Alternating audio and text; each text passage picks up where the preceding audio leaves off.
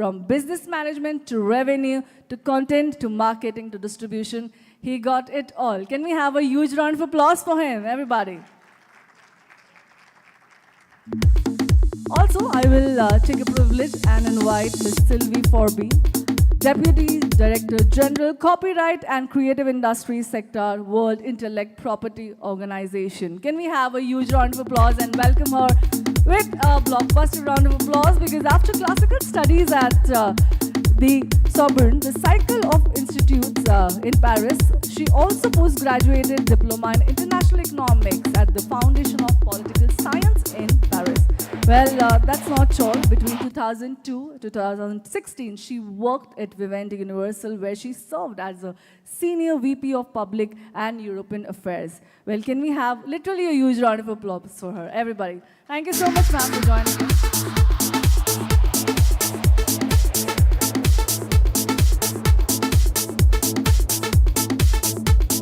Next is I'll call upon Shri Gaurav Dwivedi, CEO, Prasar Bharati. Can we have a huge round of applause for him? Well, from 1995 batch IAS officer at Chhattisgarh cadre, he has started the administrative career as an assistant collector in Kerala. But before joining Chhattisgarh government, he was the first CEO of MyGov India under the Ministry of Electronics and Information Technology. Well, let's move to the next leader that I am very delighted to call upon. Can we have a huge round of applause, ladies and gentlemen, from Mr. Arjun Nawar? Can we have a huge round of applause as he's a co-chair of FICCI Media and Entertainment Committee and SVP Country GM India and South Asia, Warner Brothers Discovery. Well, he is overseeing the business in the region, leading to the operation across diversified portfolio of global brands of network, including Discovery, Animal Planet, Can we have a huge round of applause as Media and Entertainment Committee? Can we have a huge round of applause for him? Thank you so much, sir, for joining in. I think this entire inaugural session would not be completed without the captain of the ship. And for heading this, I am calling upon the moderator of this inaugural panel. This entire panel will be moderated by Mr. Munjal Shroff, co-chair AVGC XR and co-founder and CEO Graffiti Studios. Can we have a huge round of applause? Well, he's a visionary leader along with media and tech entrepreneur with over 25 years of experience, diversified.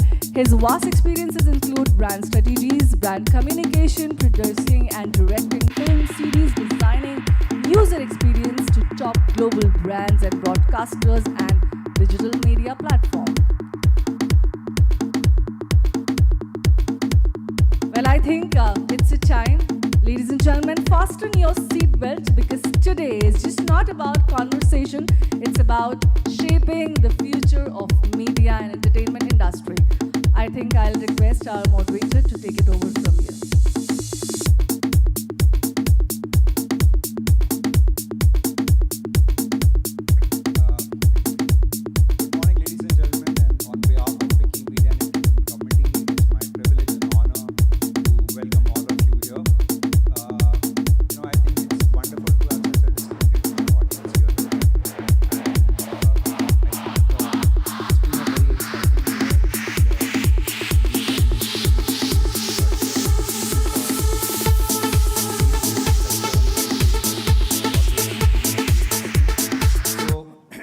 Dive in. So as you know, media and entertainment sector is one of the most dynamic industries today, and we are proud to present FICCI M&E report, EY M&E report, which provides deep insights into key trends and recommendations for the way forward. But before that, we have a stellar lineup of speakers who will set the tone for today's session, obviously share their insights on the way ahead and obviously the year that has gone by. And in the evening, obviously, we have the absolutely amazing BAF awards as well. So let me kick off.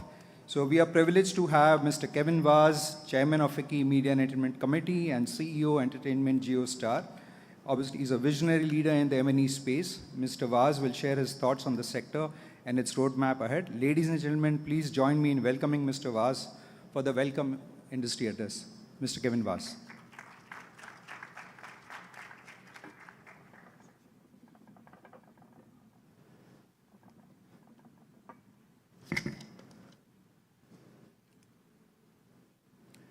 Good morning and a warm welcome to the curtain raiser of FICCI Frames. This platform has been a beacon of excellence, uniting the best of media minds in entertainment worldwide. I'm honored to be part of today's event, where we'll unveil the highly anticipated FICCI-EY Media Entertainment Report 2025, which assumed the status of India's official report on the media and entertainment sector, along with a lineup of exciting discussions and the Best Animated Frames Awards, the BAF Awards, in the evening. 25 years ago, FICCI took a bold step in launching a dedicated report on the media and entertainment industry in our country.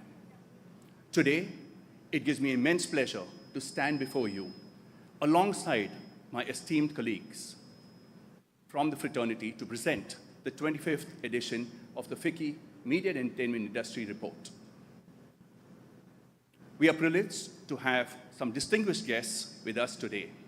Please join me in welcoming my colleagues from the M&E fraternity, Ms. Sylvie Forbin, Sri Gaurav Dwivedi, Mr. Ashish Ferwani, Mr. Arjun Nohar, and Mr. Munjal Shroff. 2024 was a breakthrough year for India media and entertainment industry.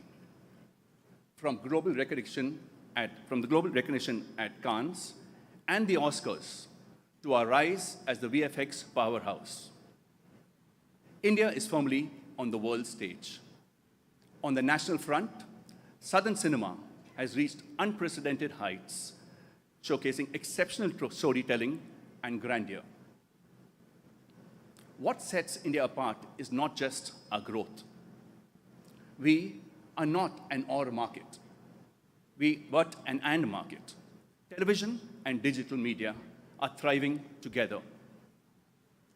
Television is growing from 190 million households in 2024 to 214 million households by 2026, while digital platforms continue to soar, creating a dynamic media ecosystem.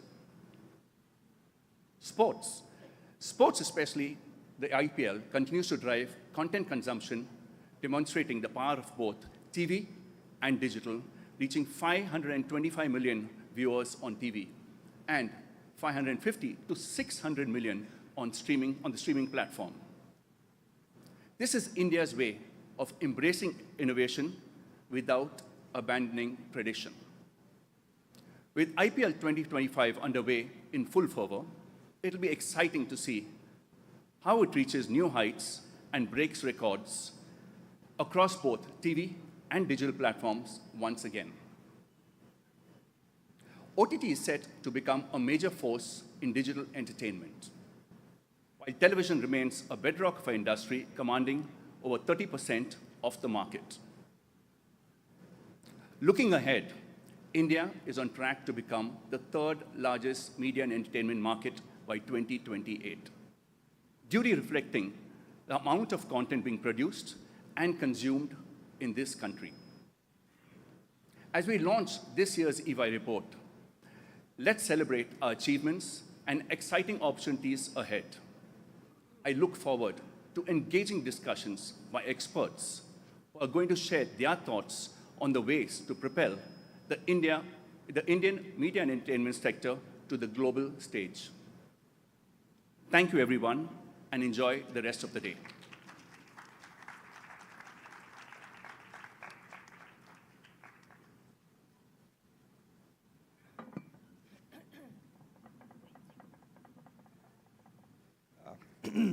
Thank you, Mr. Vaz, for your insightful remarks. Clearly, India is really, the media and entertainment space is really growing. We are on our way to become one of the third largest markets. Moving on, we have Ms. Sylvie Forbin, Deputy Director General, Copyright and Creative Industries World Intellectual Property Organization.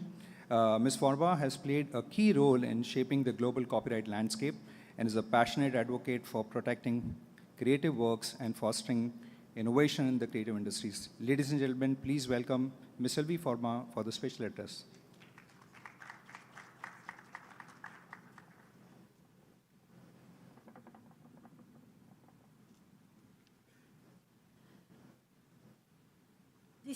Distinguished members of FICCI, senior government officials, esteemed colleagues from the media and entertainment sector, and partners from industry.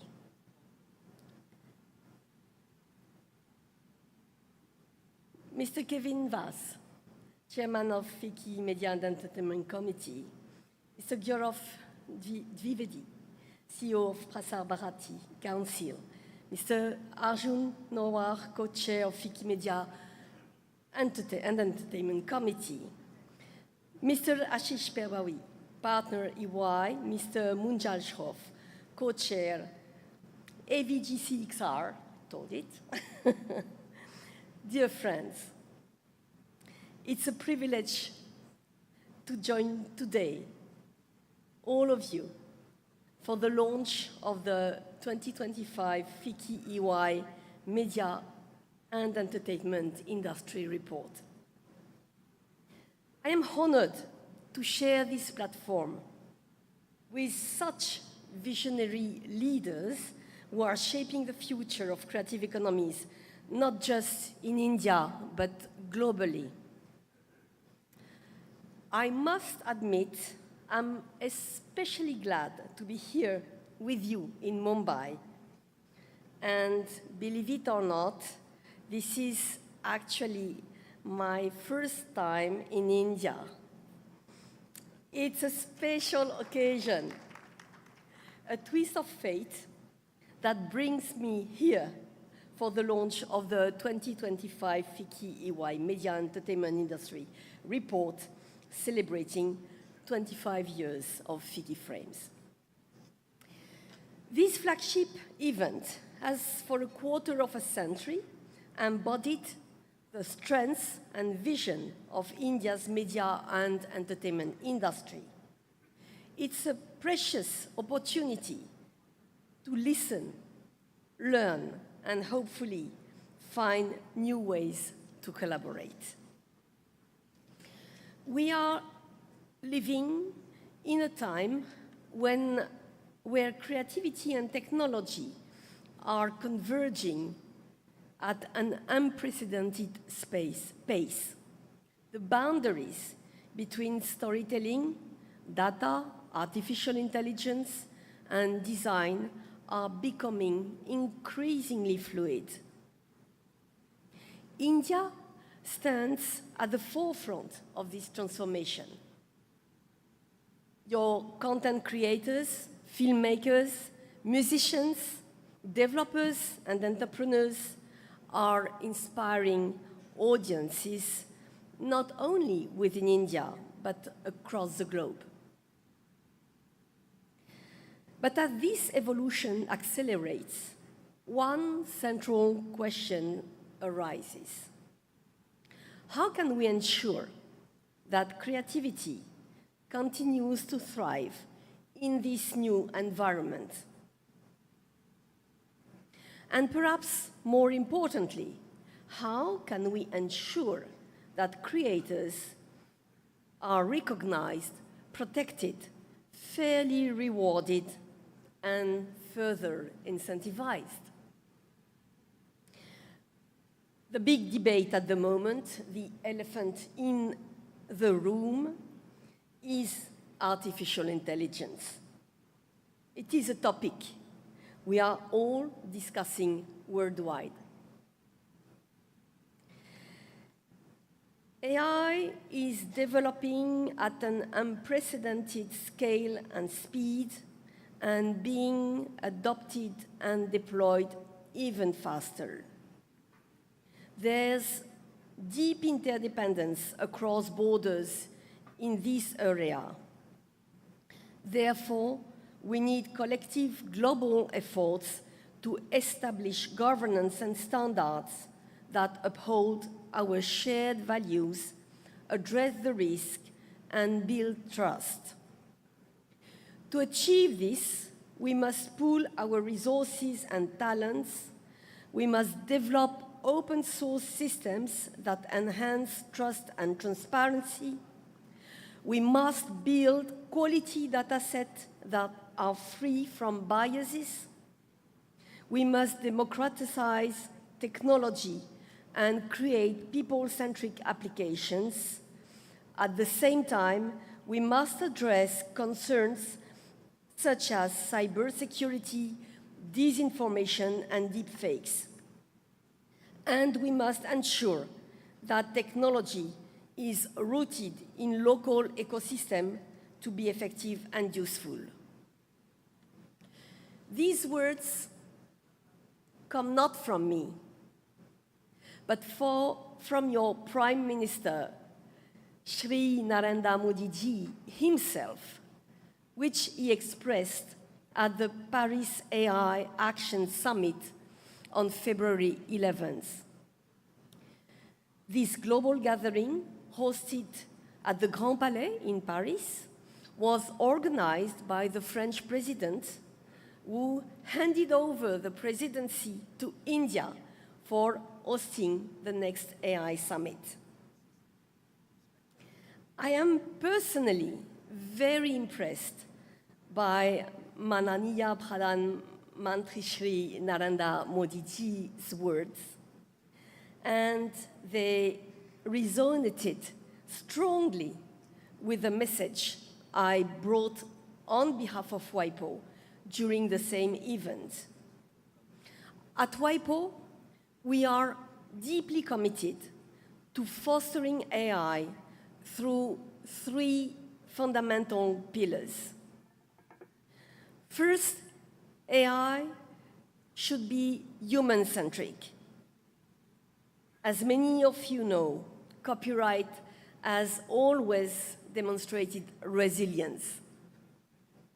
It has always adjusted to keep the human creator and innovator at the center. The copyright community embraces technological innovations and new business models, while steadfastly upholding the rights of creators. Second pillar, trust. Trust is essential. Trust is essential in both AI systems and governance. AI developers must earn the confidence of those whose work and innovations underpin their fundamental and large language models. Third pillar, transparency is critical. Transparency is central to this new space and must be carefully defined and implemented. We are working globally to establish transparency standards, especially in data, metadata, and reliable traceability. This is essential for attribution, opt-outs, usage, royalty reporting, and payments. I'm eager to hear from you about your priorities in this field, the question that you are deliberating, and the solution you are currently developing. But rest assured, the question you are facing here in India are shared across the globe. Countries everywhere are beginning to discuss these matters, and India's voice, with everything you represent and all that you are doing, will play a vital role in shaping these debates. The digital agenda is at the heart of the international copyright discussions, and there are a few topics I'd like to briefly mention along with AI. For instance, technology protection measures, TPMs, which I see not just as a tool for protection, but also as an enabler to fully realize the potential offered by the digital environment. Similarly, as we embrace the opportunities of copyright, I believe we must think out of the box and develop innovative solutions to navigate this evolving digital ecosystem, including for cross-border use and anti-piracy efforts. In this regard, I'd like to touch on a topic that's especially relevant in today's context, the protection of broadcasting in the digital age. As many of you know, WIPO has been working on the Broadcasting Treaty draft for over 25 years. The treaty, the draft, is designed to address unauthorized use of the signal, and we all witness how technology, on the one hand, enables illegal uses, and on the other hand, technology can also offer powerful solutions to counter them. As digital platforms continue to expand and new modes of content distribution emerge, enforcement mechanisms must also evolve. Dynamic injunctions, for instance, have proven to be a crucial tool in combating online piracy by enabling swift and adaptive legal action. I should also stress the important role of broadcasters as investors in content. Their significant investments in programming, production, acquiring sports rights, and signal transmission make it essential to ensure strong protection for broadcasting signals in the digital age. This is particularly relevant as we continue the long-standing discussion on WIPO, on the protection of the signal against piracy. Ensuring a robust legal framework for broadcasters is not just about safeguarding their business models. It is also about securing the broader creative ecosystem that relies on their investments. The Broadcasting Treaty, which sets principles for national treatment or at least reciprocity, could serve as an effective way to tackle even online cross-border piracy. This work continues to be vital, and I'm eager to see how it evolves. At the same time, the digital revolution has unlocked unprecedented opportunities. Global platforms have made content more accessible than ever worldwide, connecting creators with audience internationally and driving the expansion of creative economies. In this evolving landscape, copyright remains fundamental to ensuring that markets function fairly and sustainably, both locally and globally. India's creative industry are not just contributing, but are actively shaping the global narrative, driving innovation, setting new benchmarks, and expanding their influence on the world stage. During the course of the day, with FICCI's focus on the future of media and entertainment, including digital transformation, creating storytelling, and intellectual property in emerging sectors like EVGCR. This event is a testament to India's leadership in the creative industries. I look forward to hear from you, the industry leaders and stakeholders, on how we can continue to support creators, drive innovation, and build a thriving digital economy together. Let's collaborate to ensure a sustainable and vibrant future for the media and entertainment ecosystem. Thank you.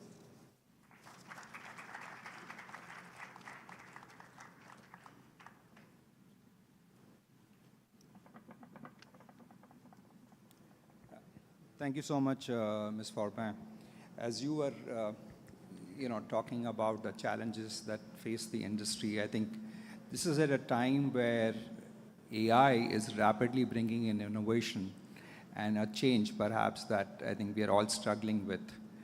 But at the same time, innovation has to continue.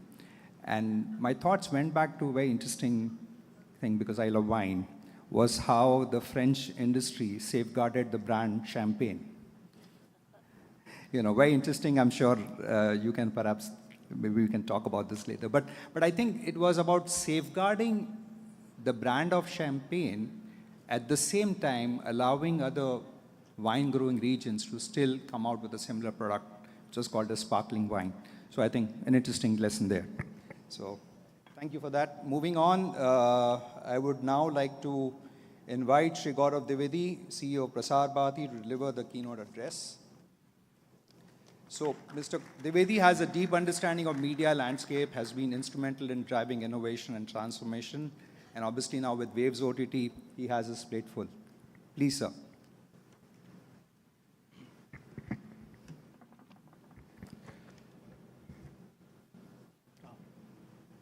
I think you welcome the minister.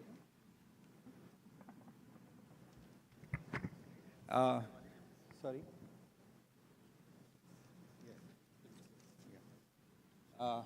Friends, we are delighted to have Minister Shri Ashish Shelar amongst us. Can we please welcome with a warm round of applause?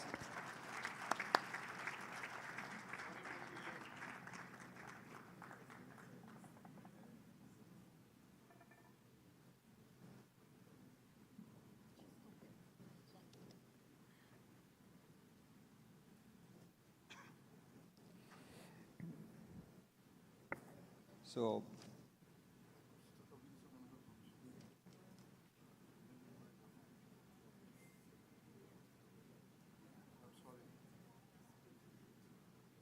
I'm just going to hand over to Shweta for welcoming the minister and other things, please.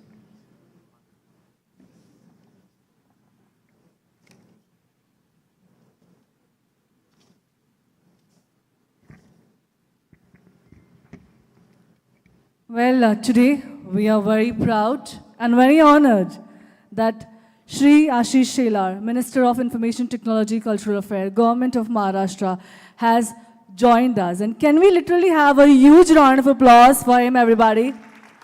With a strong political and governance background, he actively works to drive positive change in his community. Well, today he is also a sports enthusiastic. Shelarji has played a key role in developing sports infrastructure, particularly in cricket. His passion for literature, art, and culture is very evident in his efforts to promote library, reading habits, and cultural events that celebrate Mumbai-rich culture. Today, Minister Ashish Shelarji has joined us, and he has been working tirelessly towards uplifting community, earning trust as a respected leader. He has gone above and beyond to support numerous artists, exhibitions, and cultural festivals as we plan that events truly celebrate the unique culture of diversified India. Literally, can we have a huge round of applause and welcome him with a great amount of zeal and enthusiasm.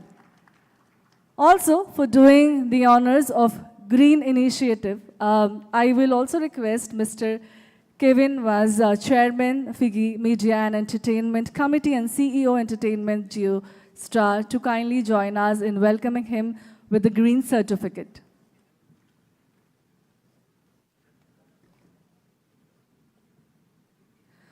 Well, just few words on the Green Certificate. It's an initiative by us towards sustainability under which we plan to have a plantation of 10 trees under trees for eco-tourism in Sikkim. Can we have a huge round of applause, everybody?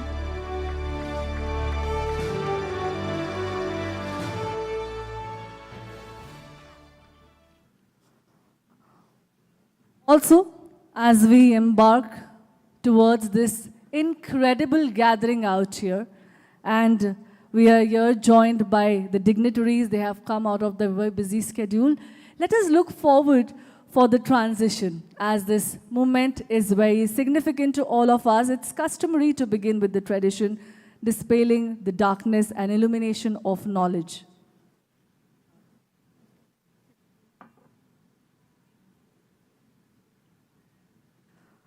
Also, with the presence of Minister, I will request that let's ignite this symbol of enlightenment, marking the beginning of truly illuminating event. I'll request all the dignitaries kindly get going with the lamp lighting ceremony today. As lighting of lamp represents the light over darkness, wisdom over ignorance, and positivity over negativity.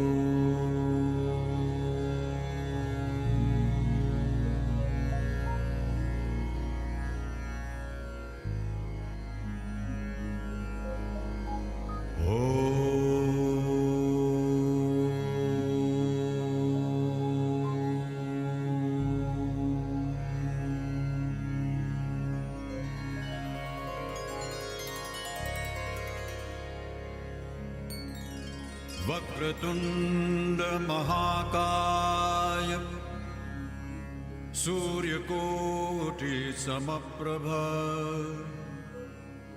निर्विघ्नं कुरु मे देव सर्वकार्येषु सर्वदा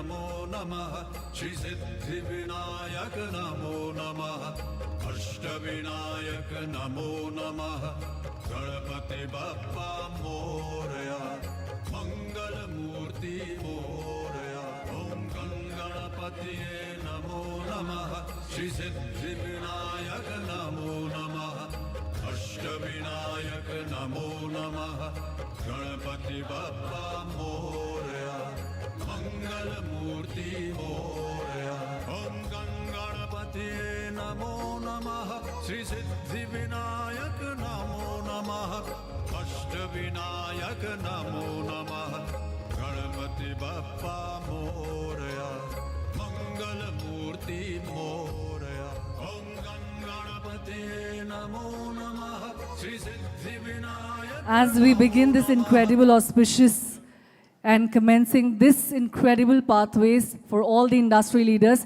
let's have a huge round of applause for all the dignitaries for starting on a very auspicious note. Now, like we all know what we have here gathered for launch of FICCI-EY industry report. Year after year, this report has been a mirror to the past, record of present and roadmap of future. Well, let us just understand that today we are also celebrating your 25th anniversary celebration. We have appointed Ayushman Khurrana as a brand ambassador, and because he could not join us, we have a small and a sweet message from him. Can we display that on the screens, please? Ladies and gentlemen, esteemed guests and industry leaders, it's an absolute honor to be the brand ambassador of FICCI Frames, a platform that has shaped my journey and India's media and entertainment industry. Tonight we celebrate innovation, excellence and the future of our industry with the launch of the 25th edition of the FICCI-EY Media and Entertainment Report. This landmark report highlights the transformative shift in our industry, where digital media has now surpassed television in revenue. The rapid growth of OTT, gaming and esports presents both immense opportunities and challenges, urging us to embrace innovation, invest in skills and build strategic partnerships. I also applaud the government of Maharashtra's initiative to establish the Indian Institute of Creative Technology, a crucial step in reinforcing India's leadership in animation, VFX, gaming and XR. As we honor the best in our industry at the FICCI BAF Awards 2025, let's continue pushing creative and technological boundaries. Our collective efforts must foster a thriving, inclusive and globally recognized media ecosystem. I look forward to celebrating our achievements at the 25th edition of FICCI Frames this September, so see you there.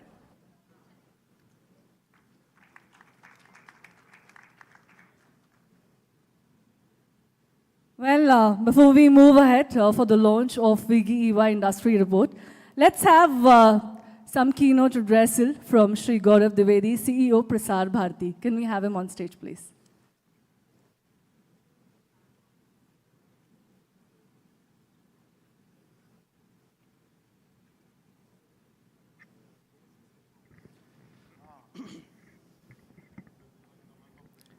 Good morning, everybody. Honorable Minister, my friends from the media industry, Kevin, Arjun, Sylvie, and of course, Munjal, who's actually a part of the ministry almost, the amount he works with us. First of all, greetings to all of you and congratulations and best wishes to FICCI on this 25th edition of the report coming out. It's been a very, very prominent part of the annual calendar. Everybody awaits this report, everybody likes to go through and get fresh insights about what's happening in the industry. And I think the entire team that works on the event and especially the report deserves a lot of appreciation for the hard work that they put in. My friend Ashish and all of your teams who work on this. I think we'll all look forward to having the report released in a few moments and get some fresh insights on what's happening.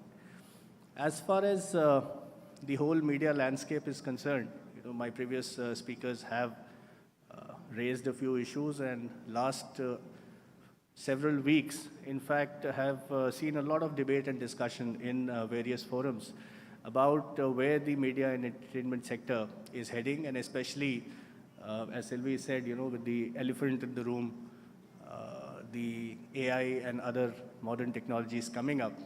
And I would say it's not even fair to call it an elephant, it's more like a dragon. In some storytellings, you find that somebody tames and rides the dragon and it becomes his friend, and in others, the dragon is the villain. We don't know what form it's going to be taking, but I think we need to evolve our thoughts around that subject. While we are discussing where the industry is going, I think there are 3 or 4 very prominent threads that are emerging today. The first is there's a large amount of consolidation that we are seeing in the industry. Kevin is navigating possibly a very, very, in fact, India's largest consolidation so far that we have seen as far as the sector is concerned. And I'm sure he faces his own set of challenges. But on the other end of the spectrum, we also see that there is a very, very huge democratization of content creation and distribution which is happening. Young boys and girls from all over the country, remote areas, are able to use technology to bring forth what they are creating and reaching large audiences. And both of these are emerging simultaneously.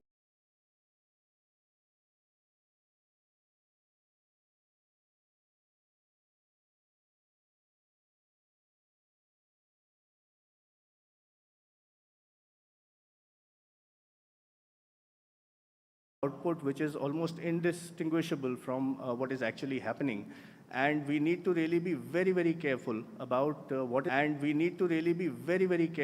about what is the kind of news we are consuming and how accurate, how authentic it is.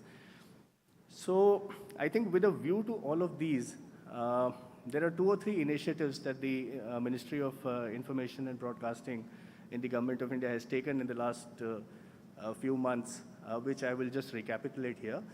The first is the Institute of Creative Technology, which Ayushman also referred to in his message to all of us.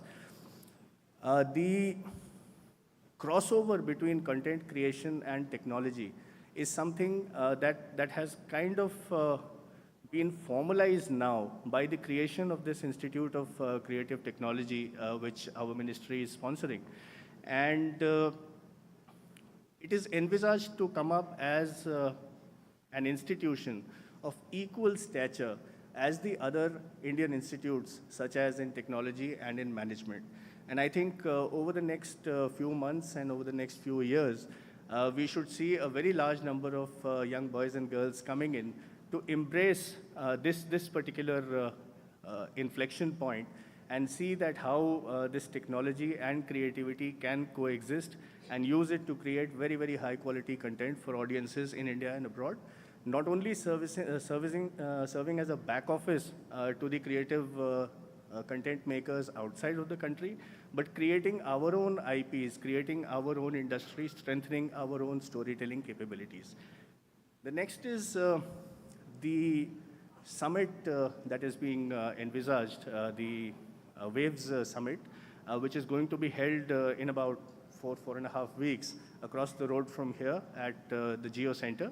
And I'm sure many of you are already aware of it, but I'll still take a few moments to just run you through what is being planned. The event is slated to be inaugurated on the 1st of May by Honorable Prime Minister Shri Narendra Modi. And it will provide an opportunity for media personnel as well as creative and technology people from across the world to come in and be a part of an event which looks at the entire media and entertainment landscape, not only in terms of the specific filters of whether it is about technology or whether it is about content creation, whether it is about broadcasting, but all of these things together. The Prime Minister will also be chairing a CEO's roundtable, and some very, very prominent CEOs from media and technologies companies from around the world will be here, and they will be discussing how the sector is evolving today. The second day will see a global media dialogue, which is going to be co-chaired by the Honorable Minister of External Affairs, Dr. S. Jaishankar, as well as the Information and Broadcasting Minister, Shri Ashwini Vaishnavji, and senior political representatives from several dozen countries are expected to be a part of this dialogue. And the questions that we were just talking about where this sector is evolving and how do we deal with these fresh challenges, especially in terms of technology, how do governments and how do regulators deal with these questions, is something that will be debated and deliberated. Most of the large broadcasters in India are part of the organization of this WAVE Summit. And we'll see about maybe 25 to 30 panel discussions and keynote addresses and other sessions over the course of the next 2 days, the 3rd and the 4th. And of course, there will be a large number of cultural programs. We hope that the cultural calendar is going to be formally released in the coming week. Several aspects are being put together even as we speak. And it will be an opportunity for each one of us to really find good insights into what is going to be happening in the next few days, and of course, meeting friends and colleagues from around the world. So on behalf of the ministry, I invite each one of you to be a part of the WAVE Summit.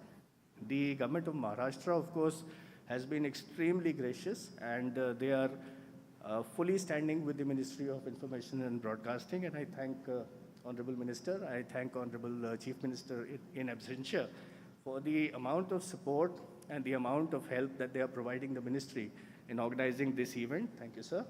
And once again, congratulations to the FICCI team for this event today, and looking forward to meeting all of you again soon in 4 weeks' time across the road.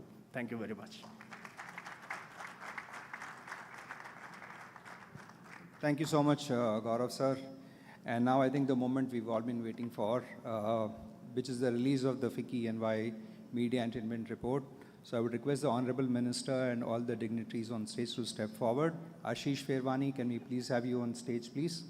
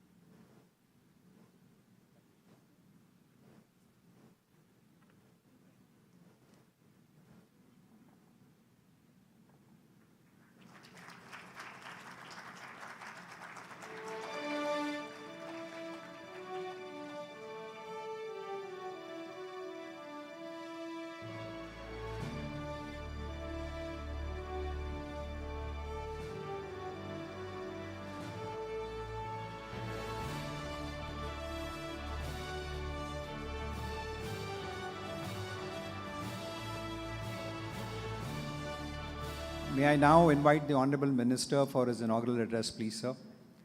Can we have a round of applause, please?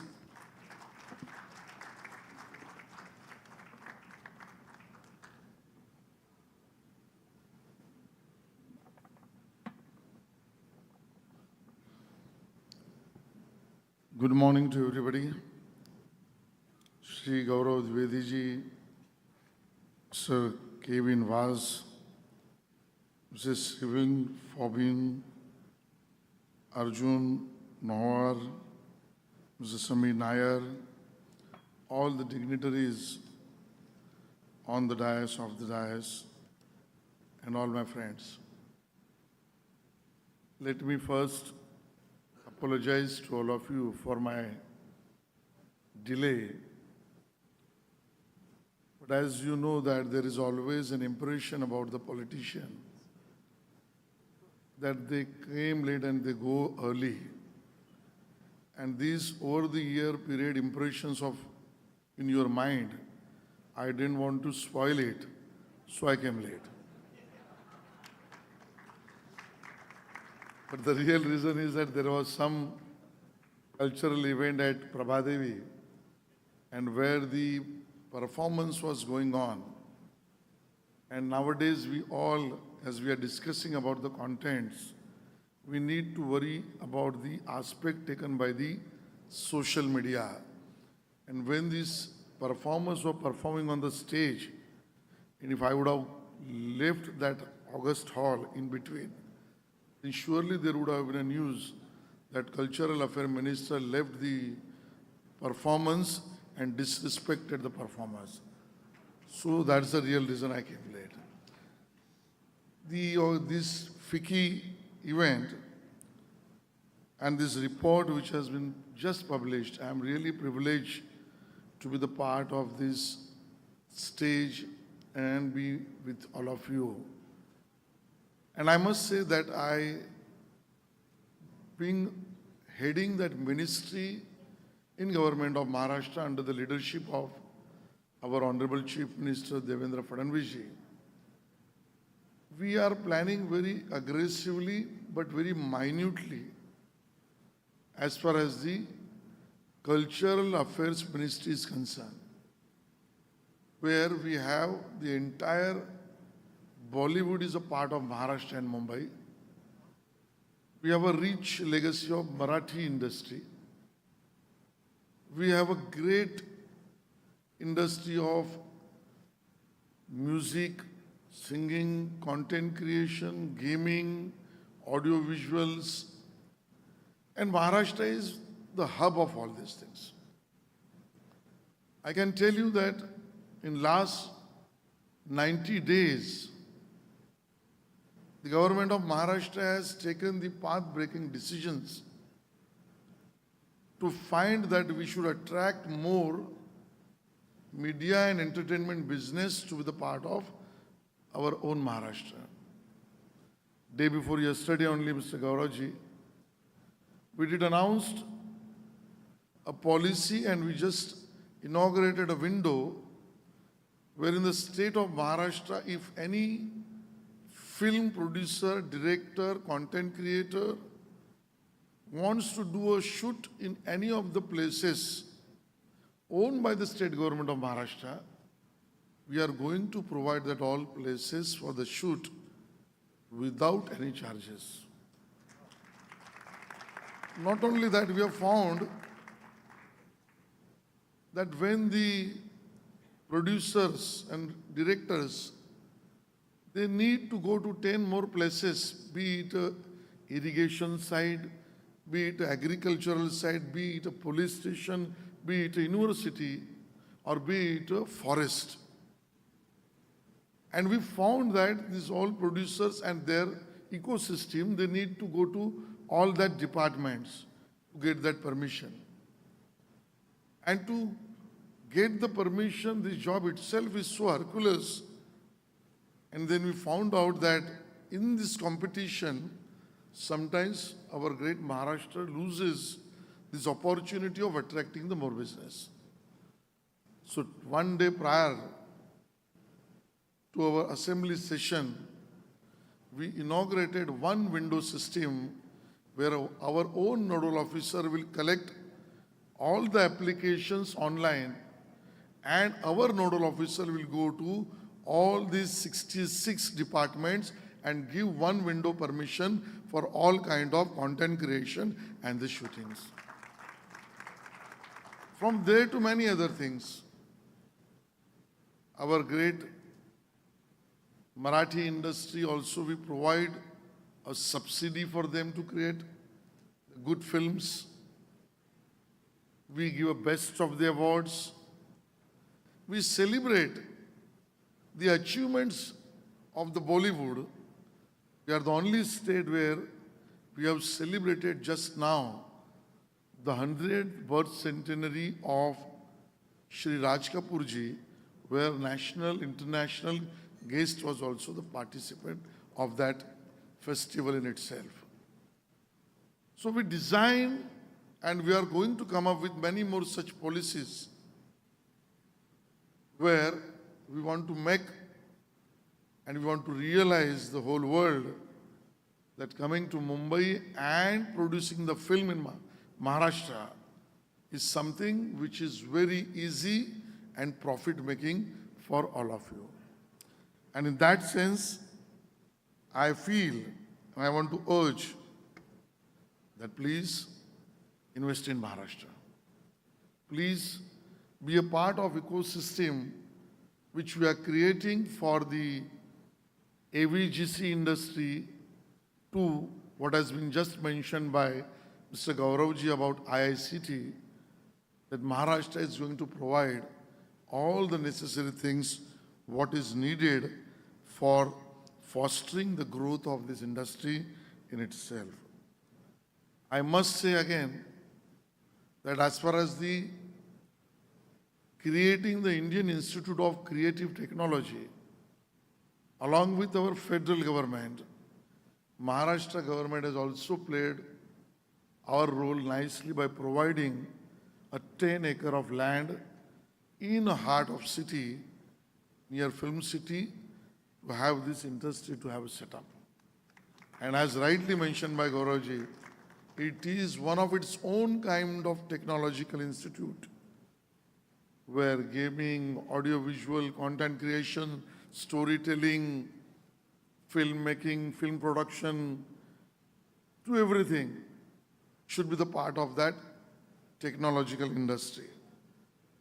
I'm really happy to invite you on behalf of Government of Maharashtra for the coming waves which has been just mentioned that by crossing the road. In last 90 days, I have to mention this fact also, that we have created an atmosphere and ecosystem as a government of Maharashtra for all kind of performances, be it musical, be it instrumental, to many other things. That the Mumbai and Maharashtra should be the hub of the same. And I can tell you the report of my own ministry. In last 90 days, in entire Maharashtra, we have organized more than 170 such musical shows to create an index which should be enhanced as a happiness index for the people and the residents of government in the Maharashtra state. I am happy and compliment for the FICCI Media and Entertainment Report, which is very voluminous. Of course, I have not seen the entire report, but I can assure that the kind of effort, the kind of study, and the information which is a part of this report, my department and my government will take the lead to see what our best suggestions out of the same we can implement as a part of our coming 100 days program of the Cultural Affairs Ministry. On this note, I'm thanking the organizers and the FICCI to invite me for this function and welcoming all of you for this gathering. Thank you so much.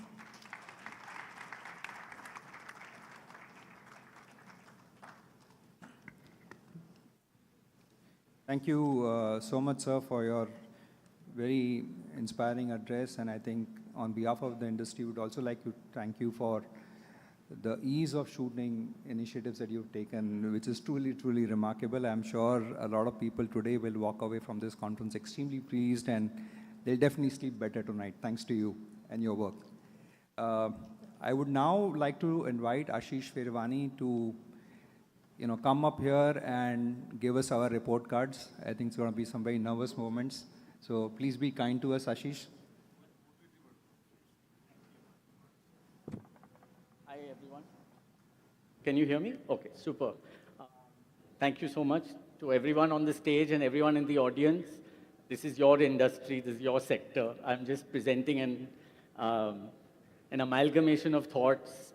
This year, I personally met 100 CEOs. It's my record in doing this for the 8th year. I had perhaps the best time of my life. It was almost like doing a whole MBA in those 3 months when I met 100 of you.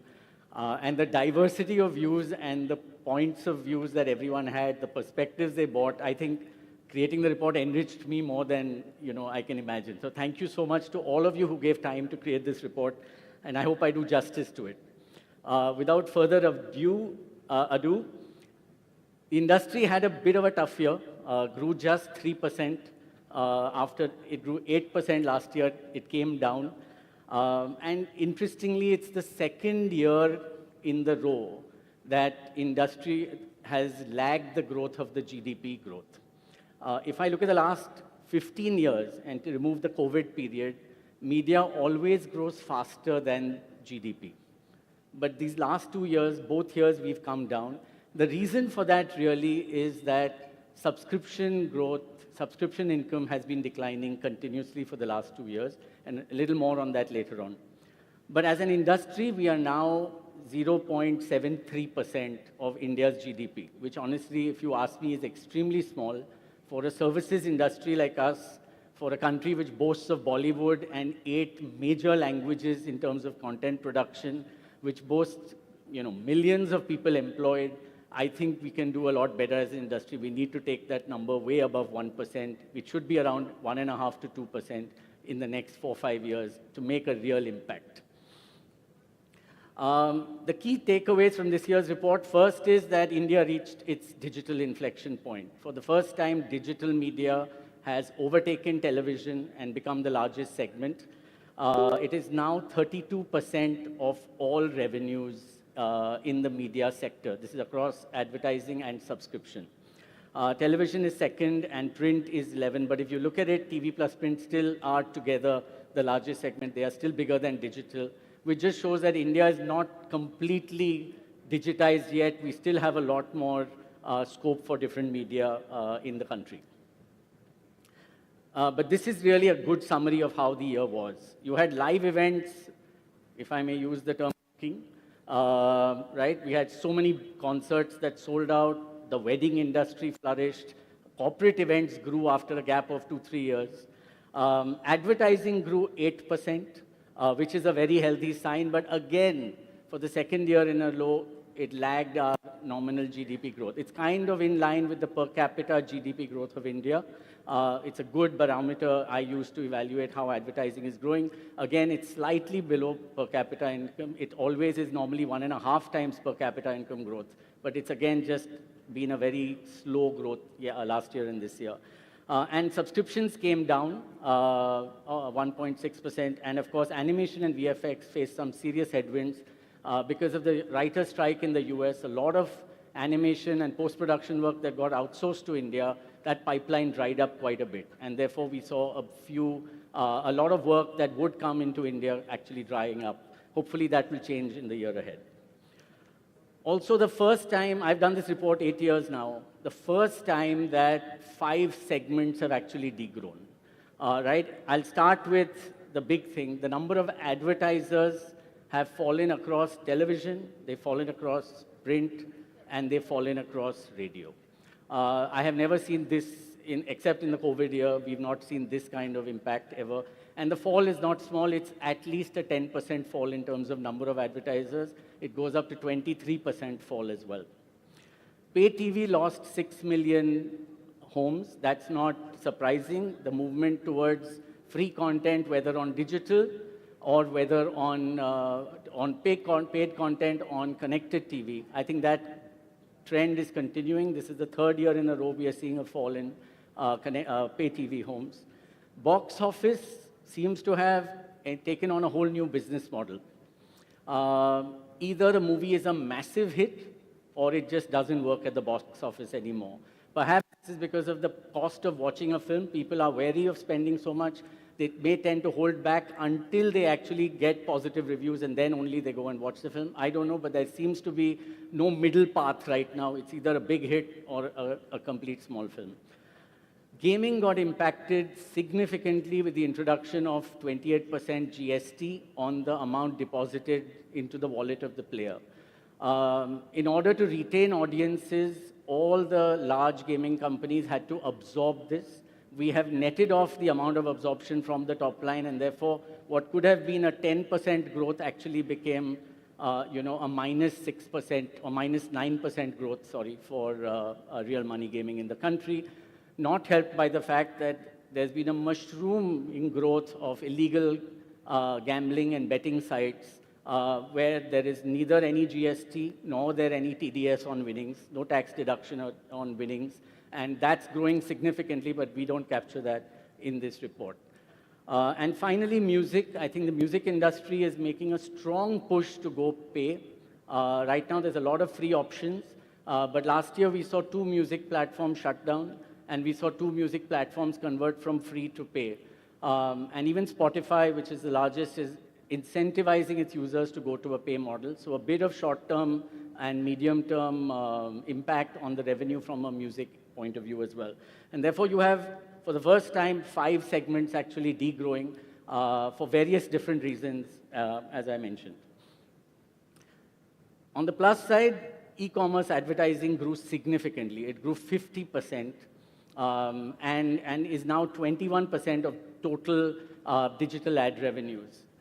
Just to see how it stacks up, of course, you have search, social, short video, ruling the roost, but e-commerce advertising today is bigger than entertainment advertising, sports advertising, and news advertising on digital. That just shows how much it's really grown. Subscription video on demand recovered. We saw it struggle last year when there was a lot of AVOD investment that happened in the industry. But this year, the industry again grew. The number of subscriptions, average for the year, are 111 million subscriptions across 47 million households. If you actually go to see that, that's less than 20% of the online audience is willing to pay even now. And that just shows there's significant scope for growth on the SWOT side. Our numbers show an average of just over 2 subscriptions per household. And actually, if you see the 111 million number of subscriptions that we talk about is the average for the year. At year end, it was closer to 125 million. So that's actually a big jump, about a 25 million subscription jump in just 1 year. I think Jio had a lot to play with that, and we'll see a lot more innovation in this space in the year ahead. Interesting thing happened, and we've just not realized it, I think. But look at it, TV has now got 4 very equally sized distribution methods in the country. You have cable, satellite, free TV, and wired broadband, all in the same range. And therefore, it is imperative, I think, the thought that comes to my mind is that in today's India, you have to perhaps be part of all 4 of these platforms. You can't have a business strategy that's only in 1 or 2 of them. It has to be something that spans all these distribution methods. Connected TVs, we look at them on a weekly basis so that we can, align it to how BAF reports TV data. It was about 20 million last year. It's grown to 30 million this year. So you can see a massive growth in connected TV. ARPU still remains a challenge. $2.5, $3.5 is what we are living at on the television side, still amongst the lowest cost in the world. But on a very similar note, I think there's one part we're forgetting, and that is the local cable operators. With the support of the AIDCF, we did a survey of 28,000 local cable operators, a huge survey that we did. And it was very sad to see that 1/3 of them, 35% of them, have said that since the pre-COVID period, they've seen their subscriber base come down by 40%. And that's something very worrying. I think there's a big need for the industry to come together and make sure pay TV survives. It's in the hands of the industry. So where do we go from here? I think despite having a tough year at 3%, we should see a 7% CAGR over the next 3 years. We are estimating that in 2025, we should hit 2.7 trillion, which is 270,000 crores. Still less than a quarter of Reliance's annual turnover, but a good beginning, right? And hopefully, if all goes well, we should, as an industry, hit the 3 lakh crore number by 2027. At that time, 36% of the total industry will be from digital, and advertising will still be larger and have a 52% share. So it's still a very award-hungry industry. 68% of the growth will obviously come from digital media and online gaming, followed by 12% on events, animation and VFX, 8%. I wish I could say 28%. Hopefully the AVGC policies that are being launched will give it a further boost right now. And of course, traditional media will still grow. I think that's the important thing for us. Except television, we are estimating all other medias to continue growing over the next 3 years. We are moving towards a very heavy screened economy. This year we had 190 million television large screens, and we had 560 million phone screens. That's a 3:1 ratio in small screen to large screen, right? And that's clearly increasing and is going to keep growing. By 2030, it's almost going to be 910 million screens. But the ratio between small and large is only going to keep increasing. And you'll be hitting 3.5:1 in favor of small screens by then, which only goes to show you have to focus on short video. The opportunities in social media will keep being massive. And of course, 80% of these screens by 2030 will be capable of having interactions with the audience. Interactivity is going to be another big part of where the industry has to innovate going forward.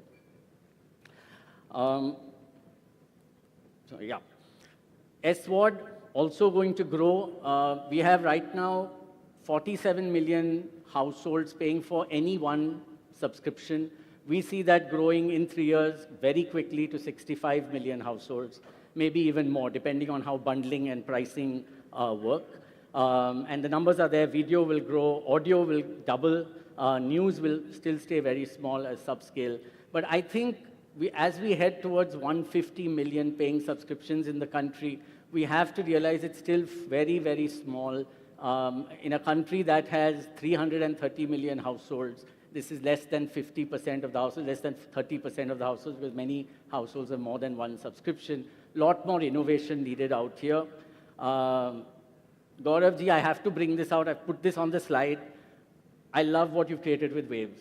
I think that can be the news destination of the country if all the news guys come on board. It can really create an entire parallel ecosystem of news consumption. I think that could be a big change we can see. And of course, audio news, given the plethora of free alternatives that are there for music and for news, scaling that digital side will remain difficult. Advertising will grow at 8% and hit 1.5 lakh crores by 2027. The government has been awesome this year from a tax point of view. There's going to be a tax saving for the middle classes, which we think will go into increased expenditure and therefore impact impact advertising positively. And also government spends both at the state level and the center level are going up as well. Expected to increase 12% next year. That will also increase advertising. So very bullish on ad spends going up. But the key change that we're seeing is the participation of women in the labor workforce. For the first time, that has increased and hit the 40% number. We were struggling just a few years back at 24%. That can create a whole new class of consumers who have the discretion to spend what they want. And I think that's going to be one of the big changes driving advertising over the next few years. And of course, digital will be the first segment to hit 1 lakh crores in advertising as soon as next year in 2026. Traditional media will face headwinds of digital as it keeps growing. You can see TV distribution projections, print projections coming down in terms of revenues. TV clearly needs an industry effort, and I think Kevin, being here, you need to take that up. I'll just pause for a moment. No problem, sir. Pleasure.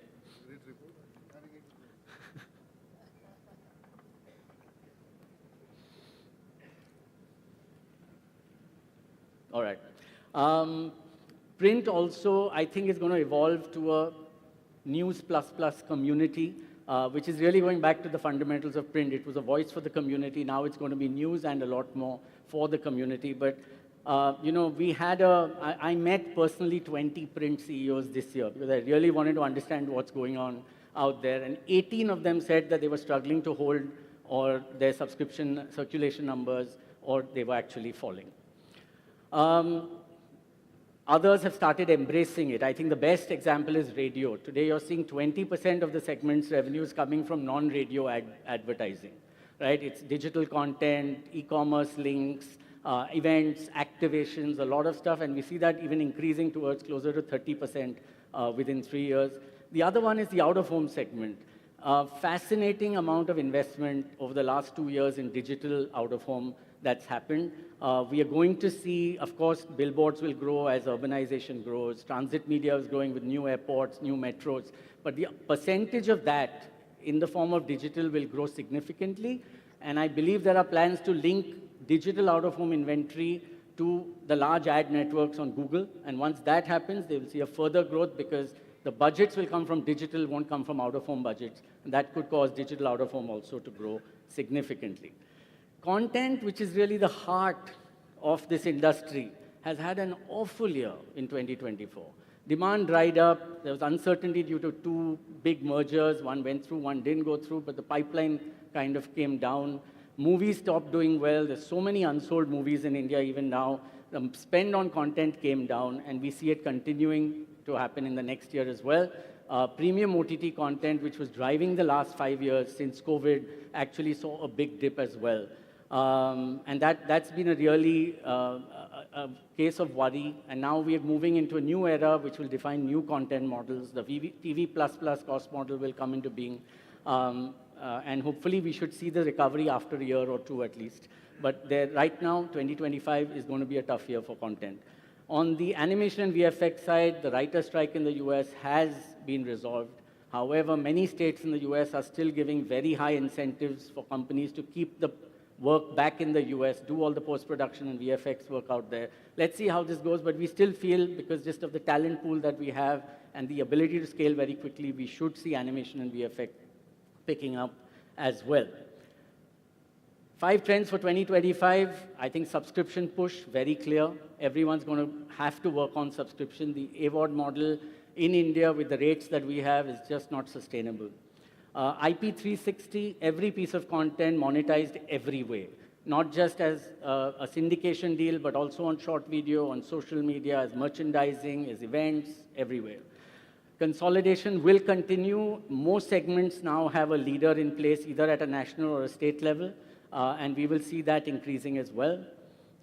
Gaming companies, given the state they're in right now, will probably move towards an export model and go and attract many more countries and gamers in those countries. And finally, of course, the use of artificial intelligence for efficiency. We are seeing some wonderful use cases. We've elaborated 10 great ones in the report. Please go through how AI is changing the media sector. Last slide.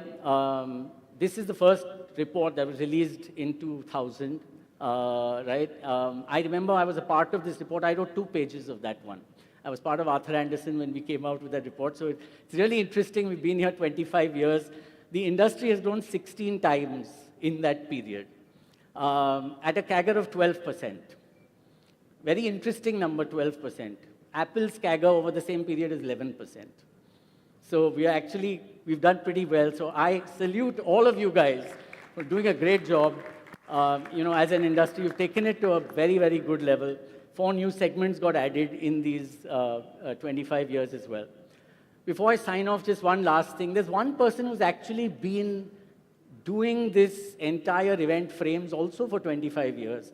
And she's here, Leena. I think we should put our hands together. She's the driving force behind FICCI Frames as well. Thank you, Leena. You're the best. All right. And with that, ladies and gentlemen, thank you. The report is available for download. You can search for it. It's called Shape the Future. And otherwise, you can just scan this code and download it. Thank you very much for your time. I hope you enjoy reading the report. Bye.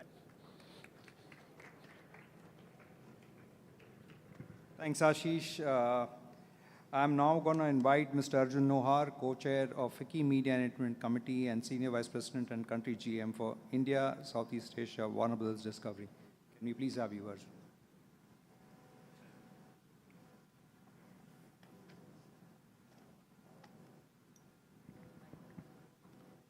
Thank you, Mujal. Shri Gaurav Dwivedi, Mr. Kevin Vaz, Ms.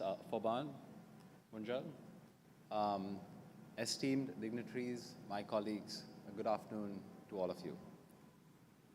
At the outset, I echo Ashish's words, and I'd like to congratulate both Leena and her team at FICCI and Ashish, your team at EY, for the release of another seminal report that documented the trends and predicts the future of what the media and entertainment industry is going to be in India for years to come.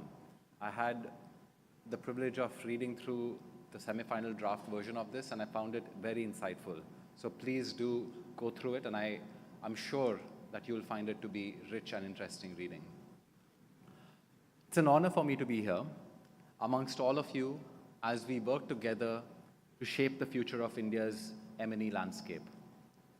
This year's FICCI report is on this very theme, shaping the future. And it's not just about where we are, but it's about where we are headed. The trends are clear. Linear television will reinvent itself, leveraging connected ecosystems and bundled experiences to stay relevant.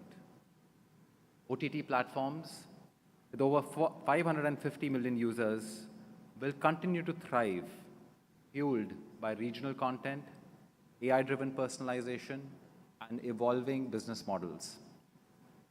The surge in SME advertising, performance marketing, and new age storytelling will redefine content creation and consumption, making India not just a large consumer of content, but the epicenter of global storytelling. But beyond the data, one fundamental truth stands out. We are no longer in the content business. We are in the experience business. What we need to ask ourselves, therefore, is, the audiences have changed. Have we? The modern Indian audience doesn't just consume content. They're now engaging with it more than ever. They're interacting with it and influencing it. They shift seamlessly between TV, digital, social feeds, and live events. Their preferences are diverse, their attention spans are ephemeral, and their expectations higher than ever. The changing challenge is no longer about capturing attention, but it's about holding it. It is therefore no surprise that with this paradigm shift, TV is no longer competing only with other networks. It is now competing with second and third screens. Viewers today aren't just watching, they're scrolling, they're shopping, they're engaging, they're commenting, often simultaneously across platforms. Real battle, therefore, is not just for viewership, but engagement. And that has undoubtedly become the new currency of our times. For instance, take sports consumption. Fans today are not just watching shows like, or leagues like the IPL. They're interacting in real time through fantasy leagues, behind-the-scenes content, and live social media discussions. The demand for interactive entertainment goes beyond sports. Experiential media that includes online gaming, theatrical releases, live events, and OOH is rapidly growing as a category. We saw that in the slide that Ashish just put up. It's the fastest growing category. It now claims a quarter of all M&E revenues, second only to the video segment. It's worth mentioning here that for these sectors to realize their full economic and cultural potential, regulatory stability and tax simplification are essential. We urge the government to continue fostering a progressive and transparent regulatory regime with simplified tax structures across these business lines that incentivize more investment and drive employment growth in the sector. Lastly, it would be remiss of me if I didn't mention the most ascendant entertainment platform over the last decade, OTT. Paid video subscriptions, as we saw, have grown by 11 million to reach 111 million subscriptions across 47 million households, driven by rising disposable incomes and smart TV penetration. But the flip side of this that we don't talk too much about is subscription fatigue, and that is setting in. New bundling models are therefore emerging, where streaming, gaming, and commerce come together to create a holistic entertainment ecosystem. This is important as audiences are not looking at platforms in isolation. They expect seamless, interconnected experiences across multiple services. Real opportunity, therefore, lies in integration, where pay TV, OTT, gaming, digital media all coexist and collaborate to deliver seamless, immersive experiences. The next phase will belong to those who adapt, innovate, and embrace this hybrid future. With the right approach and with requisite investments, India's M&E industry will not just shape narratives, but define the very future of global entertainment. The question is no longer whether India will lead in M&E, but how boldly we choose to define that leadership and command the space that we all occupy. Thank you.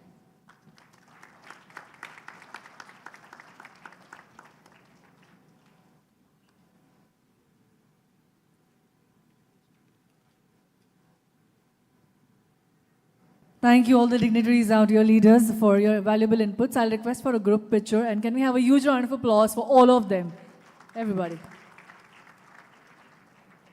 Well, next is our topic is power of curated storytelling in building brands, and we have key speakers joining us on stage.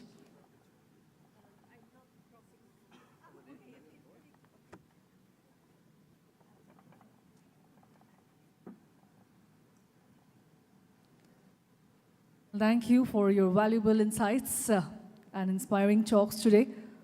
Well, let's give it up for the power of curated storytelling in building brands is a next topic. And for doing the honors of highlighting this topic, I am calling upon Mr. Ajit Varghese, Head of Revenue, Entertainment and International Geostar, along with Mr. Prashant Kumar, CEO, South Asia Group M.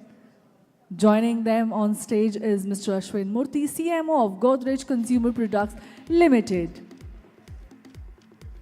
Along with, I'll invite Mr. Ashish Sehgal, Chief Growth Officer, Digital and Broadcast Revenue, Z Entertainment Enterprise Limited. And Mr. Vikram Sakhuja, Group CEO, Madison Media and OOH. Well, I'll request you to kindly be seated as we head and gear up for one of the most phenomenal topic, power of curated storytelling in building brands. Thank you so much.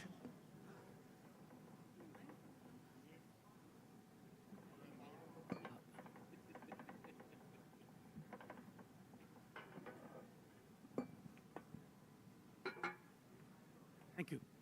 A very good afternoon, ladies and gentlemen.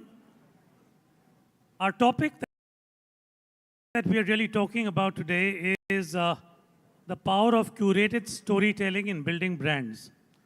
Now, historically, brands have been built using, of course, advertising, and also all stuff that is not advertising, i.e. using content assets, be it associations, sponsorships, any kind of integrations, influencers, creator economy, all of that. Up till now, that's part about brand building. The storytelling part, or curated storytelling, is how the world has always been. It's been the broadcasters coming out with some fantastic content, be it movies, entertainment, sports, what have you, news.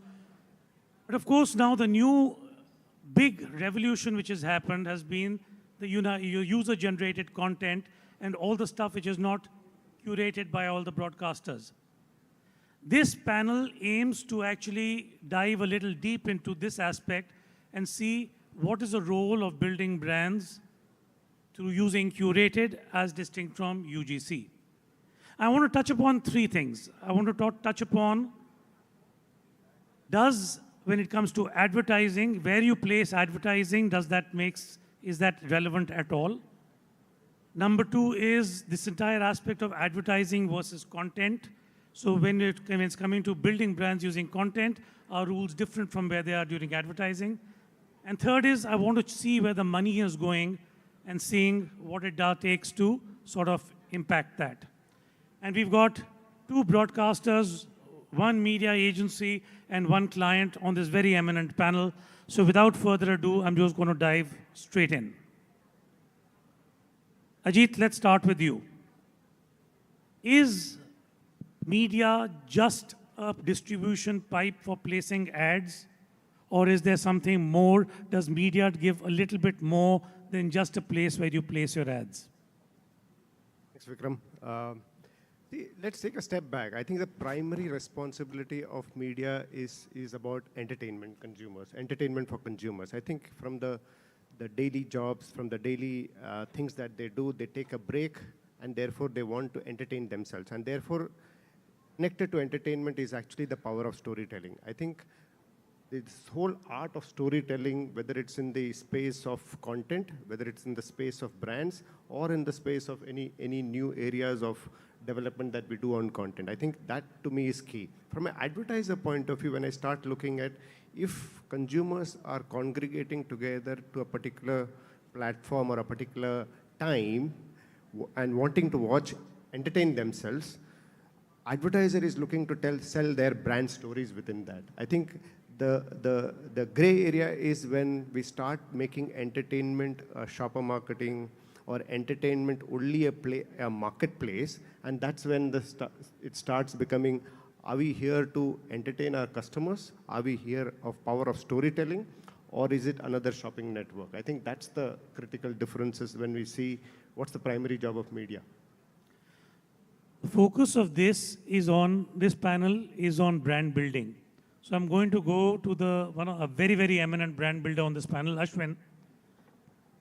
in this entire quantity versus quality debate, do you believe that it matters where you place your ads, or so long the audience sees it, that's enough?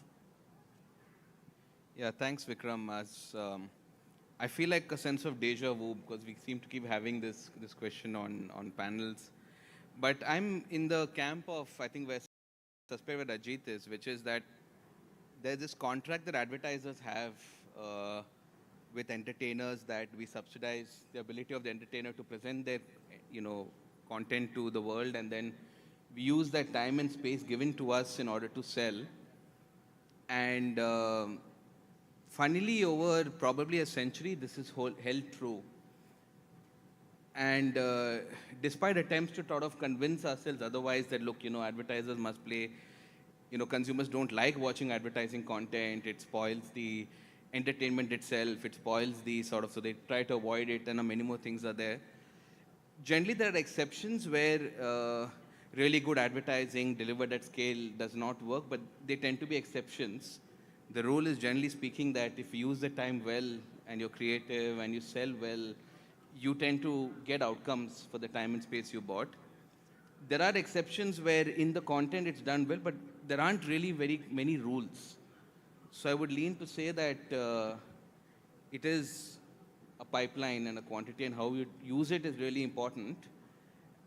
And there is an upside if you get the entertainment brand connection really well. So I think we shouldn't be close to that, but I don't know if there's a rule for it that I'm aware of. So you're more on the quantity side. Just make sure that my ad is being seen.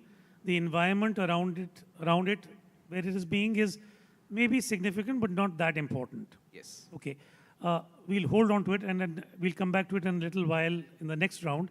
PK, there's been a fundamental difference in the way all advertising or media agencies have placed advertising on TV versus, say, now on digital or online. In TV, we used to put a spot on a program and aggregate audiences around it. So whatever, it could be Anupama, and around whoever watches Anupama sees it. In digital, it's different. In digital, you're just saying that this is the profile of people I want to go to. Now, wherever they might be on the entire web, the ad is served to them, agnostic of the content. Where are you? Do you think we are missing a trick by not placing our ads in a certain environment and just saying, chase the consumer wherever he is? Thanks, Vikram. No, I think a lot of evolution in this question is there for the last couple of decades, if you see, and even if you look at the last 5 years. Frankly, I think the consumer behavior is very critical here. And when I look at it, I think most of it is defined by the task of the brand, right? And I think everything from the quantity perspective or the quality perspective, everything is the central question: what's the task that we are trying to solve? So it will follow from that context of where the investment is going, where the plan is going, and so on. And today we are in a very interesting phase where you have modern marketing, you have modern audiences, and you have modern behavior. Why I say that is, I think many opportunities have come, especially in the last 5 to 7 years, and we're still learning and studying that. So I think a lot of brands and lots of solutions are completely designed by the task that you have to solve. So I think TV has been a format where, main aspect of quantity versus frequencies is probably, as Ashwin mentioned, we have a visibility on that. A lot of learning on digital is happening. I think this is a continuous learning on that. So I'll stick to that perspective, Vikram. Okay, I think you've been a bit on the fence on this one, but I'm going to put the same question I put to you to Ashish as well. Ashish, if I place do you think firstly the role of content in which you place your ads, what role does it have? I mean, for example, why do so many advertisers pay such a hefty premium to have their spot on IPL, which is happening right now? If the same ad is being seen anywhere else, whatever be that content, why is that not good enough? So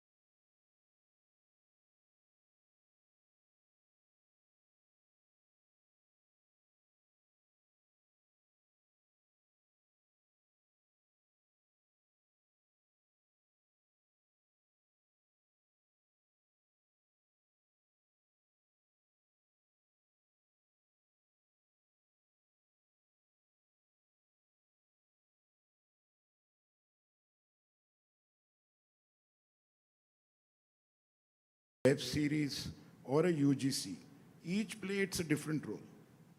But when you said the panel is about brand building, I think the first three makes a huge impact on brand building because the message remains in your mind for a much longer period of time because you accepted that message in a very relaxed environment.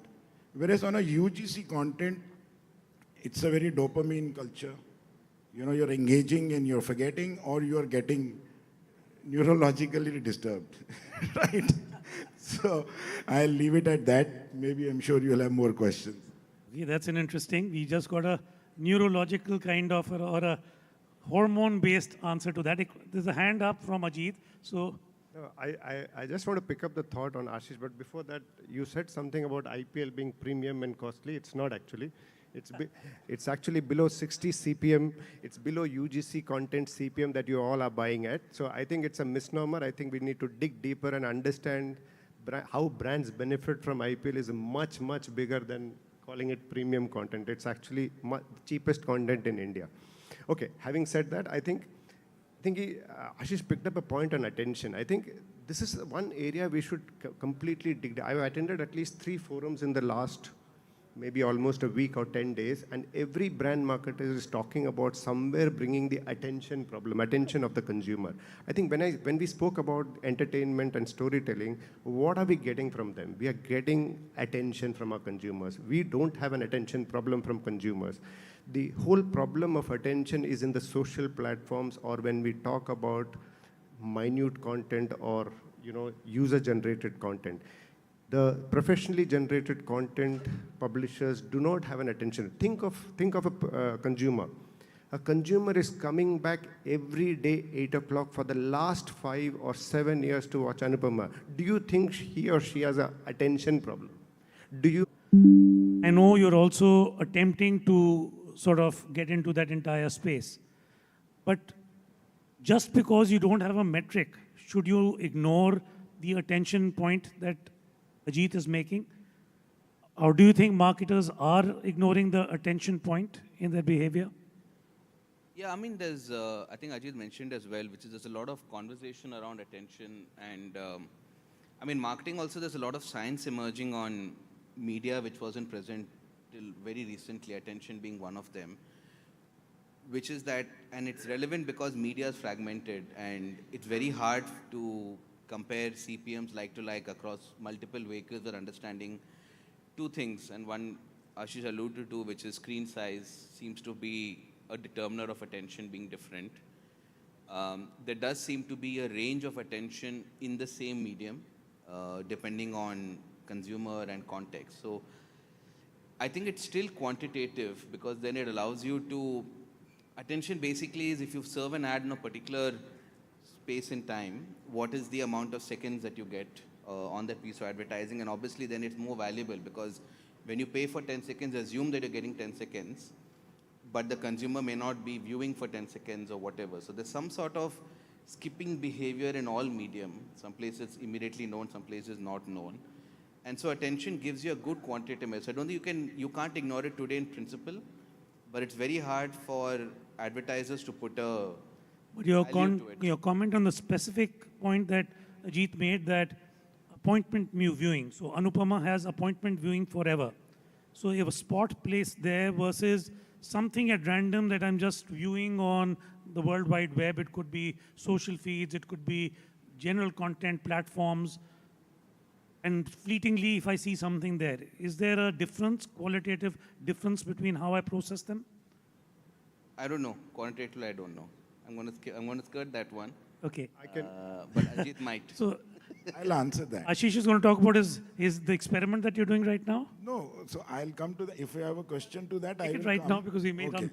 So, we just recently concluded a neurological study, where we did this metrics, and amongst all the screen sizes, etc., large screen, which is LTV and CTV both, it fared 3x to 15x more than the ads being, monitored on the UGC or a small screen content type.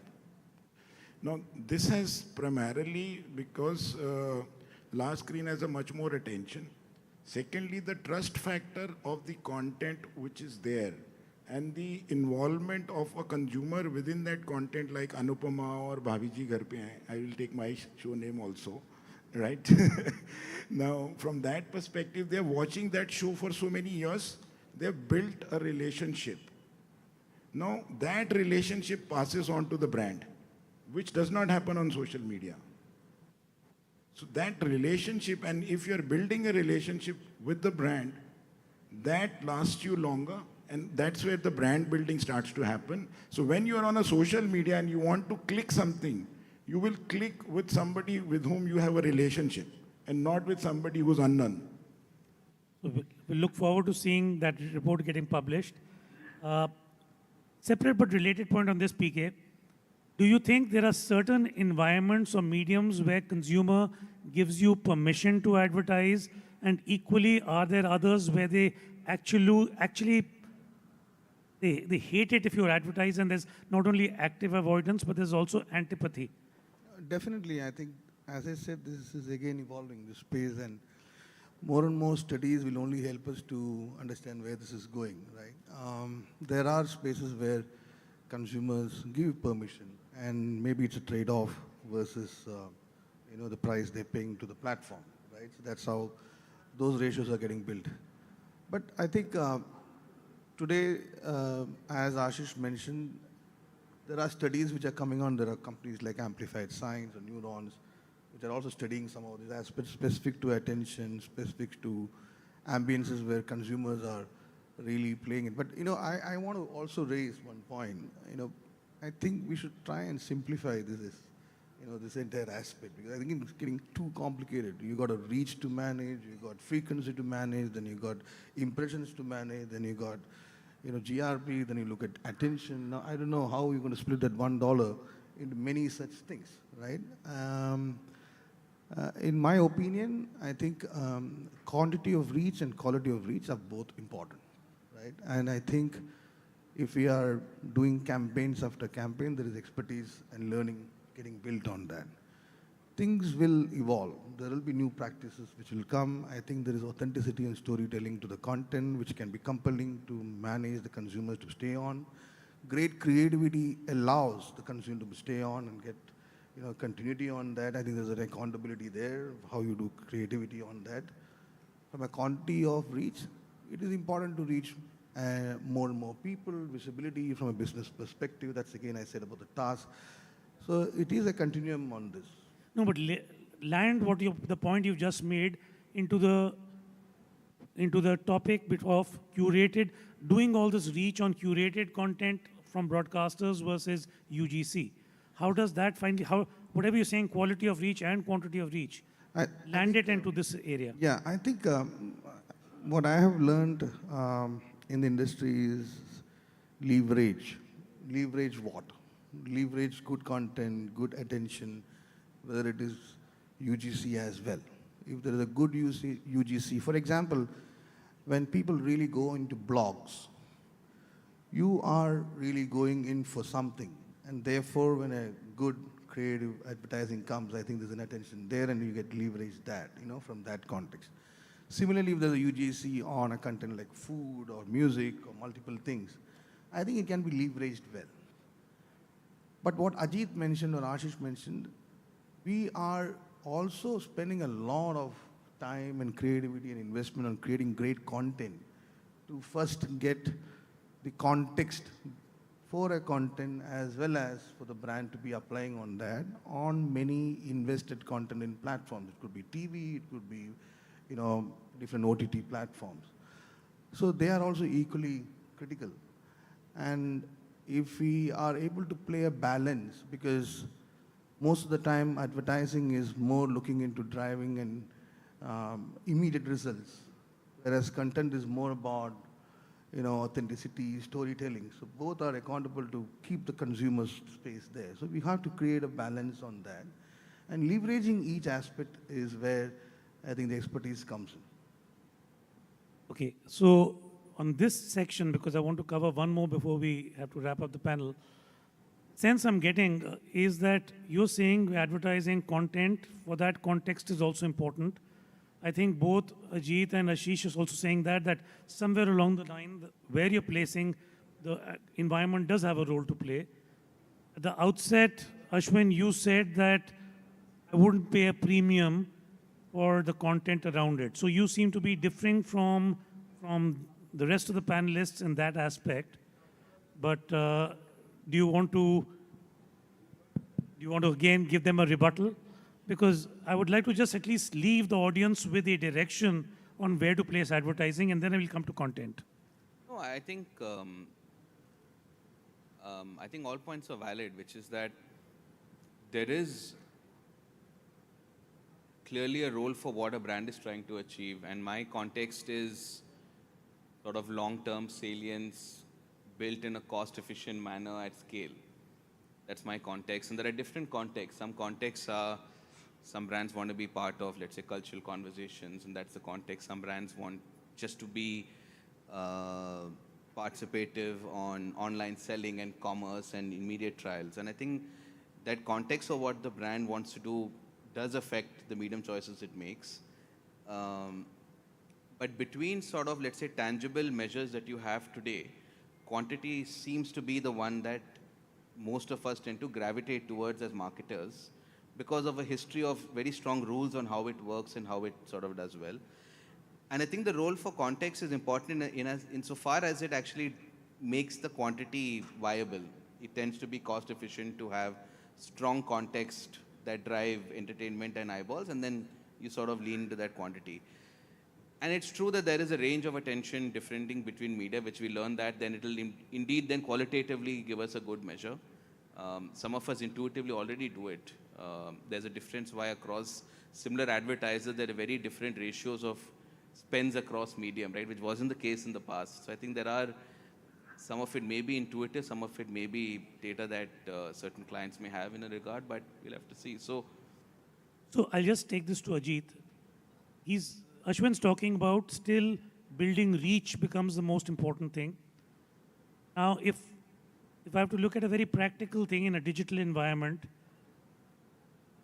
you get, of course, very good reach build up on YouTube, which is a huge platform. So there are many marketers who build reach at least the first frequency on YouTube, and then they look at OTT to build subsequent frequency. Do you have another way of handling it and say that if, for example, environment and all the rest of them is okay, and maybe at the same cost also, 60 CPM IPL, is there a different way in which advertisers can do without taking the massive reach of YouTube? Oh, 100%. I think the evolution of OTT, especially in the last 5 years, is almost 10x, right? And last 2 years is almost 2x in terms of consumer behavior and the number of reach that OTT has delivered. Today, OTT is probably reaching half of consumers or 60% of consumers that you're talking about on social platforms, right? So now, I'll take a step back. I think what does clients want or what does advertisers want? At the end of the day, they want marketing effectiveness, right? They want messaging, right messaging to be delivered at the right context, and it has long-term brand building. And I think when I look at your question of when I go to a mass platform and then try to figure out micro-targeting or precision marketing versus when you look at an OTT platform today, it has automatically filtered out the HNI of India. It is pay ecosystem. It is not a free ecosystem. Every mass person cannot watch OTT. Because when you watch OTT, you need to at least have half an hour to 2.5 hours of your time. And it is not a pastime view where you will skip content, you will watch it for 5 minutes, you will run away, then you come back and watch 5 minutes. When you watch OTT platforms, you are getting consumer attention, you are getting premium consumer who is willing to pay or give time, and you are getting specialized content. So in a way, when I look at today's planning, I would actually put OTT, get your audience first on OTT, because when you watch OTT, you're almost getting a household, not just the consumer, and then cover up the reach across other platforms when you look at, whether you look at social platforms, whether you look at other large platforms, because more or less OTT platforms are giving you a metaphor of transacting audience, and eventually client wants transacting audience because they want people to not only just remember brands, engage, eventually go to the marketplace and buy. So therefore, in a way, if you look at, and I'll give you that news today, it's not yet published, Hotstar today has got 100 million paid consumers. And this 2 years back, we were less than 1/3, right? So today, with the launch of Jio Hotstar, we have 100 million paying consumers. Now, these are people who are paying to watch content. And that allows us to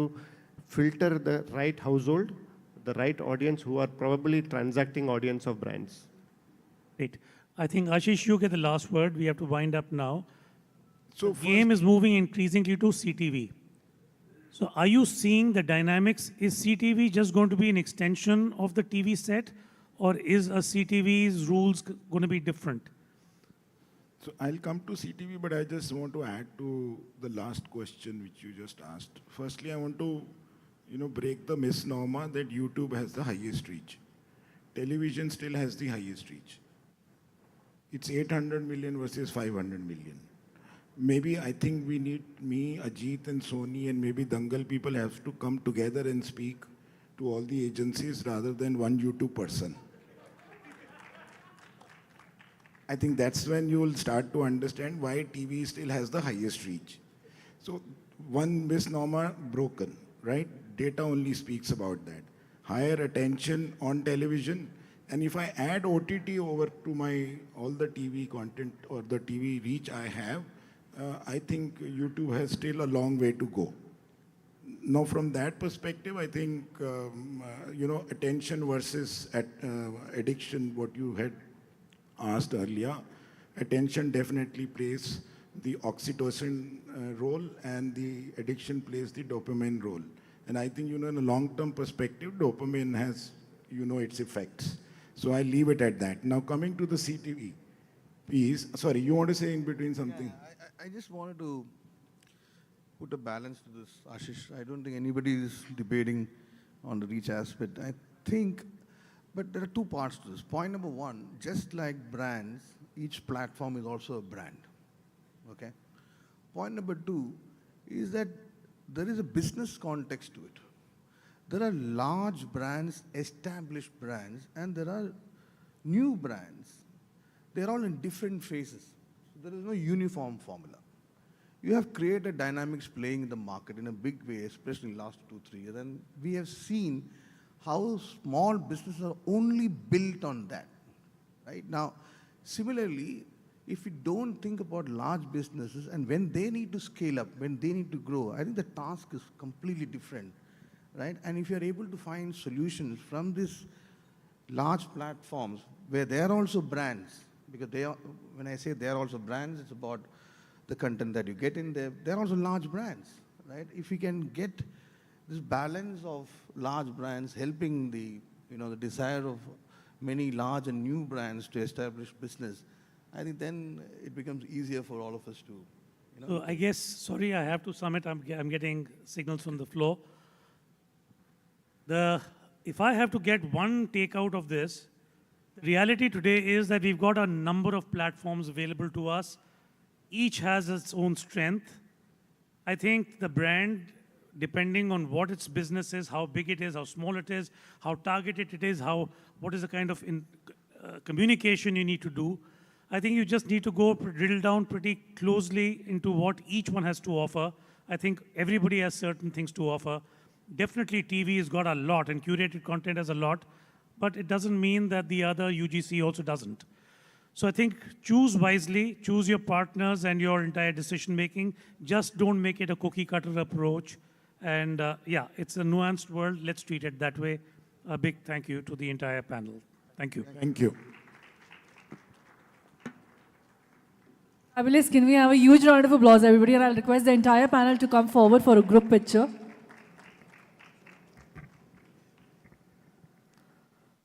Well, next is a session for the art and economics of captivating content. Let's move ahead. Well, today in dynamic media landscape, let's understand the art and economics of captivating content. And I am inviting two key speakers and leaders on the stage for a fireside chat. Well, first and foremost, I'll invite Mr. Sameer Nair, CEO, Apollo's Entertainment. Can we have him on stage? A huge round of applause for Mr. Sameer Nair, CEO, Apollo's Entertainment. Joining him on stage is Mr. Komal Nahata, Film Trade Analysis. Well, he needs no introduction. He is someone whose insights shape the very pulse of Bollywood box office and beyond.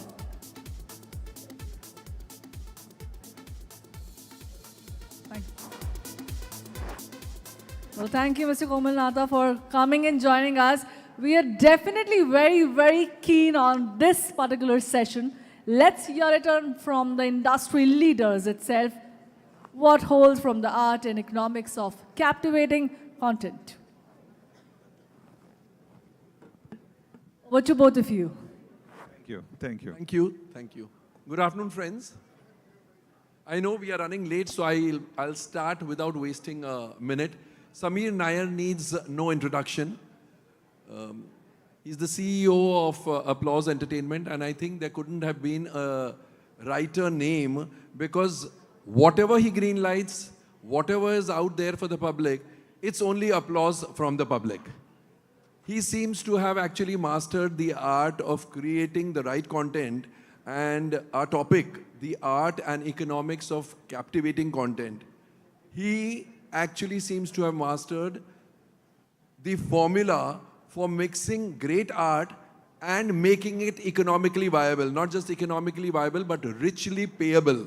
I mean, his web series, mostly his web series are so paying and they win so much applause that I think he's in the most enviable position today. Sameer, what is that secret formula? I know you wouldn't like to share it, but... No, there's no secret formula, and I think you don't have the exact data. You should get that from Ashish. You know, the market has degrown by 3 point what? It's not grown by 3% or something, so it's not exactly as you describe. But, but yes, we have been fortunate. Actually, the reason why the company is called Applause and our tagline says, it's not entertainment if there's no applause. So the origin to that was that originally there was a line from Ogilvy that I really liked very much, which said that if it doesn't sell, it's not creative.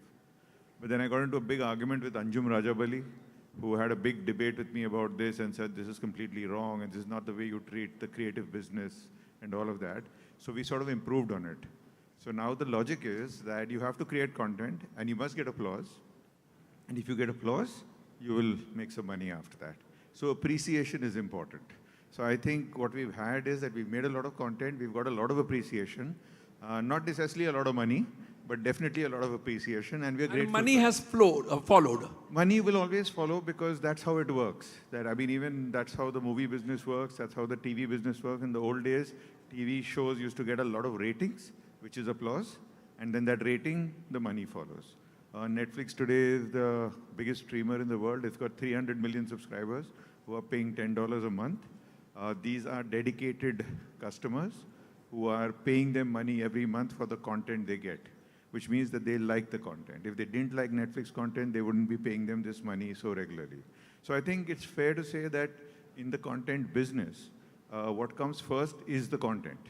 You know, so everyone is always talking about business models and revenue models and how do you make money and how do you do any of those things. But I think it starts with consumer attention and people actually liking what you do.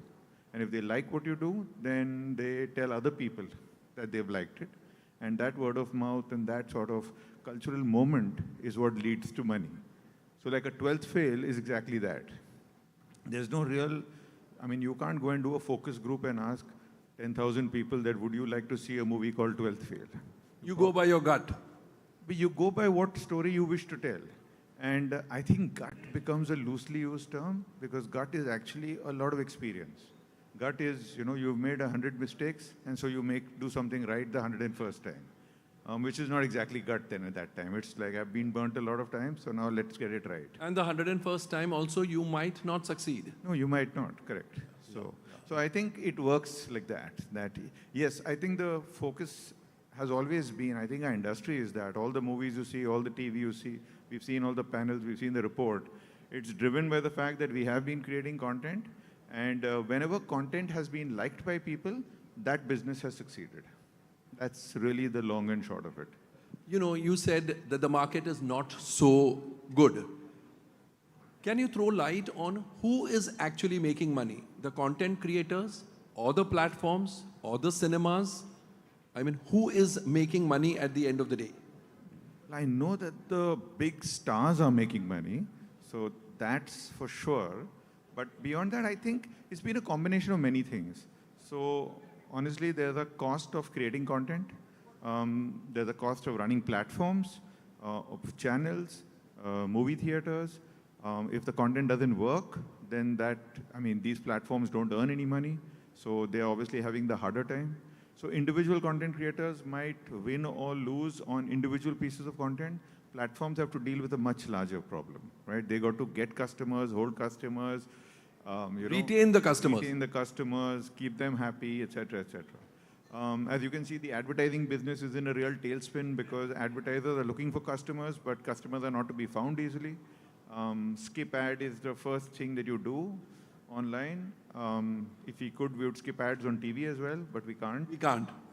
So I think, and then when it comes finally to the, like who's making the money, it comes out of, on a longer annual slate, that's why you see that the market is depressed, because its last couple of years have been really difficult, because from the US, from the writer's strike to the actor's strike, all the merger consolidation going on, the general depression on Wall Street, all of that has actually affected. All of 23, all of 24 have been very muted years, and I think we are no exception to that.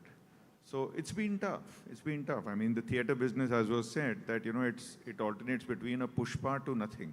So there's no in between. Earlier, there used to be, in the pre-COVID days, there were several films which did average business and therefore helped a lot of cinemas sustain. Now, as you rightly said, it's either pushpa or nothing. So are we somewhere going wrong in our content? I don't know whether we are going wrong in our content or whether from a consumer point of view. I mean, there are many things to this. It's not, whenever something doesn't work, I think we immediately blame the content. As in if something doesn't do well, then you made a bad film. I think that's being too easy. Like, for example, we made a movie called Zrigato. So Zrigato is a movie, Nandita Das made it. It has Kapil Sharma in it. It's a really nice story. I really like it. I'm very proud of it. We released it theatrically. It did nothing. So, we released it theatrically and it was like pretty much came and went. We spent some time trying to figure out where to land it, which platform to put it on. Eventually, we did a deal with Amazon to put it on their Prime Video Demand. It's a version where it plays and then they pay you for every hour of content consumed, kind of thing. They had also told us, don't hold your breath, probably get nothing for it, put it out. The movie proceeded to do some, the equivalent of what would have been if a customer paid 200 rupees for a ticket. The movie did business worth 34 crores. Now that means a lot of people saw this movie and they completed the movie and they liked the movie because it got up to those numbers on Amazon for number of hours watched. But it's these same people who are not going to the theater to see it. Is it possible that we don't give our movies a chance to grow? Is it possible because of the paucity of cinemas in India? I think so. It's a combination. We've got 9,000 screens in India for 1.5 billion. China has got 70,000 screens for the same 1.5 billion. And the US has got 40,000 screens for 350 million. So 9,000 versus 70,000 and 40,000 for a much smaller population. So, our screen density is really low and it's been dropping in the last 5-7 years. The other thing what happens is when you have a lower screen density, you get very little time in the theater. So even if you release your movie, if Sikandar's coming next, then you're dead. So, and rightfully so, because, the theater's got to do what they got to do. So I think it's difficult to get enough time in the theater, rightfully, because, you can't have these kind of movies like that.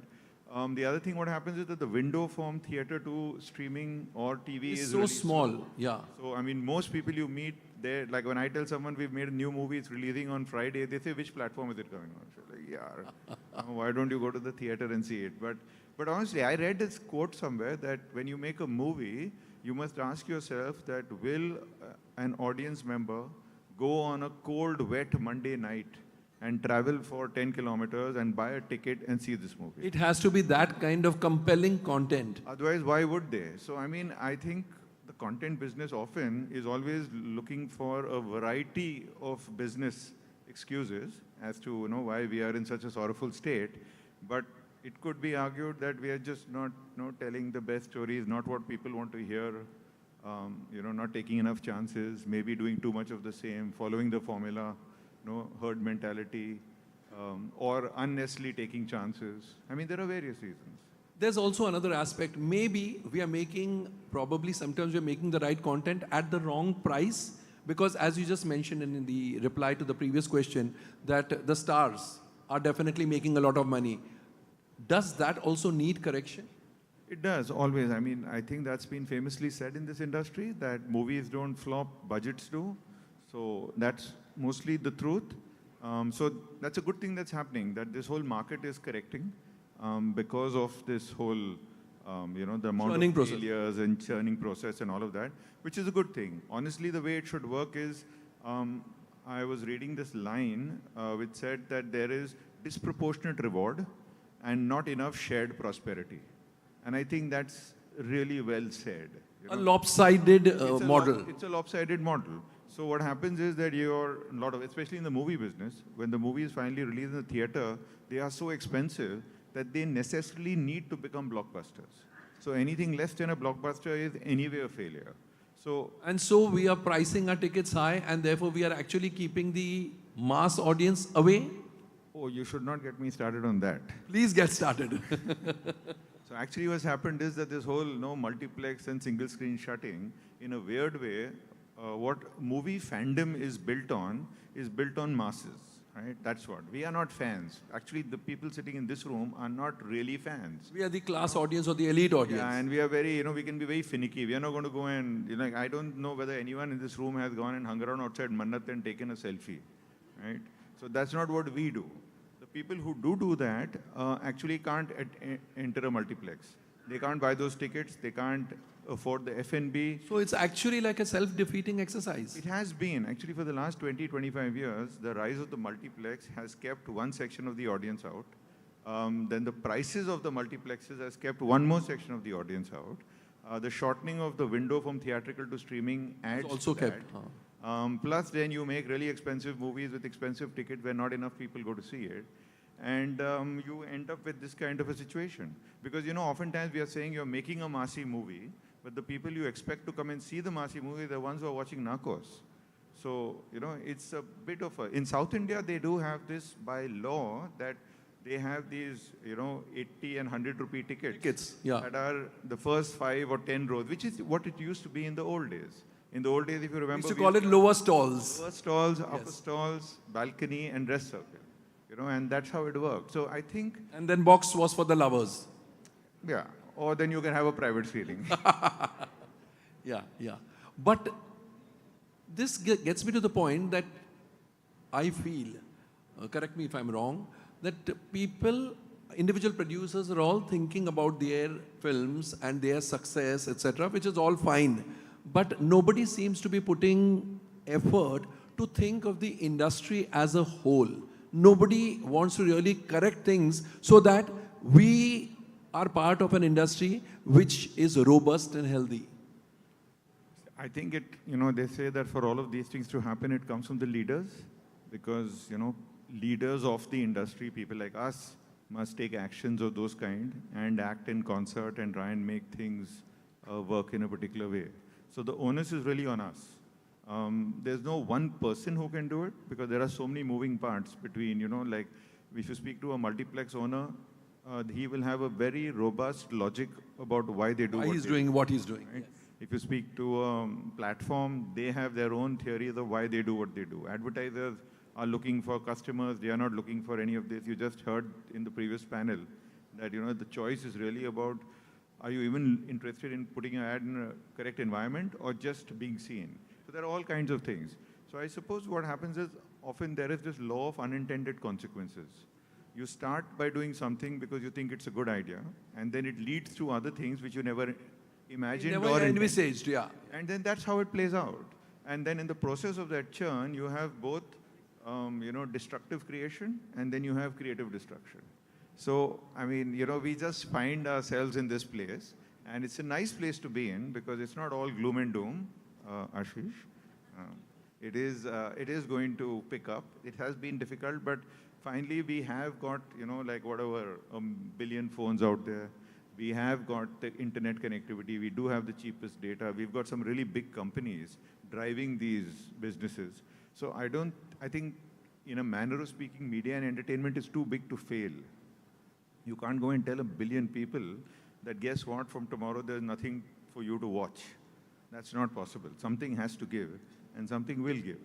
So I suppose we'll find our way out of this. But out of these billions of people, frankly speaking, if I were to talk about cinema audience, probably 2 or 3% are being attracted to the cinemas, which means we are not tapping enough people. There is a huge potential. Yeah, because there are no cinemas. Yeah, there are no. See, actually, in a way, when you think about it, when you look at companies in another sector, and you see the way they are approaching their retail businesses, right? So they're building these big, giant retail footprints, right? Everyone is doing it. So if there is a retail, if you look at the food and beverage industry, if you look at restaurants, you have restaurants everywhere, you have hotels everywhere. Consumers are going everywhere. They're going to shops, they're going everywhere, which means that there's a certain degree of money available in the retail business. By not having theatrical screens, you're leaving that money behind. Because the solution of saying that everything will be available on streaming, honestly, it's a law of diminishing returns. Because the streamer cannot pay Pushpa 800 crores. There is no way he can sustain. He can't do that. So it has to come from somewhere else. It's best it comes from people who are crazy and who are fans, who are movie lovers and blah, blah. So, I mean, people got to pay. If advertisers are not going to pay money, you have to get people to pay. Someone's got to pay for it. Subscription, or if there is advertisement revenue is not enough, there has to be subscription. Yes. See, all the best models, HBO in the US was completely subscriber. Netflix is completely subscription. And it is the highest subscribed channel. Highest subscribed platform. channel. So that means the gold standard of content distribution and creation in the world today is a paid service. It has no advertising. And it's the most expensive service. It's not cheap, it's not free. So there must be some message in there. So the art of content, they know it better than many others do. I just think that consumers are willing to pay for things. I think it's a misnomer that everyone wants everything free. When you usually, social media is free, but then all of social media tends to be user-generated. And it's not really content in that sense, it's thing, and it's good to go. And people will watch it, and there will be an audience for that. But as they say, that there's a time for snacking, and there's a time for a full meal.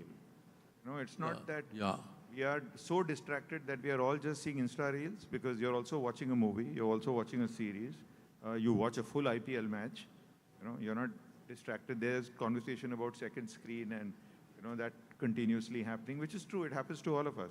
But the fact of the matter is that people are consuming content and there are enough number of people paying for it. So it's a right price, right quality, and just taking it deeper and deeper.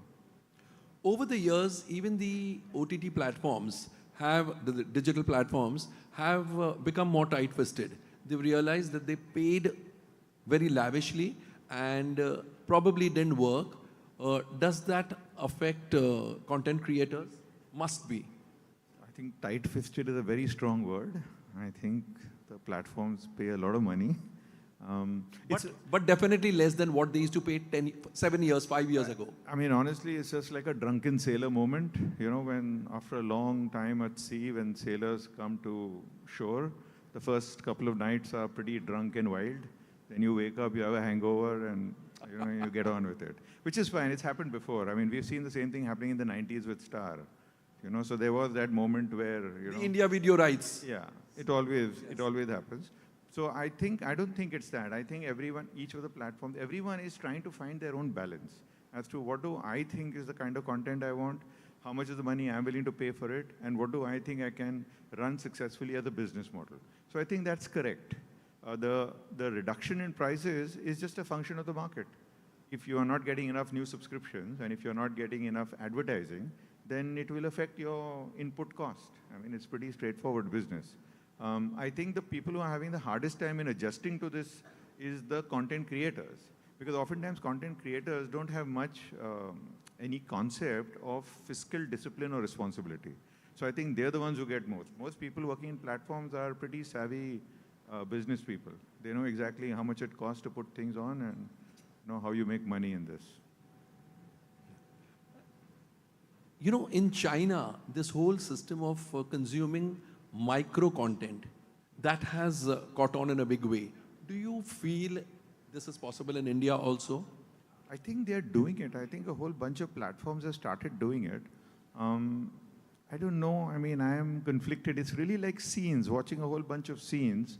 So 100 episodes is 100 scenes. And I've seen that reel shots. It's quite nice and nice pulpy kind of content.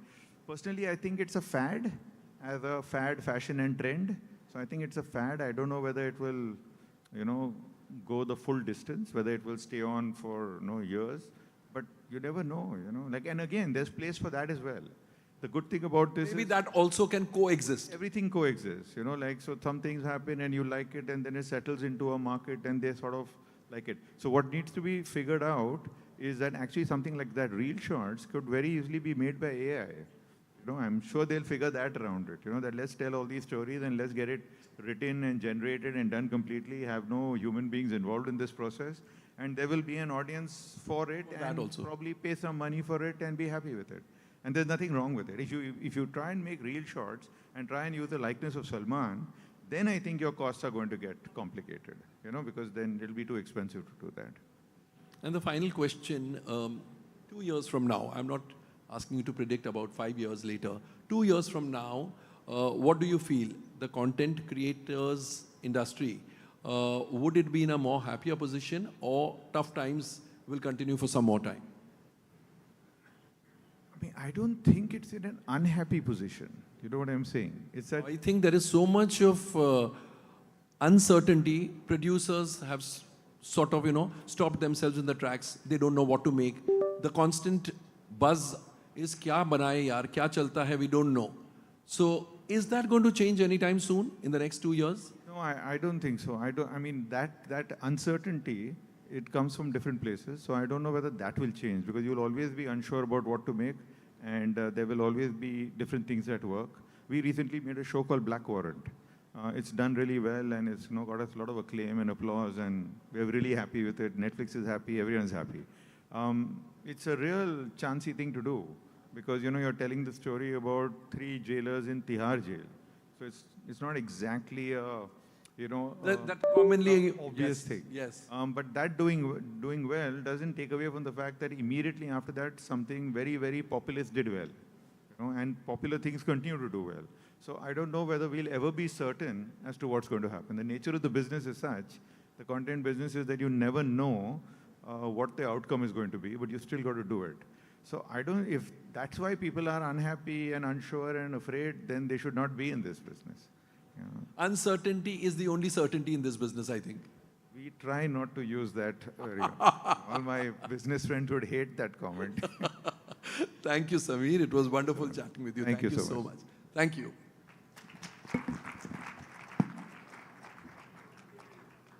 Well, thank you. And I think, can we have a fabulous round of applause, everyone? I'll request both of you to please come center stage as we like to click a picture.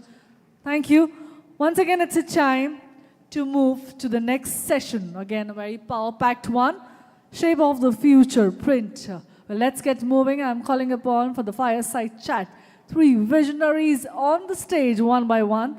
I'll request and call upon Mr. Siva Sankar Sundaram, CEO, Bennett Coleman and Company Limited. Can we have him on stage, please? Also requesting Mr. Girish Agarwal, Dainik Bhaskar. Well, all the leaders out here needs no introduction. We are really keen on the insights from there. And joining them is Mr. Ashish Firwani, partner EY. Once again, let's look out for a power-loaded session out here. We all know print media has survived the changing news consumption patterns brought on by digital media, but will it survive or thrive? Let's hear it up from our key speakers out here. Namaskar.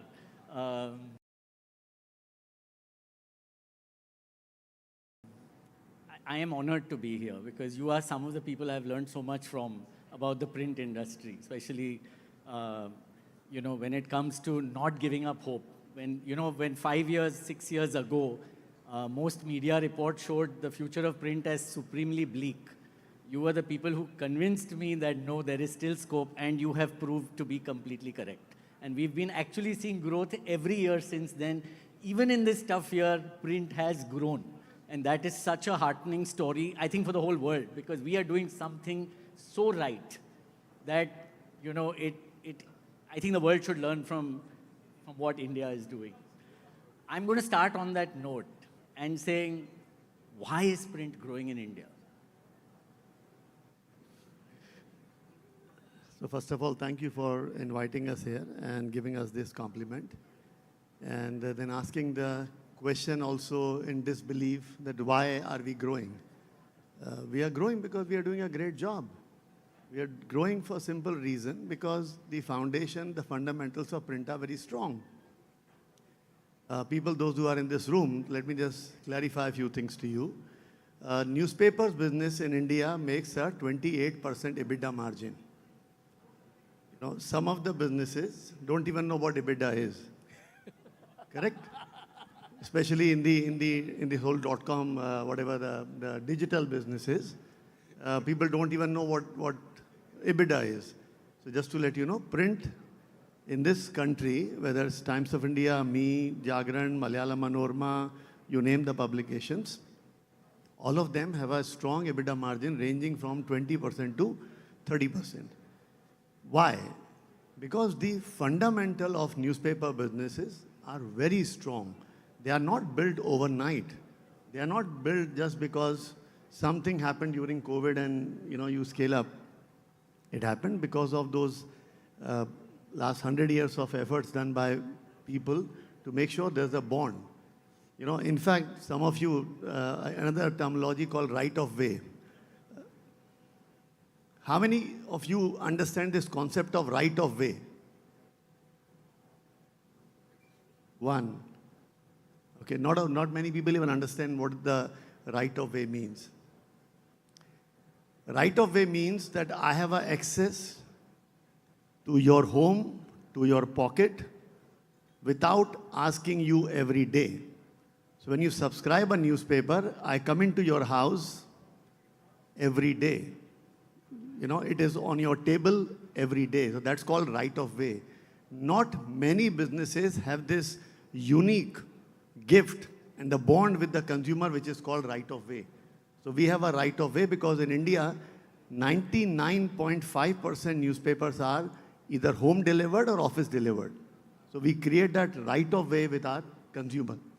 That's another advantage, so that we don't have to every day think of finding a new consumer, keeping our fingers crossed in the morning, oh, will he come today, will I get the numbers or not and all. No, we have a right of way, we create a bond. And then our editorial ensures that we consume that 30 minutes of the time of that consumer and give him that satisfaction, which gives him that feeling that the right of way given to this product or this category is worth it. So that's the reason why we are doing, all of us, good. I'm going to rephrase what you said in the digital era. You have a very low customer acquisition cost, and you have a very high customer lifetime value, in effect, because once you start, the customer stays and it becomes a habit. Siva, from your point of view, you're running the largest English daily of the country. Most affluent readers is what we're given to understand. How does print work at that target audience? A couple of things. First is I want to first compliment you for the report. Fabulous report. Thank you, sir. Second is that print is always between your coffee and breakfast. And for the first time, Ashish, you have made it between your coffee and lunch. So thank you, audience, for your patience, and thank you, Girish, for setting the context. See, the strength of print, as just to add to what Girish also said, is that, of course, the right of way, because it is in your dining table in the morning when you wake up. And first, point number one. Point number two, it's also about this serendipitous discovery of something which you don't know. It kind of evokes a kind of curiousness. And third most important thing is that today in the digital world, you are creating echo chambers of whatever you believe in, and print gives you that escape velocity of moving away from echo chambers and discovering something which is far more valuable, purposeful, and which can actually contribute and enrich your life.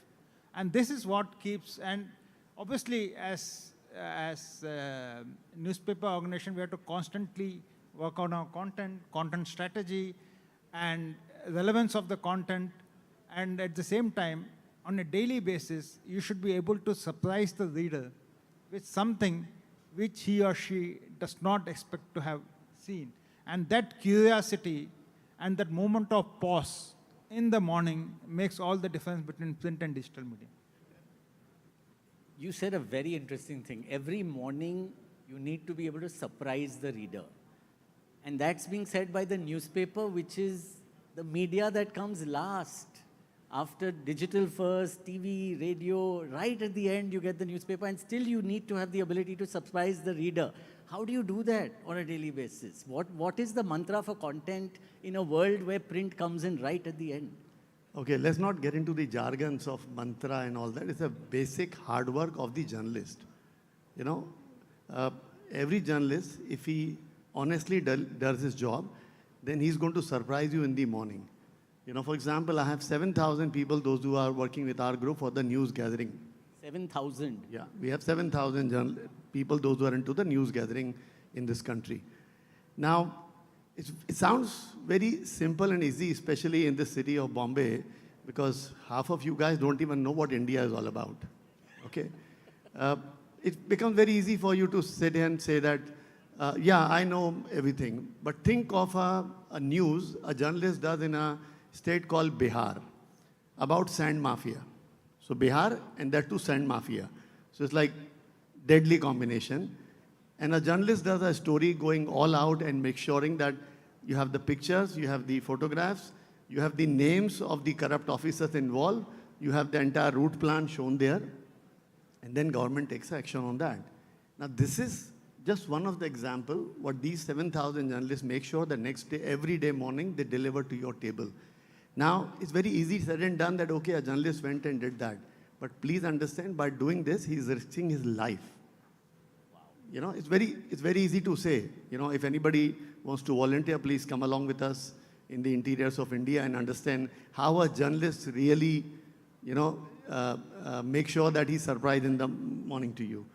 But no jargons, it's simply that he's doing that hard work. He's ensuring that he's delivering you what is you are really looking forward for. You know, if you continue doing that, any reader will devote 30 minutes morning in the paper. Siva, your point of view on this? No, I think Girish has broadly answered it, but your question is that how do we manage to surprise? Because again, the same answer what I said earlier, that you have to, digital world is confining to your echo chambers. It not only surprises the reader, as Girish said, it also surprises the government. Wow. It also surprises the judiciary. And you know what is happening now, what is hitting the headlines.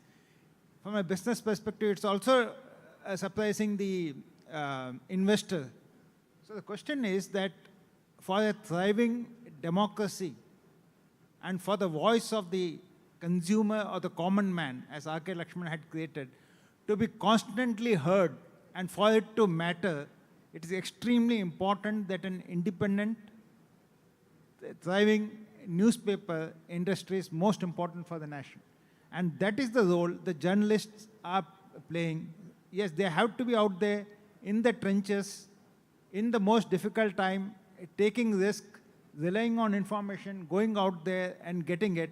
And that's what they do to ensure that, just like I can almost stretch it to say that almost like the army plays a role to safeguard the nation physically, a journalist actually plays the role to safeguard your mind, behavior of the society, to ensure that no biases creeps in and world does not get polarized. So in effect, you're saying that the role of curation collation and curation that the print industry has is superior to the algorithms that maybe some of the digital guys are using. Those become the echo chambers that I'm hearing you talk about. So then why, and sorry, this is a hard question, then why is, when I spoke to those 20 CEOs, including both of you, why are 18 of them saying that we're struggling to hold on to the readership and it's coming down? Is other people not aware of this quality, or they don't need it, or I don't know. How do you look at it? So if you just cut this situation and go and ask a automobile industry guy, a CEO, how's the market? He will say the same thing, I'm struggling to hold the numbers. If you go and ask Apple, they'll say the same thing because their revenues are down 3%, last fiscal. So every CEO is actually struggling to hold the numbers. But when Apple says, I'm down by 3%, you say, no, don't worry, I'm sure next year will be good. But when a newspaper guy said, I'm struggling to hold the numbers, you say, oh, this guy future seems to be bleak. It's your misconception. How do you see the future, Girish? I see a very bright future. Readership-wise, circulation-wise? I see a very bright future, very simply. See, everything boils down to the numbers. EY doesn't talk about the journalism aspect, you talk about numbers. So if a newspaper makes sure that we get 30 minutes of our reader every morning, because of that advertiser will come to me, because of the economics will happen, and I have a 28% EBITDA. From EY perspective, life is hunky-dory. Correct? I'm saying from here, the business perspective, that's what we are looking at. Because journalism is a very important tool for us to make sure that I get 30 minutes time of my reader every morning. That's the only way I can get it. I can be the most colorful newspaper, I can be the most technology-savvy printed newspaper, but all that doesn't hold a reader. What holds reader every day is that 30 minutes of that content he's able to consume. So based on that, the advertising flows and everything happens.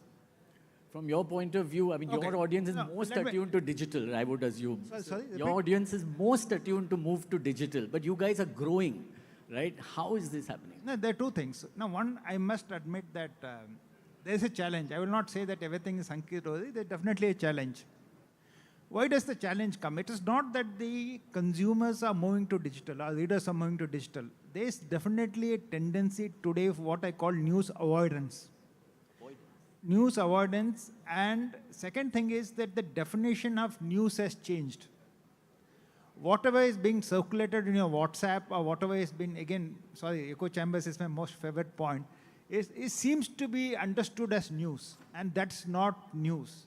Views of some people or agenda of a very narrow section of society is confused as news. So therefore, this tendency of some people saying, no, I do get the news on digital, but that is not news. This is that, and I just clarified my previous question that what is the definition of news? Just to add one thing, we keep talking about digital. Tell me how many digital platform employs how many journalists? But ultimately, you will get the content from where? You said algorithm, but there has to be a content, to curate and then give it to you. You all these news aggregators, how many journalists do they employ? How many? Certainly not 7. They are banking on some newspaper, they are banking on somebody else, then the whole credibility comes in picture. So I get confused when people say I'm a news aggregator, I'm in brief, I'm in all that and all that. Ultimately, you are in the business of news. So you need to have team on the ground, those who collect the news, get the news, and then you could say, okay, I'm a digital platform, I'm a newspaper platform, I could be anything else and all that and all that. But what is happening? I keep hearing about digital platform. Why you think Google would come to us and say, we want to tie up with you to get the content from you? Because Google understands they don't have the people on ground to get them the news. Very valid point. And that's a different case that some of the idiot publications go and tie up with Google and give the content to them. They're stupid of them. They should tell people that come to my platform directly. Why to go to any other platform? Siva, your take on this whole thing. How do you see the next 3 years panning out for in-newspaper brand? Will you guys continue to invest in print, Or will you start defocusing and also invest a bit on the digital side? No, instead of going into the future, if you look at what we did during COVID we were down to 10% of the circulation. Wow. Did we invest at that time? But when it was all said that the days of physical product is over, did we invest? Today you see Bombay Times. I don't know how many of you saw Bombay Times today headlines. Sabyasachi Mukherjee has said, the day of Instagram is over. What he is saying is that the people prefer on-ground, physical, real, tactile feel and experiences. That can only be provided by larger-than-life format. As the digital screens are becoming smaller and smaller, and that's what your report also said, the smaller screens. So smaller screen cannot bring out larger-than-life's experiences, which can only be possible in print. So therefore, we have invested in the past, even during COVID. We shall continue to invest in the future also. And we, as Girish said, we are absolutely confident that there is a screen life, but increasingly there will be off-screen life also. Off-screen is where we rule and will continue to rule that space. I like that. Screen life, off-screen life. Girish, what is your take on the next 3 years? See, frankly speaking, we believe is a format of news. You know, I'm in the newspaper format and looking at the Indian landscape, especially we operate in tier 2, 3, 4, 5, 6, 7, 8 cities. We don't operate in metros. So in our cities, people have enough time. You know, if you go to a tier 3 city, tier 4 city, life starts at 10, people get up at 7, they have enough time to have breakfast. I don't know how many of you have samosa and jalebis in breakfast? None of you. Why? Because you're in a hurry. You don't have the luxury of, you know, while in a small city, people have that 1 hour of time to have a nice breakfast, spend half an hour reading newspapers and chatting with people and all that and all that. So considering all that, I believe newspapers are going to here to stay. I can say easily for next 10 years and thrive. You know, that's very and at some point of time, if the format changes, news is with me. I can change the format to digital or whatever it happens. Very interesting. Last question, common to both of you, and then we'll wrap. Starting with you, Siva. 2025, what's your one mantra for success? No, actually, it's most important to drive the copies. And so what we are calling it is placement of copies and visibility of copies. There's definitely what I call a leaky bucket. So the focus this year is going to be increasing my copies and circulation and reaching out to the household and driving the copies. So resilience, then relevance, and therefore resilience and relevance to content, resilience to driving our copies, which will get our revenues. So the 3 R's to drive 2025. Beautiful. I love that. Girishji, what is your mantra for the year? Again, the jargons, you know. Sorry, what is your plan for the year? Simple is that whatever good we did in 24, make sure we continue doing that good in 25, 26, 27, 28, and learn from our mistake and stay honest to our profession.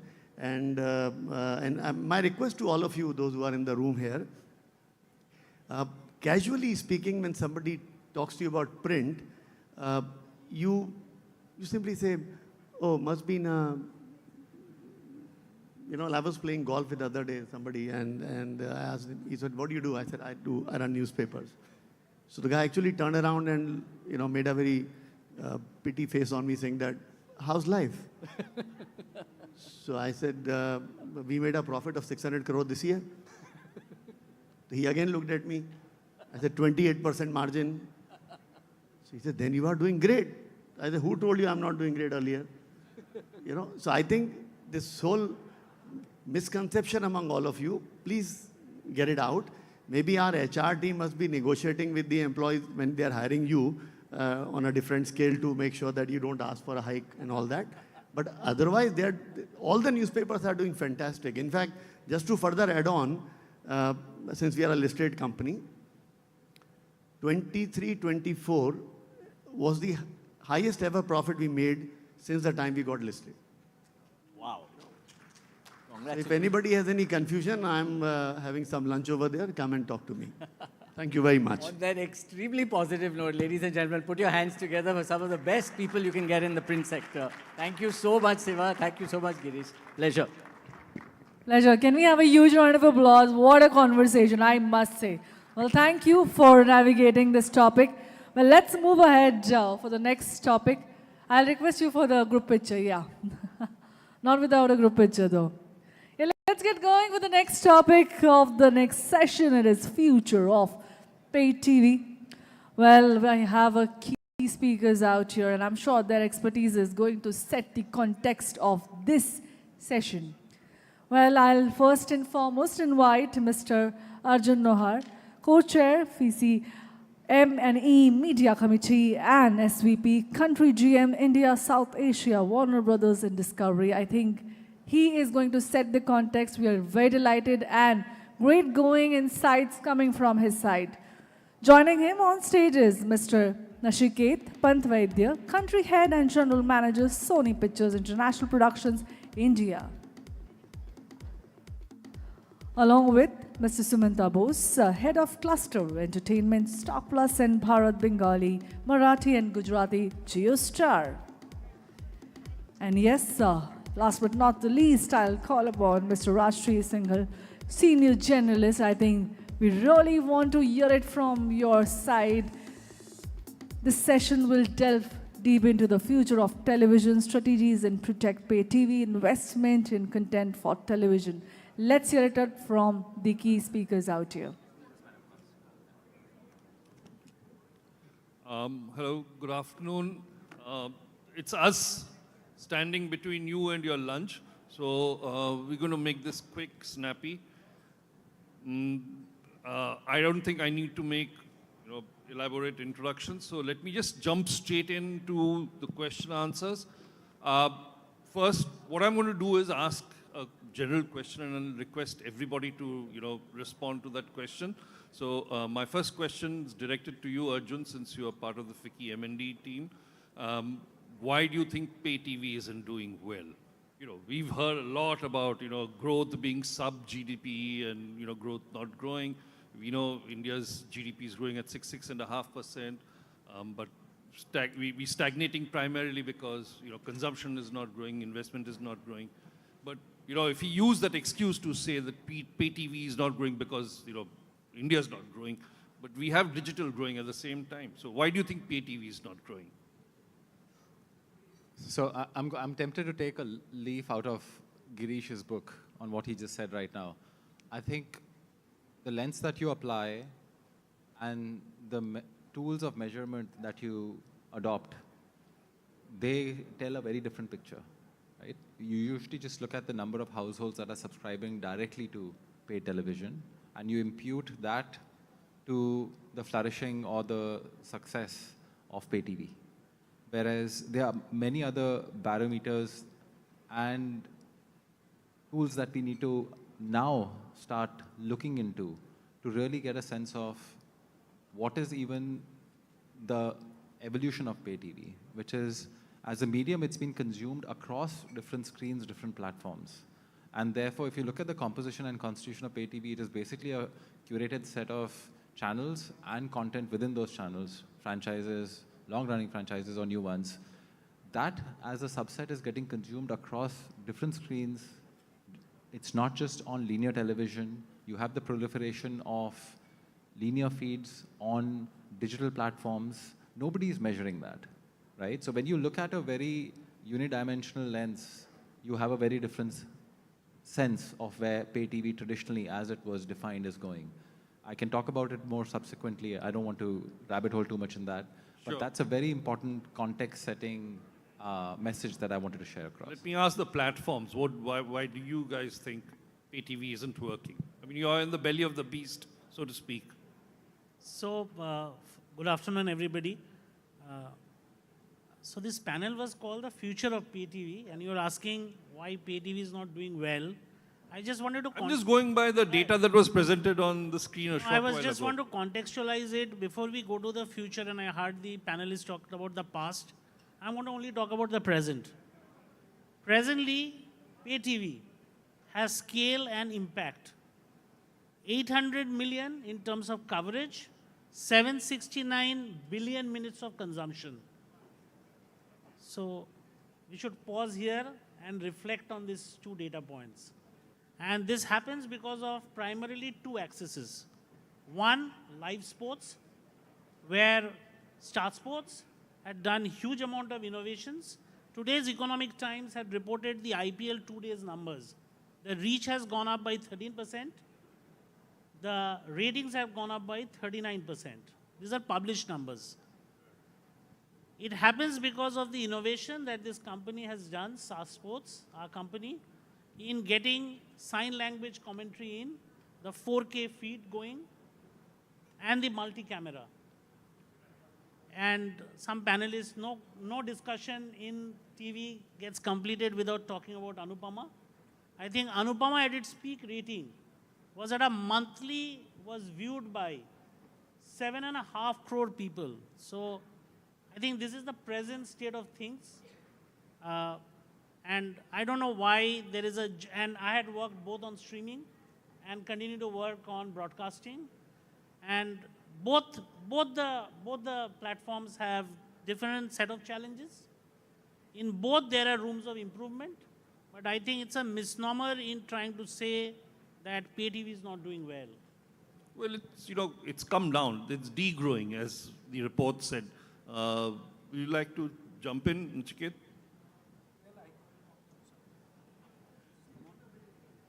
Yeah, I think the tone of the last two sessions has been that the world is collapsing, and you guys just please prove to us why it's not collapsing, and I don't agree to that.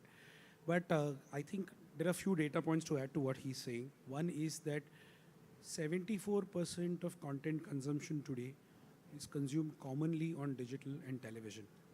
Exclusive digital consumption is about 10%. So that's the first data point. All the digital consumption content comes, in fact, from pay TV in origin. That's one.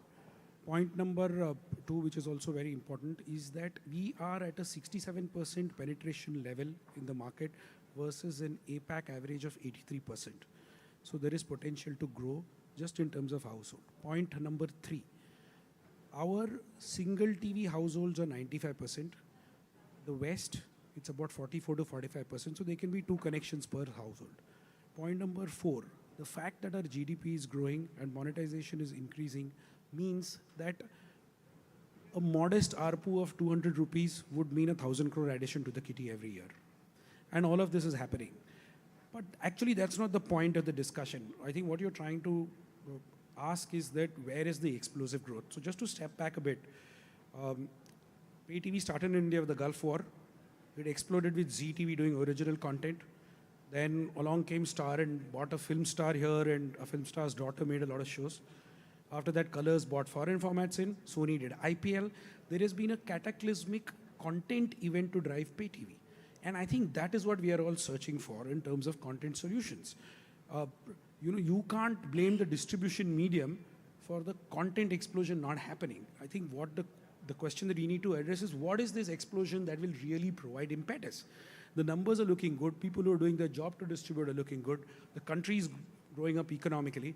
But you can't blame a theater owner if there are not enough films coming back. And I think that is something that we need to introspect, that what is this new explosion? Is it sports? We played the card already. There's IPL and he can see that. Is there a second card to be played? I think in terms of creativity, we are reprocessing a lot of content across languages, and not coming up with something innovative. And that is really the crisis of the moment. Pay TV is just fine. I just want to add one point and completely resonate with what Nachiket is saying. I think the right question is, are we innovating enough? So why am I stopping with one Anupama as an example? Why there is not another Anupama in Zee or a Colors or a Sony? So we keep coming back to content. I mean, how, content is going to be key. I mean, the last session also spoke about content being the key, factor which brings in people every day to newspapers. Content, in the earlier fireside chat also, content was, they said that, at the end of the day, if your content is not compelling enough, you won't get people to watch it. So at some level, what is the kind of investment that's going into content making?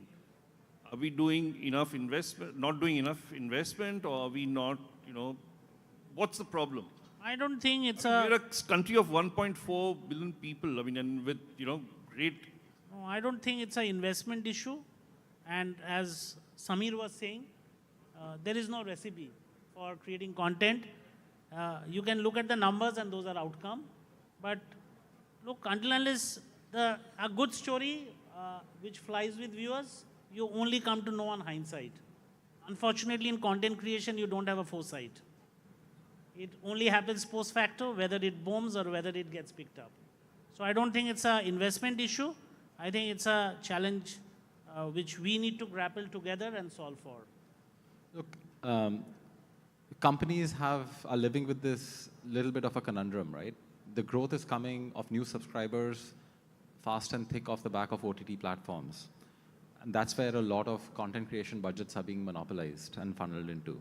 However, the driver of EBITDA and value, especially for those companies that are listed here, is still the pay TV business that they operate and run, right? So they have to balance that. And you're not yet seeing the streaming businesses of most platforms independently being profitable, especially at scale and how much they're consuming. So therefore, to your question on content, you can't sacrifice pay TV content at the altar of a non-profitable growth of streaming in the hope that it will one day turn positive. You also have to contend, especially for the listed companies, I'll again qualify that, with expectations of stakeholders, shareholders, the returns that they're looking at against guidance that you've given publicly. And therefore, pay TV itself is a huge asset to any company that operates that. So there is no lock, stock, and barrel shift of attention or capital allocation away from pay TV to the digital platforms for companies that have both. Yeah, I think, again, the question that you're asking is very primarily layered. Because when you say investment, you talk of money. But there's also process and time, both. And I think that is where the paucity really lies today. Sure, there's money being moved into the content business. 40,000 crores, 85% on pay TV today. But is there a process and enough time being given to that content is a question. And secondly, I think,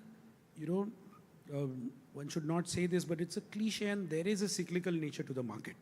Like I said, I've seen 6 cycles myself, in 1919, and the same argument was lean back and lean forward mode. Similar people in jackets would hang around and say, what is lean forward, lean back? All industries grew at 14% CAGR. Print, everything. It's not just us. So I think it's just fashionable to use a quick catchphrase and reprocess it every 4 years to say that, now pay TV is gone, now, something else is coming, now it's short format content. And people who have been going through the rough and tumble of the business and have been moving serious money know that this is, like you heard Mr. Agarwal say, that's not what the game is about. Today we are able to engage consumers. We sure have good months, good quarters, bad quarters. But the fundamentals of engagement are there. The distribution systems are definitely there. The declaration that is happening with cable operators is only going up. When we started off, say, somewhere in the early 90s, the declaration was 2%, 3%. Boxes were not there in the market. Today, boxes are being deployed which are addressable.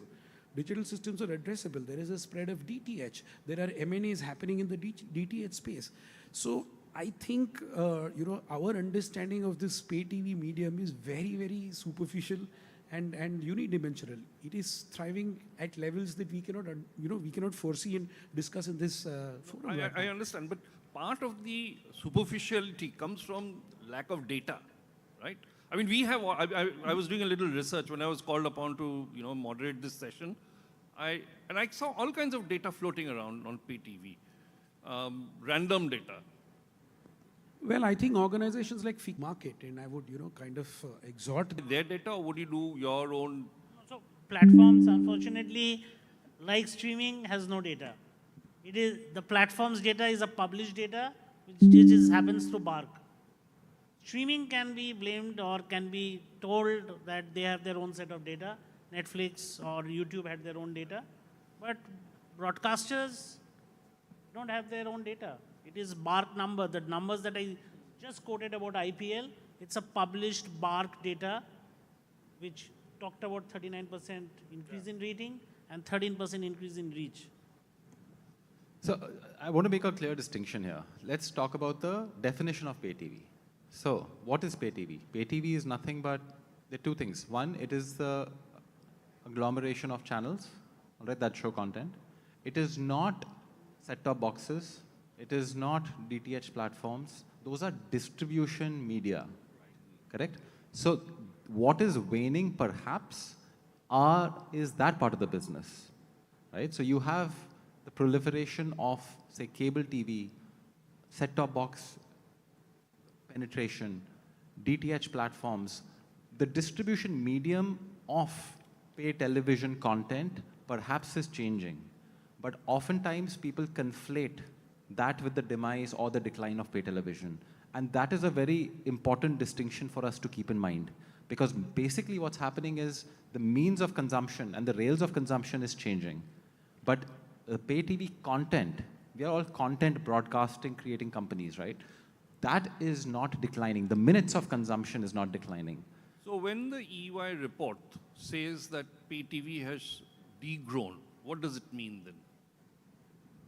It is, they're using that particular definition. It's a catch-all phrase of using the means of distribution of linear television channels on those particular media. And I think you have to look deeper to understand, and that's exactly what we do, to understand the value to attribute to every dollar that we put in creating content. Where is it that we are monetizing this from? And maybe that monetization is now shifting towards other digital mediums. And the more we start getting transparency in reporting, the numbers you just quoted were very interesting. I didn't know those. But the moment you start seeing that majority of content that's actually being consumed, even on the digital platforms, is originated from pay television networks, that starts becoming really interesting. And perhaps that suddenly will signal, invigorate. Said that data available is random, and then you're asking us a question about what that data means. By the very admission of this forum that data available is random, it is very difficult to get data on pay TV in this country, and I've been trying it for 30 years. So it's extremely difficult. So, the very fact that you said that when you Google, you get random data, I think the ENY piece is just another piece of data in this whole world of randomness.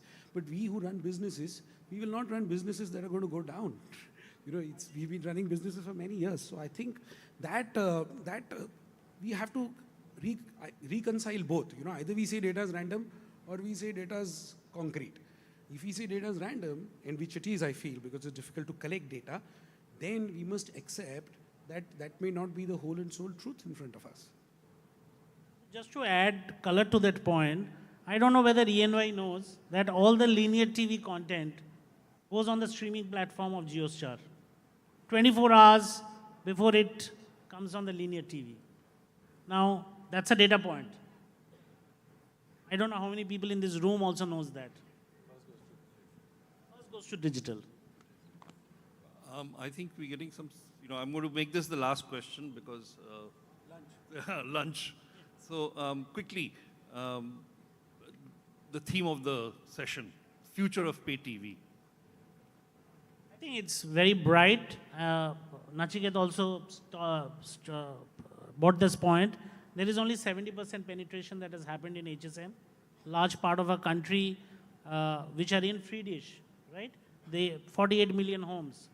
They at some point of time is going to graduate towards pay TV. Electrification in our country is happening at a rapid pace.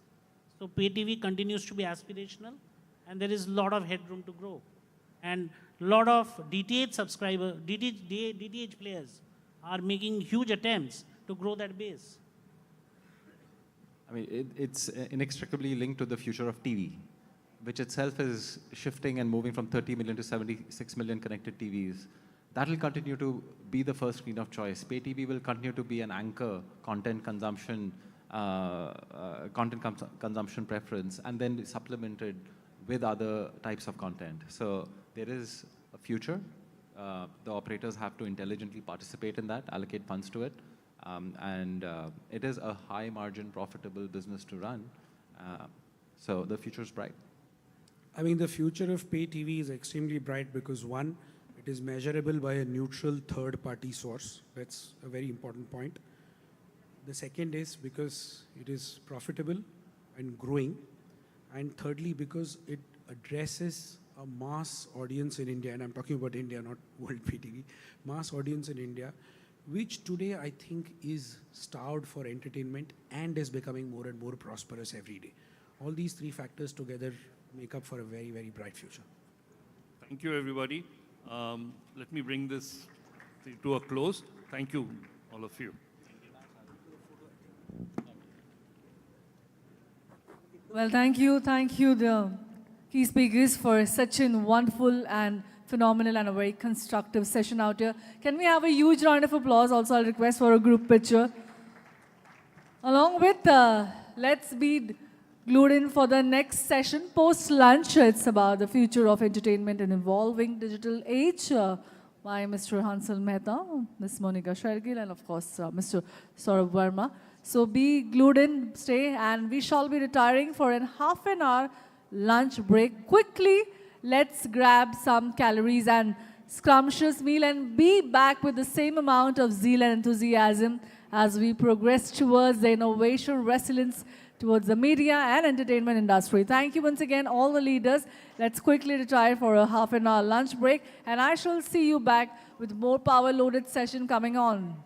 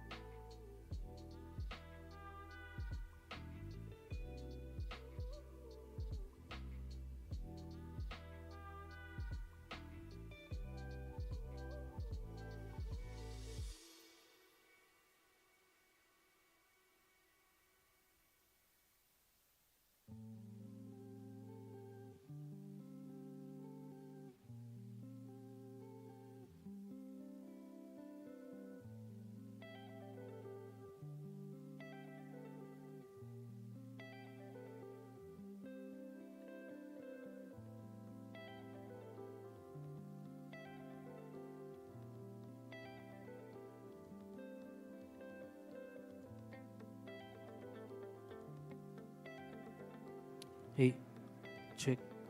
Just.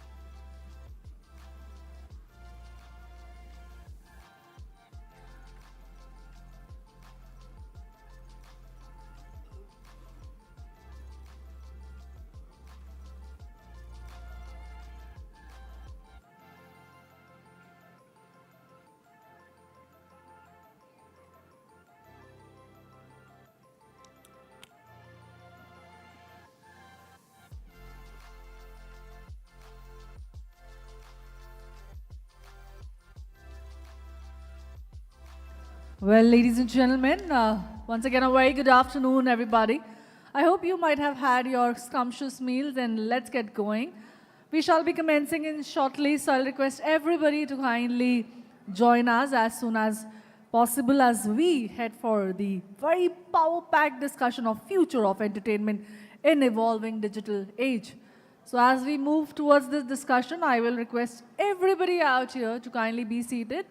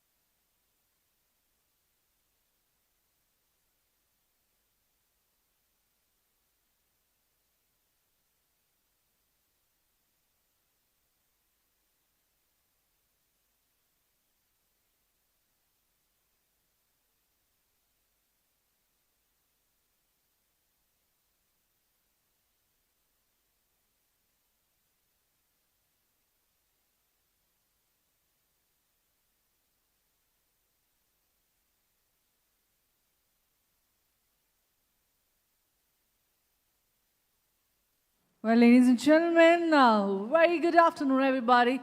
Well, let's get it up right now for the next power pack session out here. Like I promised, let's discuss on this very significant topic out here. We look forward for the future of entertainment in evolving digital age. Yes, of course, so we are going digital in all ways, in every almost sector and industries. So why not here? We kind of enlighten with the entire enigmatic that brings up with the digital age. We have key speakers out here. This session is definitely exploring the future of evolving theatrical and, of course, streaming experiences and the ecosystem that they have created. Well, let's now understand what does it mean for studios, creator, and most importantly, audiences out here. So I think we shall be moving with this topic, and let's get it up. Once again, I'll call all the leaders out here to join us as we are commencing. So I think let's keep that zeal and enthusiasm and zest as we started on a very productive and a constructive note today.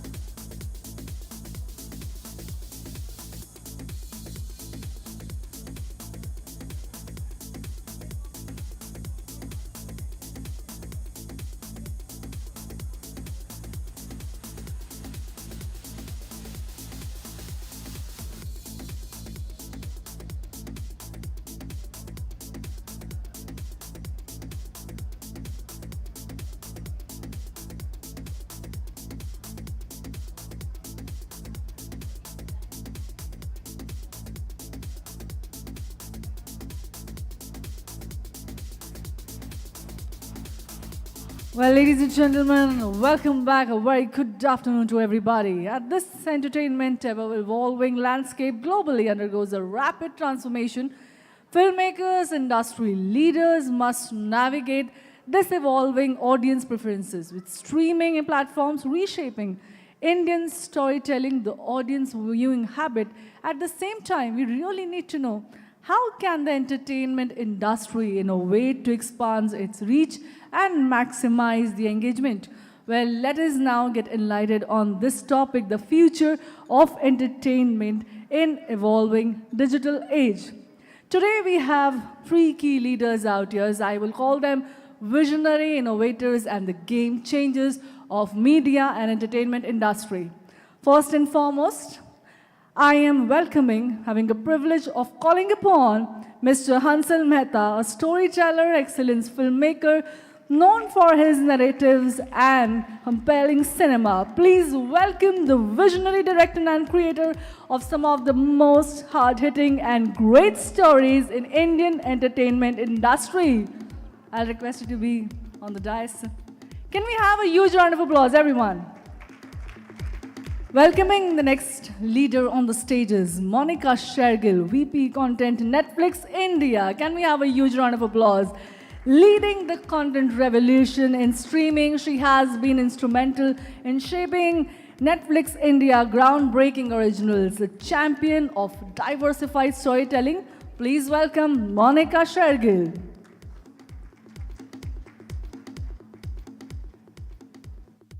Well now, let me invite Mr. Saurabh Verma, content engineers, a strategist, innovator, creative force, driving behind the content evolution out here. He is at the forefront of emerging storytelling with technology. Let's welcome him with a brilliant round of applause. Everybody, come on. Hello, everyone. I don't know what is worse, having a session before lunch or having a session after lunch. So we'll soon find out. Thank you, FICCI Frames, for hosting this. Let's cut to the chase. So our business, if you see it from an aerial point of view, there are only two divisions of this. One is the creative side and one is the commerce side. People who master both these divisions are the masters, and today we have people who've mastered both these arts. Somebody who's been there for a very long time. As far as I know, Monica, she's been a correspondent, a journalist, worked in television, did some amazing shows like Satyamev Jayate, and now obviously we don't need any introduction on what she's doing in Netflix. Shows like Jamtara, Kora, and so many stuff which she's doing. I don't think we need to introduce her too much, but I'll start asking you from a simple, yeah. Actually, I think Hansal is my senior. A really admired creator. I would like you to start with him so I can hear him. Fair enough. So Hansal sir, I know him from a very long time, right from sitting in an Aram Nagar lawn.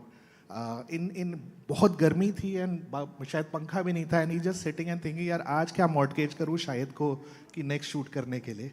Starting from there, he's doing some phenomenal work, not just in Hindi but in Gujarati and several other content. Again, इनका भी introduction जो भी करें कम होगा. So Hansal ji, let's start with you. So इन्होंने आपको बूढ़ा तो बता ही दिया है.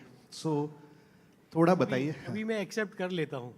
Okay. हाँ, मतलब it makes everyone else feel young, तो मैं बूढ़ा ही सही. Fair enough. No, I'm in the same club, but... No. नहीं, मतलब, it's almost 31 years since we made Khana Khazana. And मुझे अभी भी हर साल मुझे ऐसा लगता है कि सब कुछ नया है. ऐसे कुछ मतलब मैं कोई ऐसा बिजनेस नहीं जानता हूँ, कोई ऐसी इंडस्ट्री नहीं जानता हूँ जहाँ पर हर रोज़ आपको लगता है कि सब कुछ नया है और मैं आज क्या कर सकता हूँ, कैसे इस चीज़ का हिस्सा बन सकता हूँ, कैसे इस रेवोल्यूशन का हिस्सा बन सकता हूँ. उतार चढ़ाव बहुत होते हैं लेकिन हमेशा एक्साइटमेंट रहता है. तो there is no business like show business, and it is true. It's absolutely, I'm living that dream. So Hansalji, just one thing, like you've been a cinema guy all your life, and now what do you see as a future? Like OTT has changed a lot of stuff. A film like Faraz, which found an audience, you're getting responses from all across the world. So what is your take on this change which is happening? I don't see any big difference. You see, you're a filmmaker, your craft, you use it to tell stories in the format that allows you to tell that story. कि जैसे scam की कहानी अगर मैं feature film में बनाता तो शायद वो इनकम्प्लीट सी लगती. स्कूप की कहानी अगर मैं फीचर फिल्म के ज़रिए कहता तो वो अलग स्टोरी टेलिंग होता. तो मतलब वो सिमिलरली फराज अगर मैं सीरीज़ बनाता तो शायद वो एज अ सीरीज़ मुझे बहुत सारी कहानियाँ और कहनी पड़ती उसमें उसको सीरीज़ बनाने के लिए. तो I think we have just the playing field is increased. Hmm see I came in at the time of TV. तो टीवी पे ये होता था कि कुछ कहानियों के लिए मनाही होती थी कि ये नहीं हो सकता है, ये कहानी आप कह नहीं सकते, आप स्कैम जैसा टीवी सीरियल नहीं बना सकते. सो अब क्या हो गया है कि वो आप हर तरह की कहानी कह सकते हो और उसको कहने का ज़रिया और उसके लिए ऑडियंस मौजूद है. We have an audience that is there provided you are able to give them what they want and that you are honest to the medium. Otherwise, as a filmmaker, I think the rules of engagement and the craft is as it evolves for everyone. So Manika, everybody sees you as a leader, you know, somebody who's pioneering OTT and television and digital content and, you know, whatever you've done in life. But the life is not that easy because there's so many permutation and combinations. So what is that shift you are seeing? Because when I see a content like Kohra or Jamtara, you, in a traditional cinema sense, they will never be accepted in a cinema format. But you kind of delve into, you know, regions where, you know, yaar ye bahut zyada Punjabi hai, ye bahut zyada language ki problem hai, but you've taken those risks. So what is the future of entertainment in your perspective? I actually feel very, you know, deeply excited about the times we are in. If I dial back a few years ago, and I deeply love cinema and all kinds of storytelling on different mediums, I just feel that somewhere the confluence of creativity and technology has come up with a medium where if I look at this room, every single person will have a different taste here. Everyone has their own version of entertainment, what makes them happy, what makes them think, what brings joy to them. Some people like darker stuff more, some people just want to have a laugh, some people want lean in, lean back. I feel here is a medium like streaming which allows every single kind of story to actually sit on that medium and be available to be experienced. So if I want to just come back home from work and I feel that I just want to watch a certain kind of thing, it's available. It's available to me, it's on demand, I can put it on. Or if I just want to experience some really thought-provoking thing, I want to watch a documentary today, or Hansal's work, you know, it entertains and it makes you think. It leaves you with something long after you've seen it. And so many of our creators and storytellers who believe in certain kind of prestige cinema, who make thought-provoking stuff, and then you have, you know, the kind of entertainment which, of course, is layered and is subject-oriented, but it also is lighter and it is more consumable by a larger set of audience. And then you have the absolute extreme, which are the commercial entertainers. I think streaming, for the first time, there is a medium which is providing you the whole spectrum of entertainment. So it allows different audiences, tastes to be catered. And I think the future is very bright because you're not limited. You're not boxed by just a one-to-many experience. There is, co-viewing is a very big thing, increasingly big thing on streaming also. If you see how a live boxing match did, or how people watch Kapil Sharma show on Netflix, it is a co-viewing experience which you can enjoy. But at the same time, series is a premium long-format entertainment. We've recently done Black Warrant. You know, Hansal is working on another thing with us. Khaki. Yes, Khaki, which has just come out, the Bengal chapter. Dabba Cartel, which has just come out. I think all of these allow you to experience, to be immersed in a world, to listen to different perspectives from different characters. You're just able to experience something which is not just it is not just being beamed at you. Actually, it is a pull medium, and it is only going to cater to more and more people, but it is not going to leave behind people with certain tastes which are, I would say, more prestige leaning, more layered. So there is some kind of fear that streaming is also going to now become like every other medium. I think that is where we need to very actively, as creators, as platforms, go out there and break that myth. It's very important to do that, because here is a medium that allows for everyone's taste to be catered, and it's time to celebrate that and do more high quality storytelling, so that more and more stories reach out to more and more people. So I think there's a deliberate move from changing stories from India to Bharat, to Heartland India. Is that a kind of a strategy of yours? Somewhere, Heartland India stories, छोटे-छोटे शहरों की कहानियाँ. I think as entertainers, it's very important for us to remember that we need to entertain our audiences, and we need to be able to reflect all kinds of audiences when we tell stories.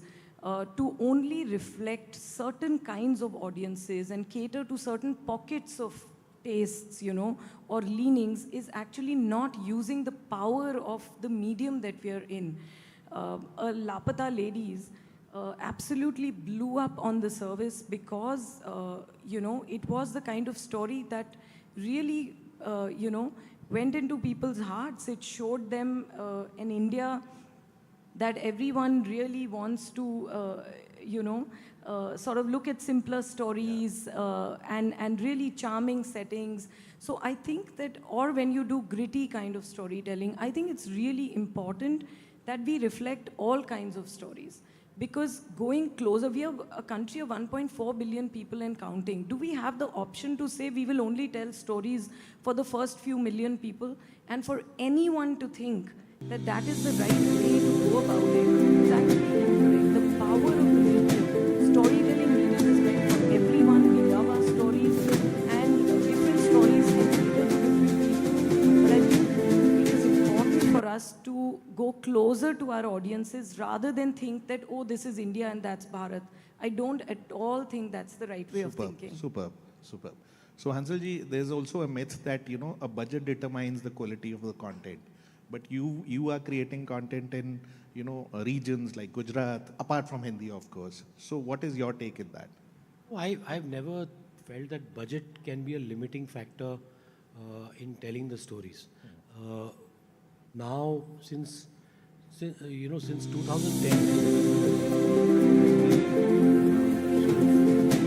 moved away from film, from celluloid, we have been more and more empowered. First, by the medium, that you can tell a story. When, like Shahid taught me that. When I made Shahid, I made it for 35 lakhs. And people said, are you crazy? Nahi hoga, ban nahi sakti hai. We made the film. It won the National Award for Best Director and Best Actor in a year that made at 35 crores. So the level playing field, and it's that level playing field is just increased. You see, पहले वो सवाल ये उठता था कि okay, you've made the film, 35 lakh में बना दी, जितने में भी. Where will it be seen? Now, there's an opportunity to have it seen. There's an opportunity that the audience will be there. But I always maintain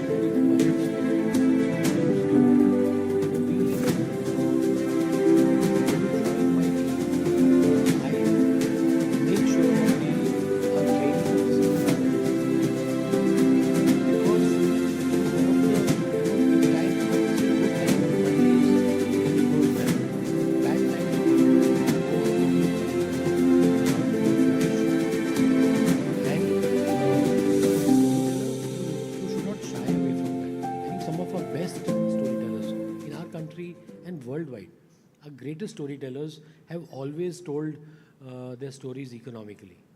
have always done that within budget. So I feel that, budgets is not, it's not the white elephant.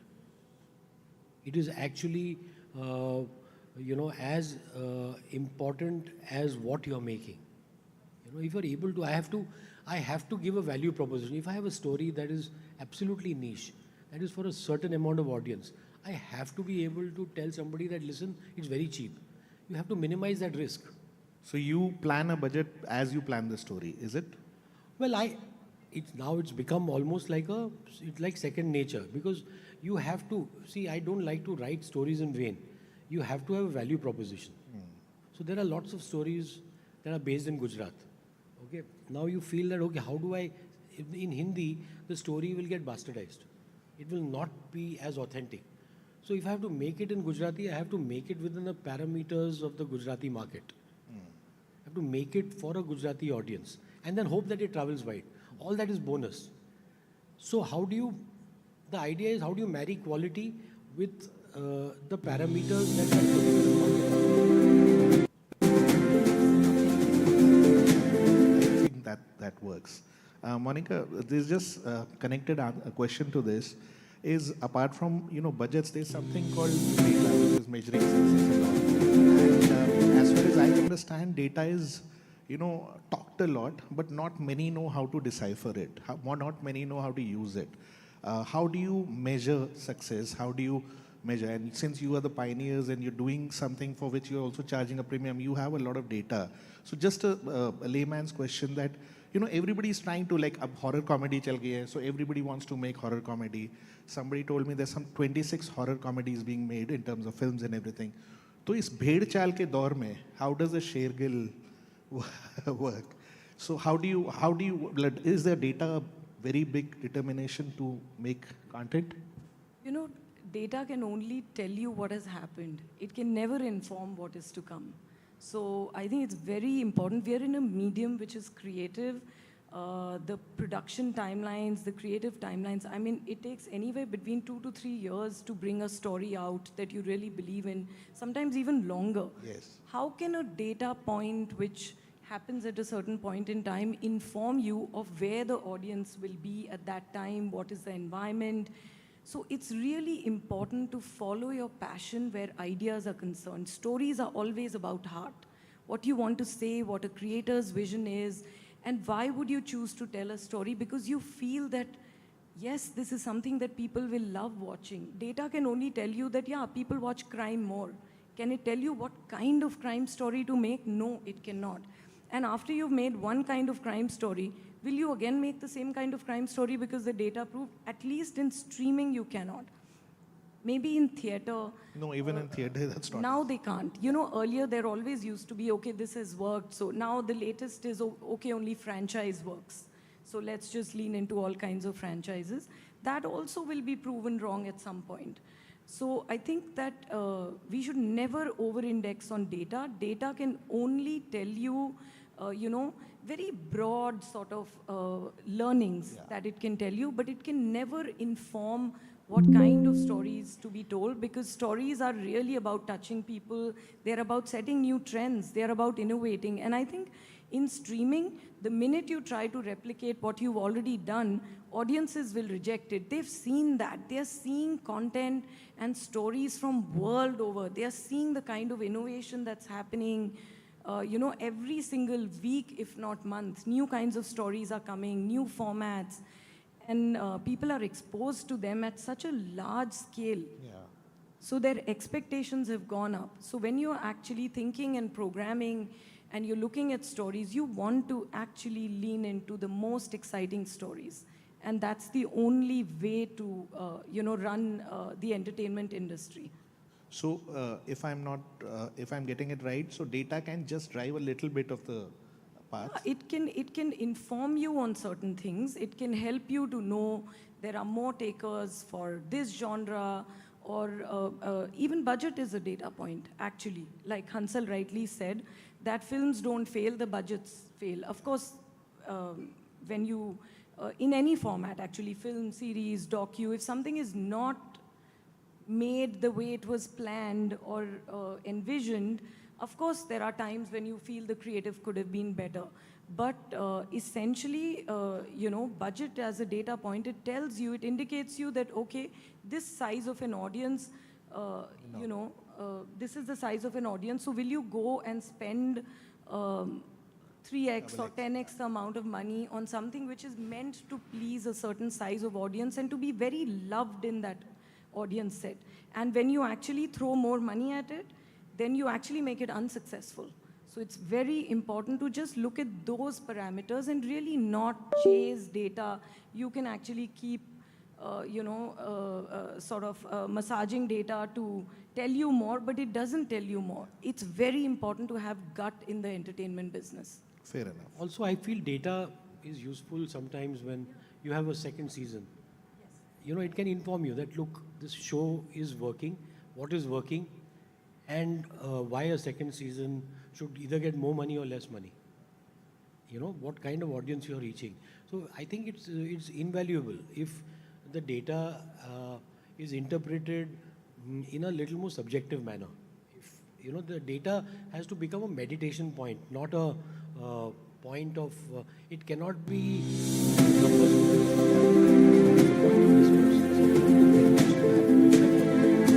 one of the parameters.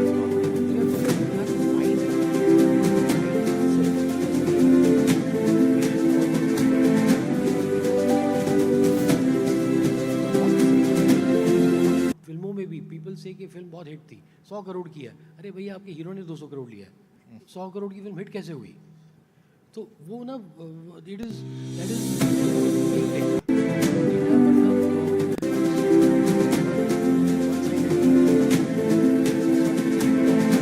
picture, and which is why I've been constantly fighting about, why do these box office numbers become the determinant for a film's failure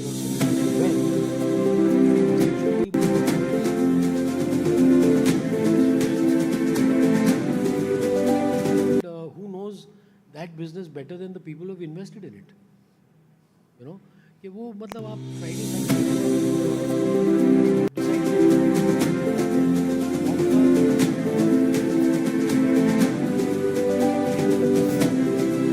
जिंदगी भर रह जाता है.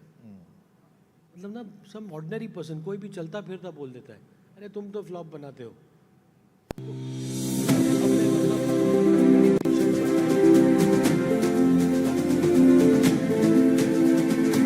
It as a badge of honor कि अगर मेरी flop film Shahid है तो मैं मतलब बनानी है, मैं 150 और फ्लॉप बनाऊंगा ऐसी. Superb. So as a creator, Hansal sir, now whatever you're going to be creating, it's going to take 12 months, 24 months, depending on the format.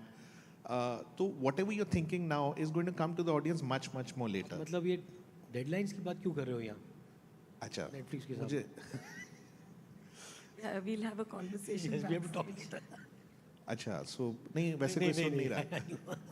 So how do you see the future? What do you think? ये मैं 12 महीने बाद या 24 महीने बाद release होगा. This is, you don't think much. देखिए वो सोचे, उसके बारे में सोचने लगोगे तो आप जो अभी कर रहे हो वो नहीं हो पाएगा. I think you have to put your heart and soul. It takes a lot of time to write. सबसे ज़्यादा वक्त अगर आप लिखने पे, डेवलपमेंट साइकिल पे आप अगर बिताते हो, then there is an assurance that what you have made is true to the material. अब prep and development, these are the two key things. Shooting तो वो है, factory है, कि उसके बाद material factory में डालना है. You have to shoot it in the best way possible. पर उससे पहले जो आप तैयारी करते हो ना, and in the writing, I mean, Scam took 4.5 years to write before we went on floors. बहुत मतलब we used to get, मैंने एक फिल्म बना दी बीच में, मुझे लगा ये बनेगा नहीं. Then we realized, I mean, that staying power really helped. We started writing Scoop before Scam was even out, before the lockdown began. We started working on Scoop. तो वो आते आते 3 साल लगे. तो nothing, ये जो लगता है कि भाई 3 महीने में शो बन जाता है या आ जाएगा, there's a lot that goes behind the scenes to be able to do something well. I know, मतलब आप Patal Lok has taken 5 years, but hasn't the wait been worth it in season 2? It's taken a lot of time, but the wait has been worth it. We have to find ways and means of cutting down that gap. We have to find a way, but ठीक है, जैसा है हम काम अच्छा कर पा रहे हैं. That is the most important thing. You know, as a storyteller, what makes me happy is that I go back after I finished my post-production, I feel very satisfied having done what I did. Which is why I find myself at home. मुझे लोग कहते हैं कि तुम फिल्में कम बना रहे हो. I said क्योंकि I have found a home here in the long format. I enjoy myself. I feel satisfied that, you know, the right questions are being asked. It is being made for the right reasons. I'm not making it just for that Friday. Yeah, great, great. So Monica, a very wide question for you, and I'm not talking to you as somebody who's representing Netflix, but as content, films, doesn't matter. But what is the future? What do you see? What are the changes you're seeing in India? Because you're also seeing that Indian content is traveling across the world. So what are your insights for this? How is the content traveling? I think none of us can claim to crystal ball gaze, But but I will just take a shot at it. I think we are living in a very content-dense times. Everything is content. A joke posted by somebody is content. Someone's story, a person standing with a phone is content. People are watching all kinds of short formats. But I think that fundamentally, high-quality, curated storytelling is something which is also peaking at the same time. So both are true. While people are also watching, very basic content, which is created anywhere, anytime. Somebody takes a shot of a billboard and puts it, and that takes your time. You're watching it on your feed. But at the same time, the way we see long-format storytelling happening, like Hansal has said, the way we see cinema evolving around the world, and different formats and new genres coming, I think all of that is also peaking as we go along. And what we have to do, I think the future of entertainment is very bright. I firmly believe that because it is reaching more and more people. People are experiencing different kinds of storytelling, and it is there are things which will bring together as, a common viewing, co-viewing, and enjoying a certain way. But every single person out there is finding their kind of entertainment and also observing what others are watching. Everyone's interested to know, what are you watching? Okay, what's trending? So everyone wants to experience, experiment, and watch and get exposed to different kinds of content. That can only mean good things for the industry, for creators, for platforms.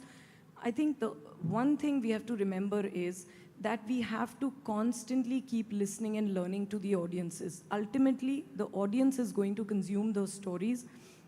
So it's important to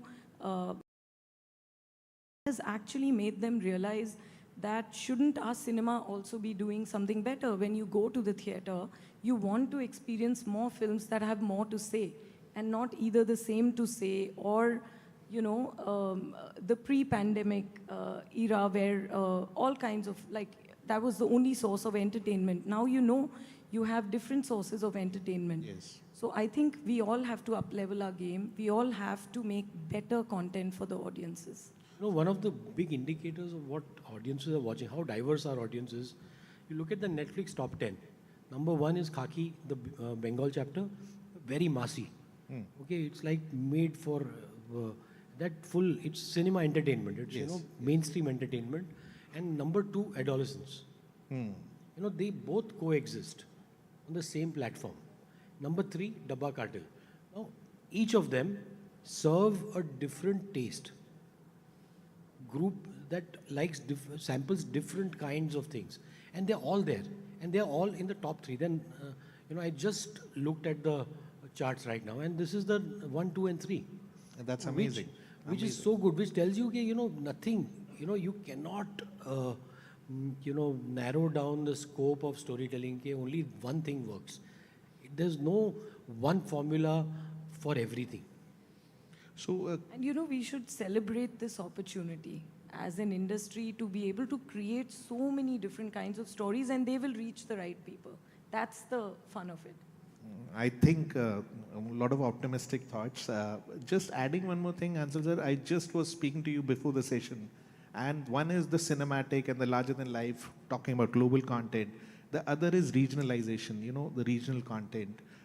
Like, somebody is doing something in Haryana, Gujarat. So what is your thought on that? Well, it's early days. As I told you, I'm trying to build content specifically for Gujarat.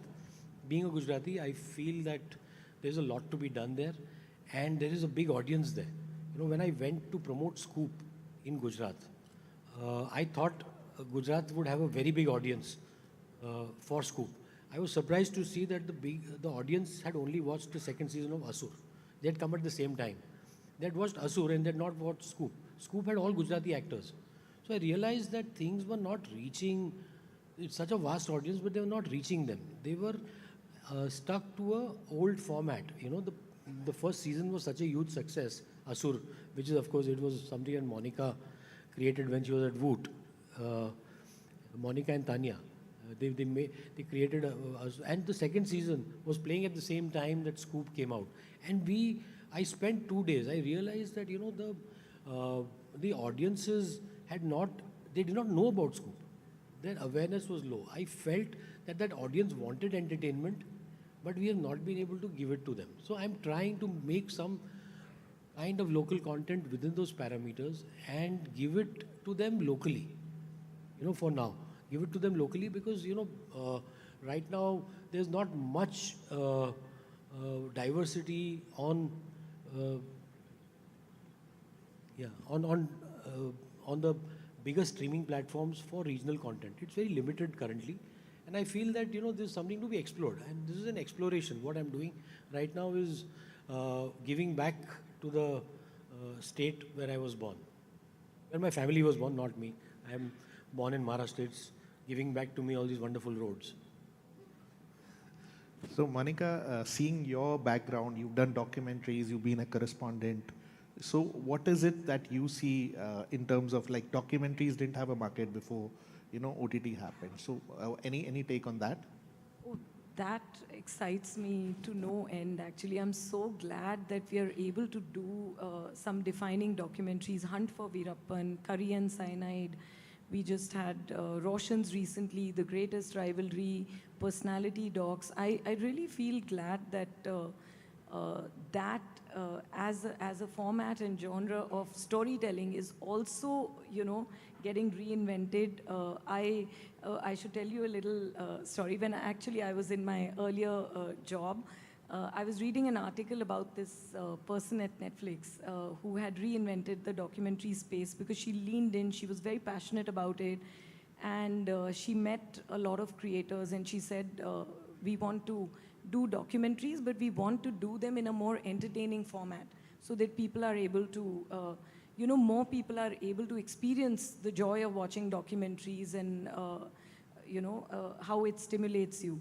And I remember reading that article and I was like, wow, I would like to meet her someday. And then I joined and the day I met her, that was one of my biggest fan moments because I really feel that format is very rich. It shows, it takes you on a journey which is unparalleled. So I feel very excited that we are able to do documentaries, we are able to look at subjects that wouldn't otherwise be, shown, or people who, like Hunt for Veerappan is, I don't know, I hope people have seen it in the room. I think everyone has. It is one of the finest, and we have a feature on Netflix, which is the Double Thumbs feature. I'm sure many of you might have seen it, which tells you, when people press double thumbs and actually communicate that they love something. Hunt for Veerappan had the highest number of double thumbs, the threshold that, is the max that you can give. And that gave me incredible joy. So since we have very less time, Hansel, just parting, last question. What do you see is the future of entertainment? I don't know. I think disruption, there is a time for disruption at every moment, and we are at that inflection point right now. A lot of people are saying that things have slowed down, we are not making enough revenues, films are tanking, lot of doomsday predictions. I think this is the time for You know, like we were in the pandemic, people said everybody, you know, who flourished? The storytellers. And every time things are down, the storytellers will always flourish because stories keep a nation's conscience alive. Monica, what is the future of entertainment? I think reinvention, constant evolution and reinvention, because when you have pressure, when people are feeling, you know, times are tough, world over, we put on the news every day and we feel, oh, it's so tough everywhere. It's the time for storytellers to be even more prolific and to become the voice of people, tell stories that make them think, say stories that make them laugh, that ease you know, all this stress in the environment. I think it's a good time for entertainment, and we should just be, I think there should be a swing in the step of storytellers, because there are opportunities. We should be seeing and telling more stories. So I think we'll sum it up by saying that this is the best time to be in content and better times are going to come. Seeing the FICCI report, that was what we were thinking about. A round of applause for 2 thumbs up for the answers. So any parting thoughts? I think time to go and work. Monica? I second that. Thank you so much. Thank you. Thank you. Thank you. Thank you so much. Well, can we have a huge round of applause? I must admit, for a very blockbuster discussion it was, and I'll request all 3 of you to join us center stage for a group picture as well. Come on, ladies and gentlemen, can we have some zeal and enthusiasm and a huge round of applause for such a constructive and a brilliant masterpiece of discussion out here. Well, with that, ladies and gentlemen, it's an incredible day. It has been from thought-provoking discussions out here for insightful revelations, from celebrating industry milestones to honoring the creative brilliance. We have seen it all. The launch of FICCI-EY Media and Entertainment Industry Report has definitely given us some valuable insights where we stand today and the limitless opportunity that lies ahead. Well, with that note, the future of storytelling, content innovation, and constant audience engagement is being redefined. Each one of you are here, and that is itself a part of revolution.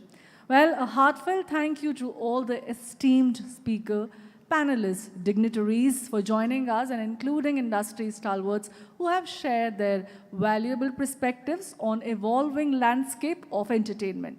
And of course, now this wouldn't have been possible without you and our partners out here for the dedicated, unwavering support and working tirelessly behind the scenes. Well, as we conclude the discussions and head over awaited and anticipated BAF Awards 2025, I shall request everybody for a quick break of 15 minutes, and I shall be seeing you back at 4 p.m. sharp. Thank you all.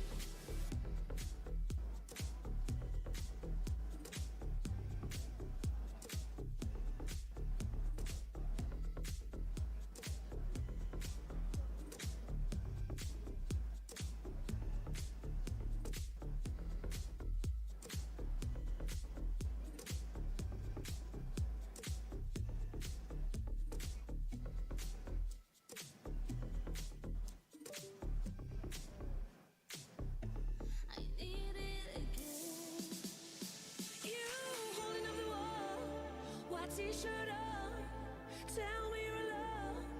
I'll take the chance. Whoa, the night is young. Wanna have some fun? Do you like what I got on? It's time to dance. Don't fight the feeling. Let's get revealing. Show me the moves you got. Yeah. Don't leave me hanging. The music's banging. I'll show you mine. Just watch. Yeah, take that.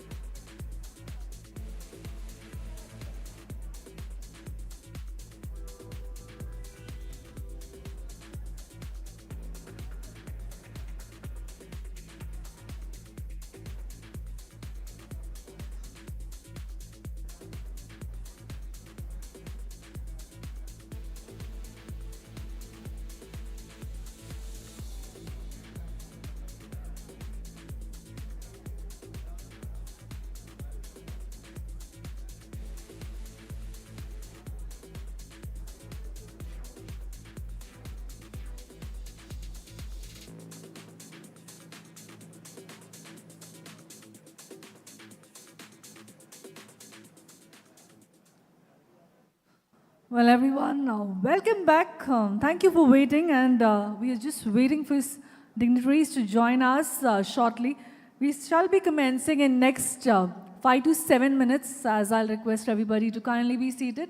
There's a roundtable conference going on, and I think they will be releasing by almost like 5 to 7 minutes. Hence, everybody who is outside, make a seat for yourself as we are getting up for BAF Awards 2025.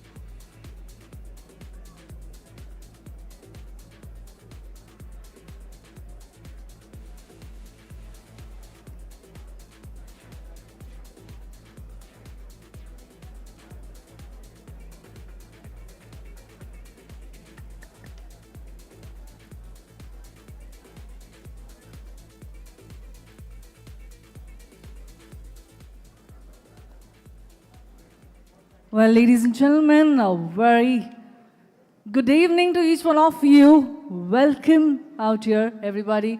All the dignitaries, all the visionaries, all the trailblazers, all the innovators and game changers, a very, very warm welcome.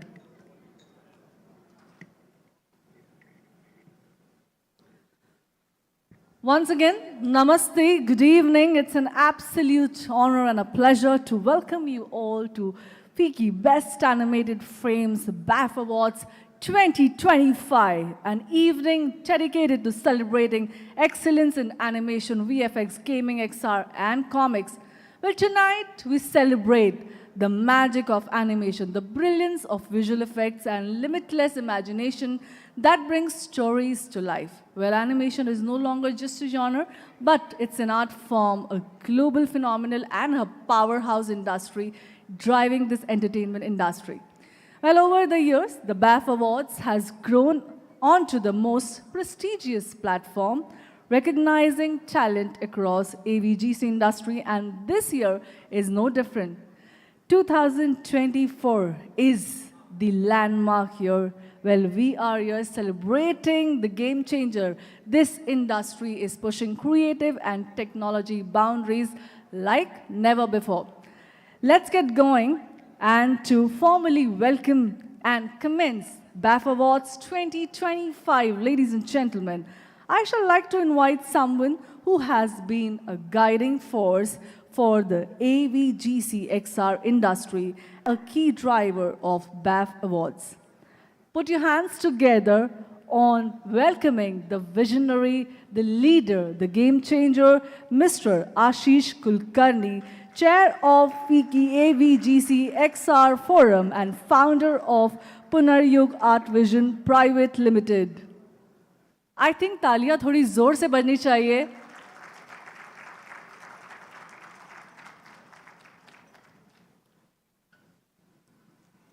Thank you very much, madam, and a great evening to all of you. Thanks a lot for coming all the way for a one-day event that is a curtain raiser for the FICCI Frames 2025, which is our 25th year. So it's going to be bigger and better. As I stand here today in front of you, it reminds me how we started FICCI Frames in 1999. The first FICCI Frames was at the Taj Lancent, and that's when the convergence was started between filmmakers, television, events, OTT. So OTT was not there, out of home, and few animation studios at that point in time, and many people from the radio. It actually grew year by year, and in the year 2000, we had the first ever awards that was there, and I was from the founding team of FICCI Frames under the leadership of our beloved Yash Chopra ji, and we were a 5-member team at that point in time under Yash Chopra. We were Amit Khanna, Amit Mitra, and Bobby Bedi, and myself.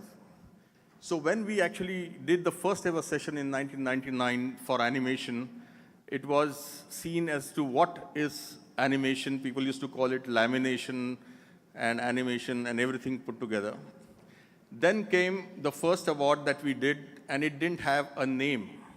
And neither did our industry have a name, and that's why in 2000, I coined this name called AVGC, Animation, Visual Effects, Gaming and Comics.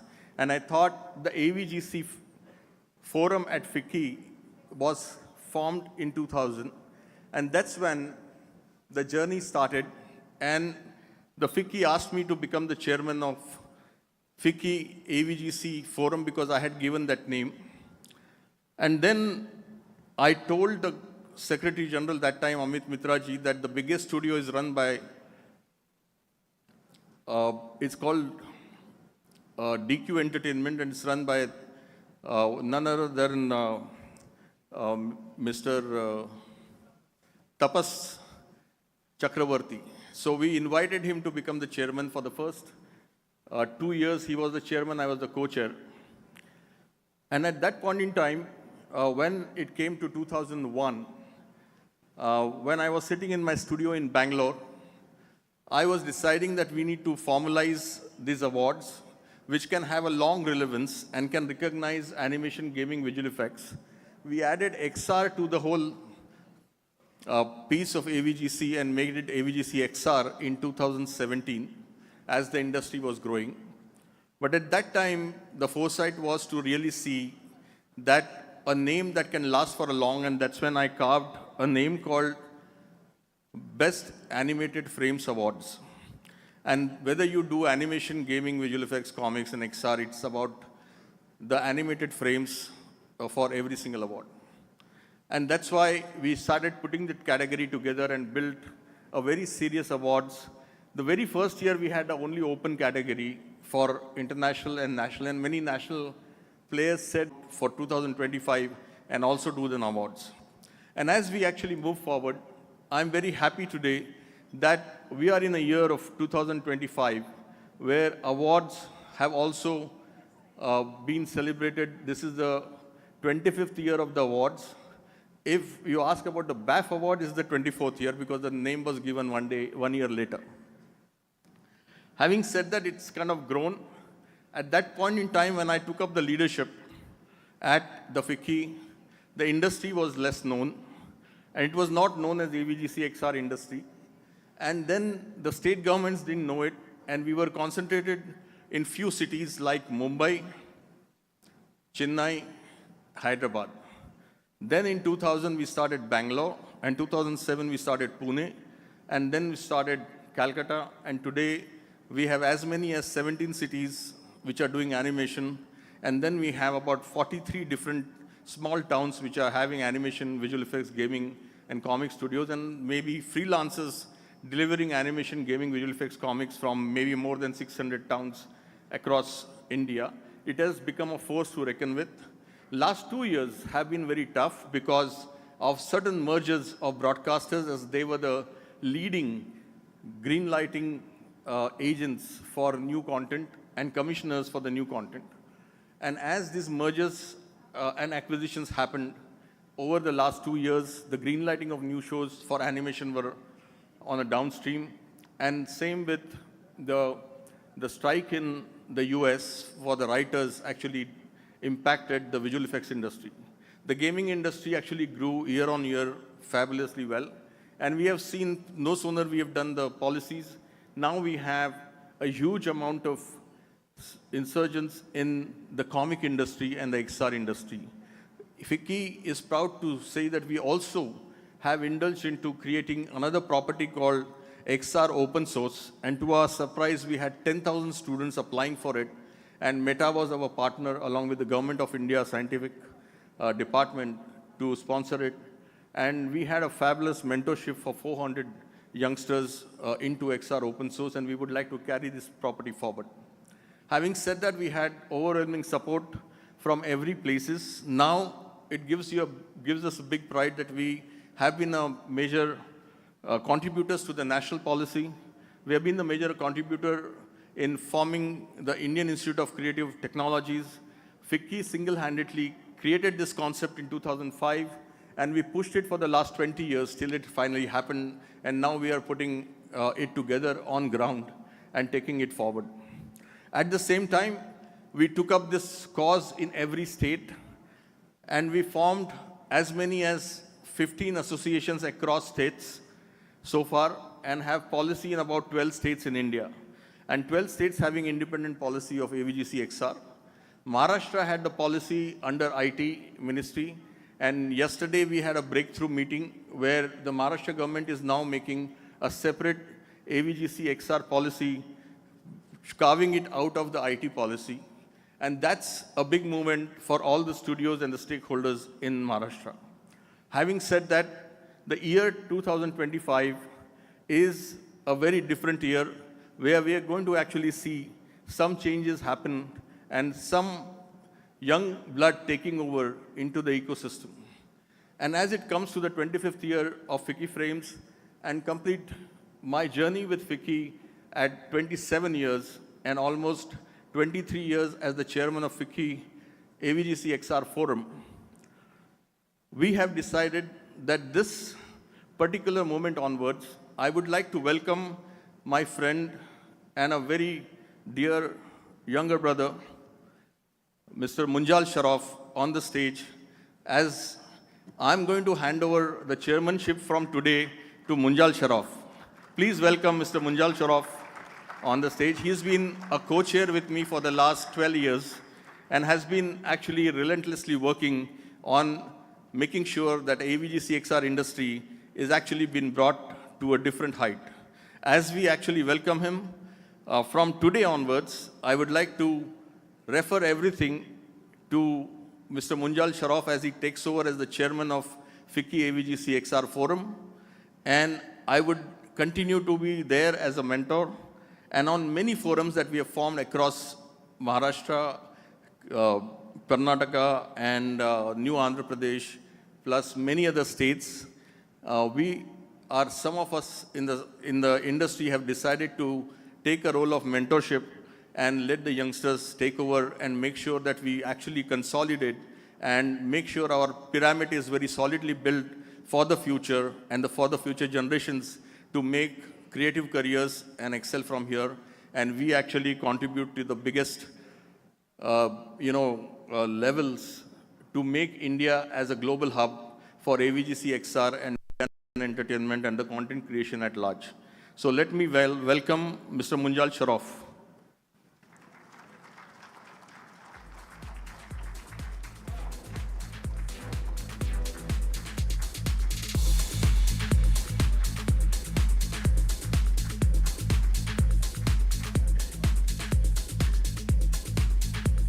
I would like to also give him the new visiting cards of Mr. Munjal Sharoff as the chairman of FICCI AVG CXR Forum. A big round of applause for him.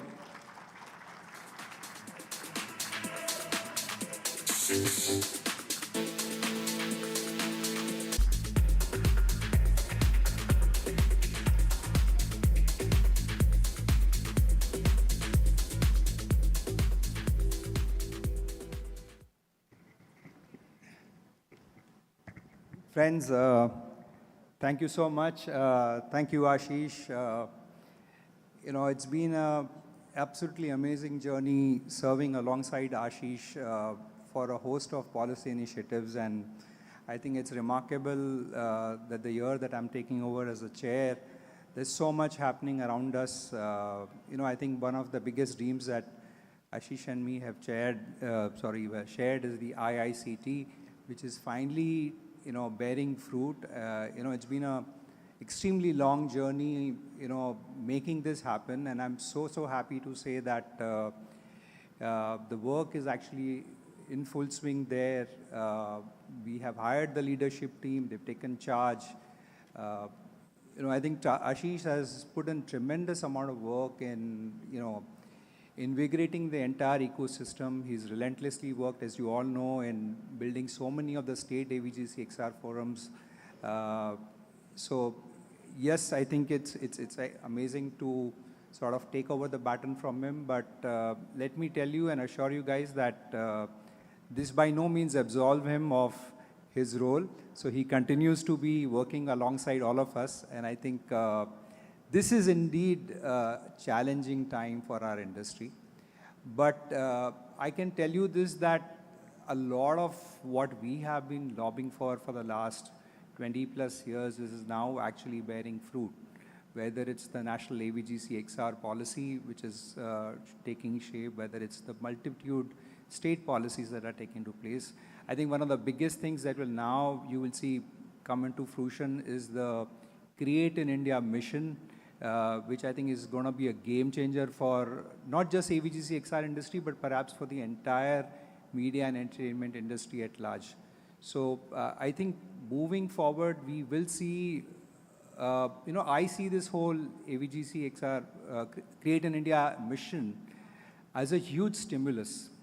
And I think as we step in these changing times, in my 30 years, we've seen a lot of changes happen in the industry. I've seen at least 3 recessions happen in the industry. But I think every time we have emerged stronger and we've only bounced back higher. So I would say that, yes, there is work to be done. But trust me when I say this, that I am bullish about the future more than ever. we have a vibrant ecosystem. We have so many people. I think just the sheer enthusiasm at the state levels in the formation of so many of the AVGC XR forums is great. I think so many of the states are coming up with a lot of the policies. A lot of these policies are also having incentives for producing fresh content. I think we also need to work on not only just producing good content, but also ensuring distribution and monetization of this content. I think that's a key factor that we need to work towards, and all of us. I'm saying that we have a billion-plus population. I think we've not effectively learned to monetize that audience well. So I think these are some of the things that moving forward, I will draw upon each one of you and all my colleagues in the industry to sort of put the shoulder to the wheel, how we can sort of deal with some of this in a much more holistic manner. And I think the only thing I can say that our goal is very simple, that when we look back 10 years from today, I think we should be able to look back with that satisfaction that we've left the industry in a slightly better place. You made the work and the task of any new creator coming into our ecosystem that much more easier. I think the journey for us, people of my vintage, was very, very tough. But I think at least we want to make sure that the next batch of people coming in, they should be focusing on creativity and not dealing with other aspects, so that I think India can become the global content powerhouse that it should become. And I think so that we can earn our rightful place in the global ecosystem of producing kick-ass content. So with that, thank you so much. And thank you, FICCI, once again. I would also want to take this opportunity to thank Leena. I hope she's in the room somewhere. I think okay, she's out. I think for her relentless support and the entire FICCI team, Garima, Pankaj, and the young bloods that we have, Sujit, Shivani, I think they don't get enough credit, but I would also take this opportunity that please give them a round of applause, because they put tremendous amount of work, back-breaking work, and they don't get enough credit for it. But believe me, a lot of the policy initiatives that you're seeing that take fruition is because they follow up consistently, with the ministries, with the secretaries, with the joint secretaries, making sure that we have FaceTime with them, ensuring that our relationships with these ministries are solid. So again, I think it's whatever you are seeing today and some of these policy initiatives that are kicking off, I think it's this whole team at FICCI. I think FICCI has done a big service to the entire media and entertainment sector, and especially to the AVGC XR sector. I think among all the industry bodies, we are the only industry body which has the oldest AVGC XR vertical. So I think that's something to be proud of. And once again, thank you so much, and looking forward to working with all of you. Thank you once again.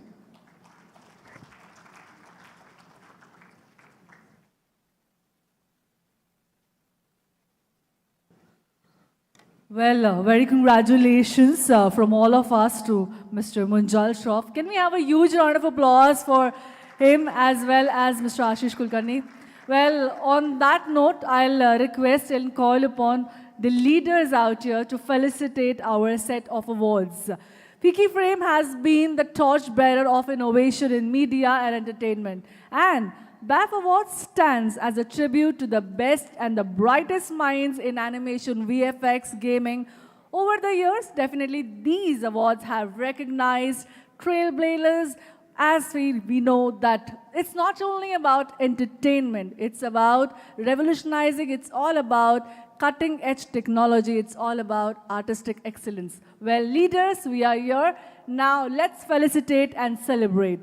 Well, BAF Awards 2025, and I'll call upon Mr. Ashish Kulkarni along with Mr. Munjal Shroff on the stage. Joining both of them on stage is Ms. Sylvie Forbin, Deputy Director General, Copyright and Creative Industries Sector, World Intellectual Property Organization. Can we have all three of you leaders out on the stage so that we can felicitate the first set of awardees in animation category?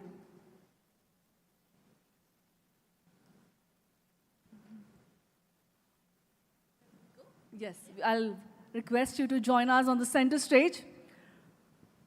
Well, the much anticipated BAF Awards 2025 and our first category being animation, a category truly that bring brands to life through the stunning visuals and storytelling.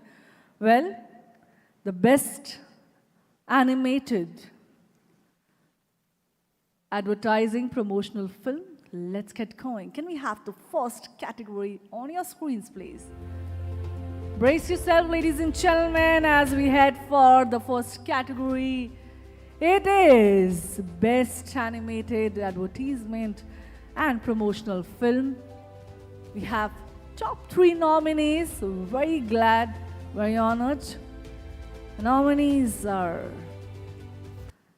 8 p.m. Bari Sardi Hai, Tavrohi Animations Private Limited, Jimmy's Bakery, Sukanta Chakravarti, and Beer Can Animated Commercial for Macquarie Amenity University, Mumbai. Well, and hold your breath as the winner is... Yes, it is 8 p.m. Badi Sardi Hai from Tavrohi Animations Private Limited. Very congratulations to the winner.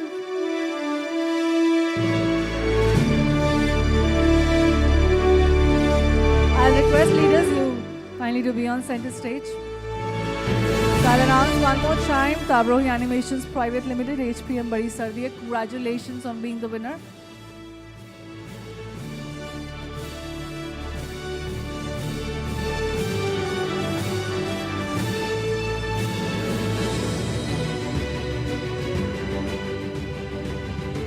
A meeting or a call to be attended, I think so. Let's move on to the next category. Well, ladies and gentlemen, brace yourself. It is BAF Awards 2025. Next category on your screens, please.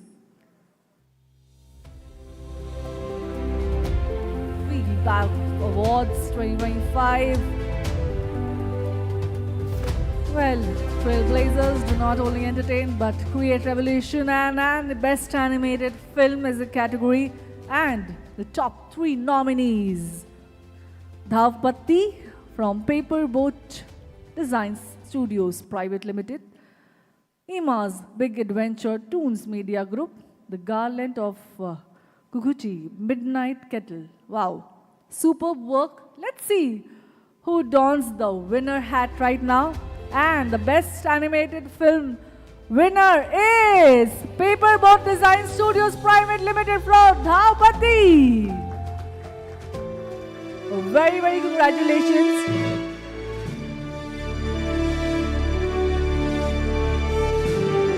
So winners, if you hear my voice loud and crisp, I think you should just keep running and coming on the stage.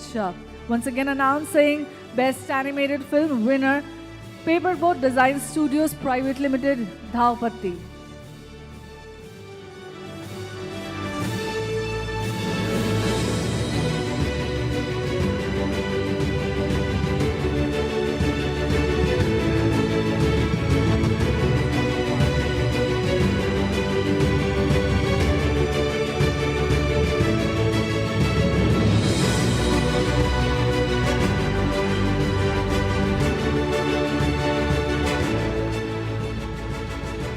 Can we have a huge round of applause, ladies and gentlemen, for our winner out here?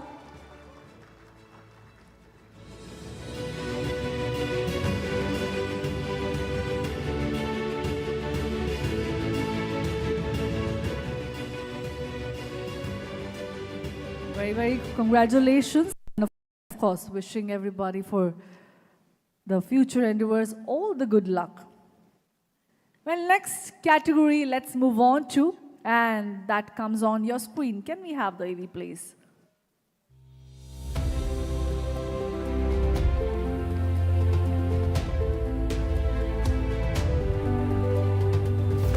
So let's move on, and the category being the Best Animated Short Film Student. We have top 3 again nominations, and one is Hamare Zamane Mein from Whistling Woods International. Next is Full Day, Karthik Mahajan IBK Productions, and Divine Encounter, Harsh Barundia. And the winner is... Yes, ladies and gentlemen, the winner is Whistling Woods International, Hamare Zamane Mein. Very incredible and a commendable work. Very, very congratulations.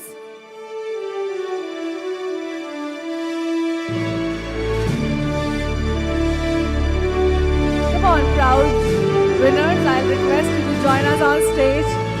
This is a time for your glory.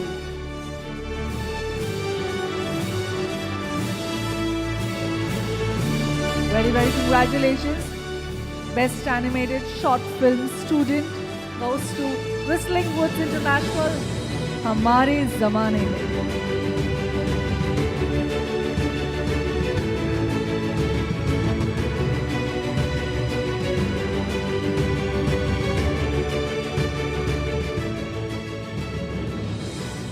Very congratulations to you.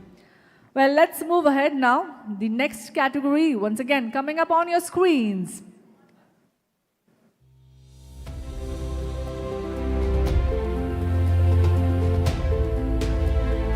Well, let's mark the best animated show of the year. We have top 3 nominations, and nominees are Bahubali Friends Revenge of Upper Shatru, Reliance Animation Studios Private Limited, Adventures of Akira and Mowgli, Power Kids Entertainment Singapore Private Limited, and Krish Trish, Bartley Boy, Bharat Hai Hum, Graffiti Multimedia Private Limited. Now let's get up for the winner, Best Animated Show of the Year, and that goes to Reliance Animation Studios Private Limited, Bahubali Friends, Revenge of Upper Shatru.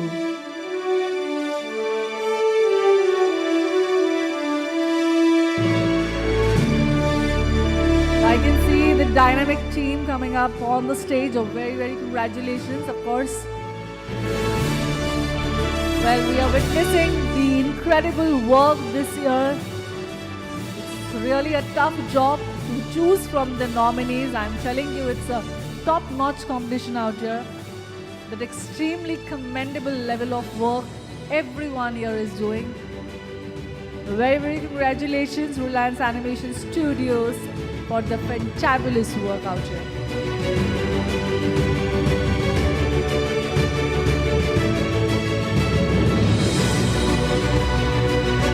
Well, ladies and gentlemen, can we have a huge round of applause? Well, this room is definitely witnessing a lot of innovators here.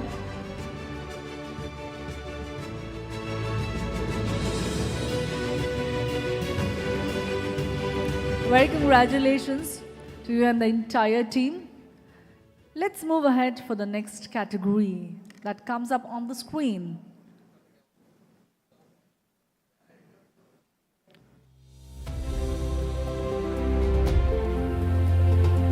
FICCI-EY BAF Awards 2025 Best Animation in TV, OTT and Web Series is a category.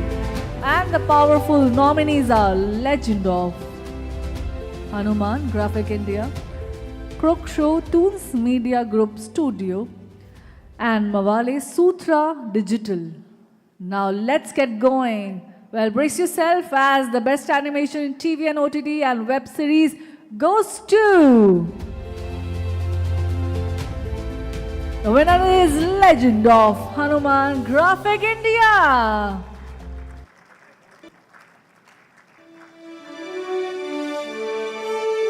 Very congratulations to Graphic India.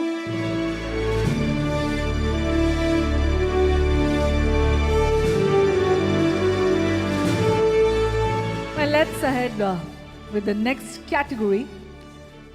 The next category coming up on the screens. Can we have the Eve, please?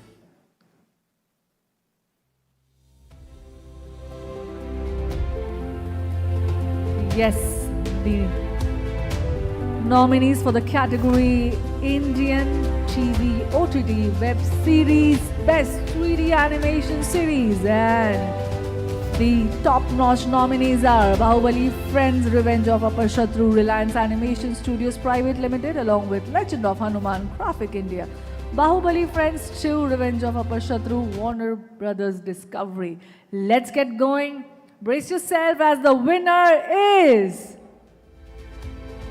It is, ladies and gentlemen, Bahubali, Friends, Revenge of Upper Shatru, Reliance Animation Studios Private Limited. A very, very hearty congratulations to you and the entire team out here. I must admit, a very fabulous work done. Well, definitely they are redefining Indian TV OTT web series by best 3D animation out here.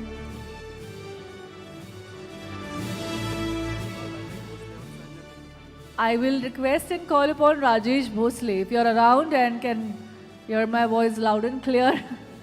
Rajesh Bhosle, right now you're wanted on the stage.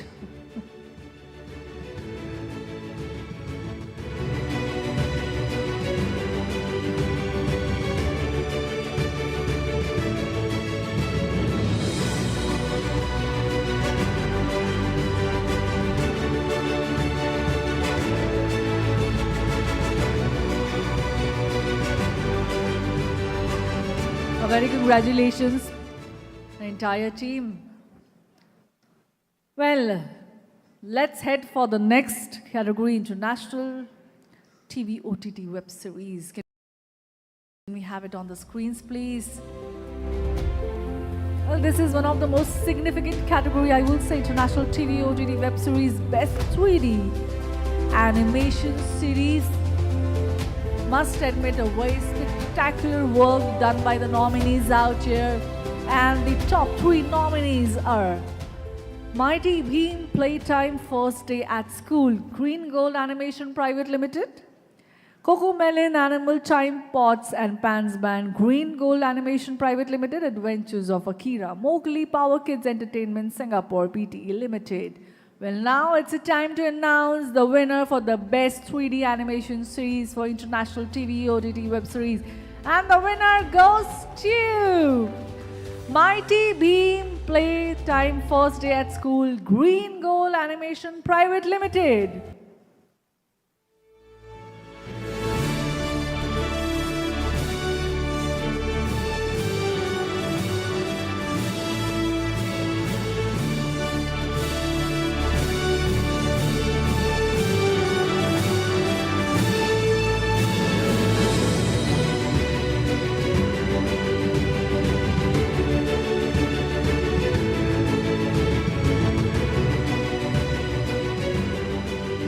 Ladies and gentlemen, put your hands together, come on, for the winner out here, Green Gold Animation Private Limited. A very, very congratulations to you and the entire dynamic team over here.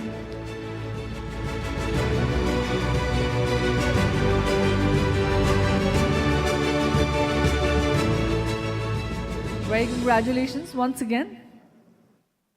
Well, now it's a time for heading to the next category. Can we have that AV on the screens, please? FICCI BAF Awards 2025. Well, let's get it up for the next category. Indian TV OTT Web Series Best 2D Animation Series. And hold your breath, the winner is Krish Trish and Bartley Boy Bharat Hai Hum from Graffiti Multimedia Private Limited. Well, a very, very congratulations.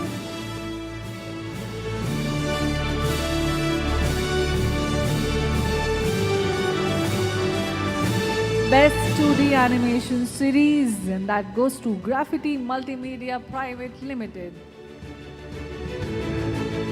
Very, very congratulations.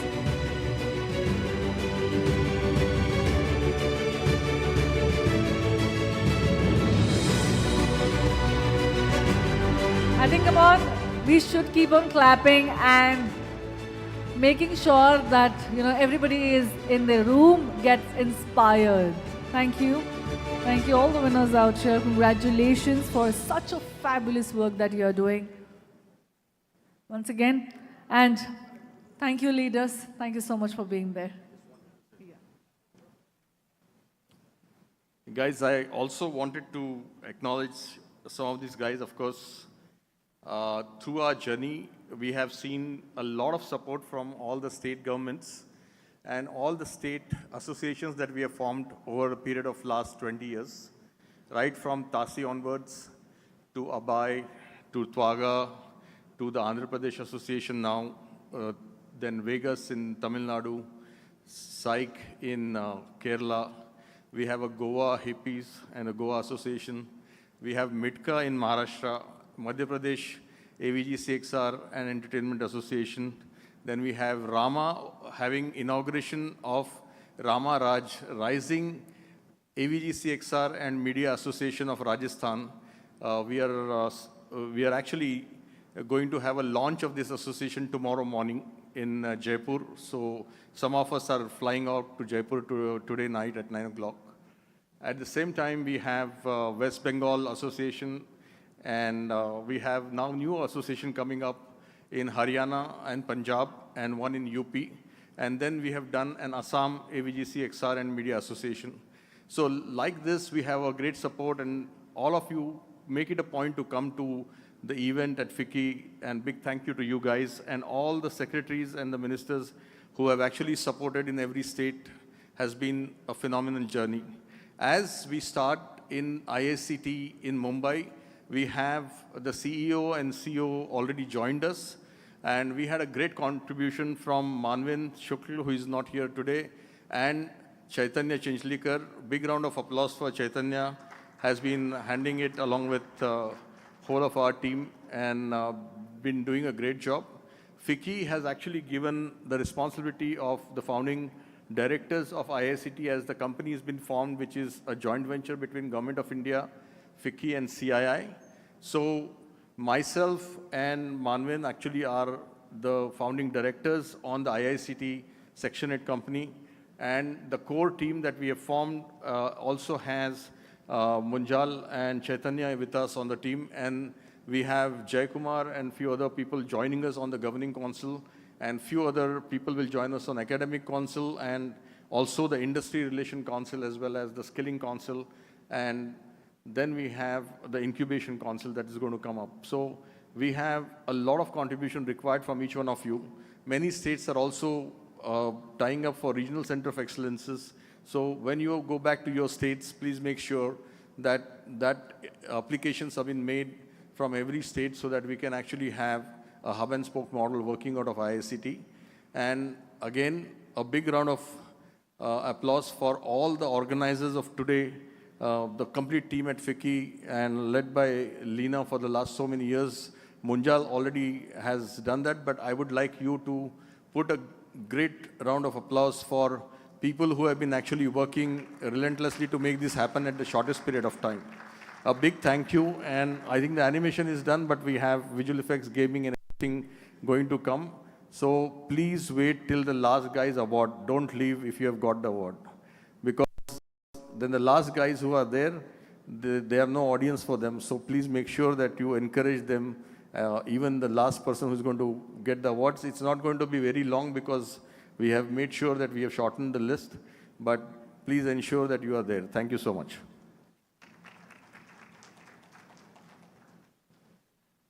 Thank you, sir, for your guiding words. And literally, I'll also request everybody to be there, present there, because we are crafting and inspiring stories. Let's get going now. For doing the honors of the next category, which is video game categories, I'll call upon truly a great leader out here who have joined us out of a very busy schedule. I am very privileged and honored to welcome Daljit Kumar, Deputy Secretary, Department of IT Biotechnology, Government of Karnataka. Can we have him on stage? With a huge round of applause, please welcome him. Thank you, sir, for joining us today. A very warm welcome. Joining him on stage is Anand Bhanushali, MD, Motion Pictures Film CGI Limited. Can we have you on stage as well? A huge round of applause, everybody. Joining both of them for felicitating the next set of awardees is Miss Amrit Kaur Dhillon, She is a Miss Malaysia. She's a versatile actress and model. Give it up for her, everybody. Come on, can we have a huge round of applause?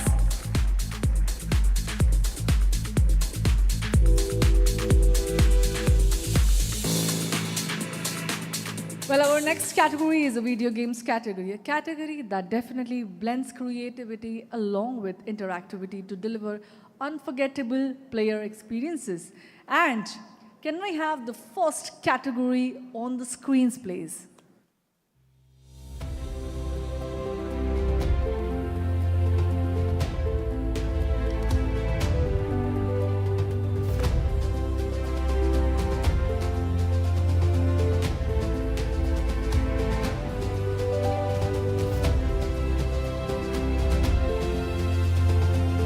Best Casual Game. We have top 3 nominees out here. Tutti Frutti Interactive Darkata, Broken Hearts Quest, Sutra Digital, Number Fusion, and Little Singham Cycle Race from Zapak Games Private Limited. And brace yourself as the Best Casual Game winner is Tutti Frutti Interactive Darkata, Broken Heart Quest.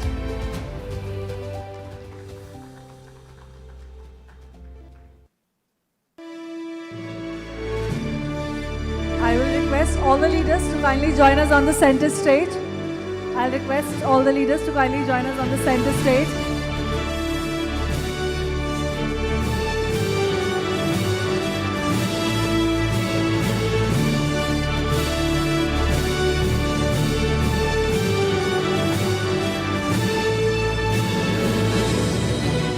Best Casual Game, and the winner is Tutti Frutti Interactive.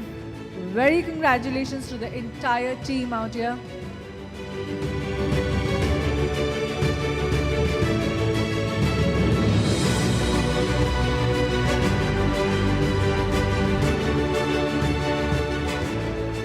Very congratulations. And let's move to the next category. Can we have the AV please on the screens? Brace yourself as we head for the next category.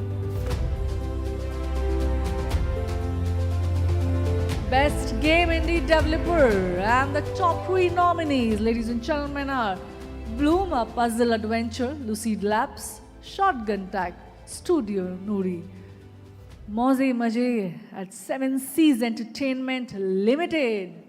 And the winner is... well, it is Bloom, a Puzzle Adventure, Lucid Labs. A very, very congratulations to you.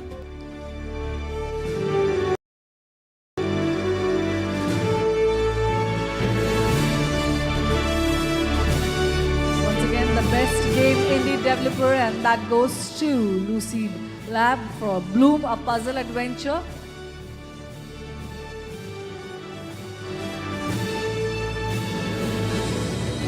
Well, let's get going with the next category that we have. Well, can the next category be displayed on the screens?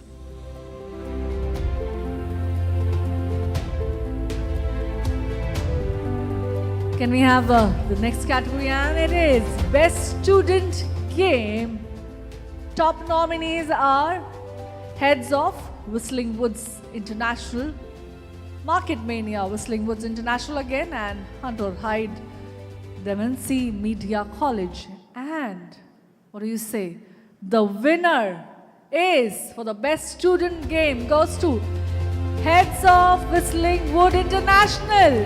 I'll request the leaders to kindly join us on the center stage. Yes, please.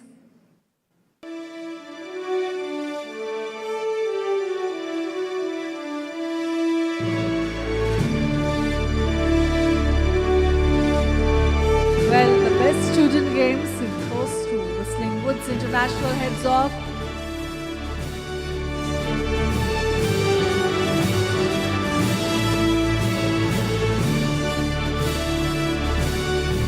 So I think these are also the games that have set new benchmark when it comes to engagement or design or creativity. And kudos to them, Best Student Games, entire team. Wishing you all the luck and a very, very congratulations, Whistlingwood International heads off. Come on, everybody, can we have a huge round of applause? Come on, let's celebrate the victory. Next category, can we have that on the screen as well?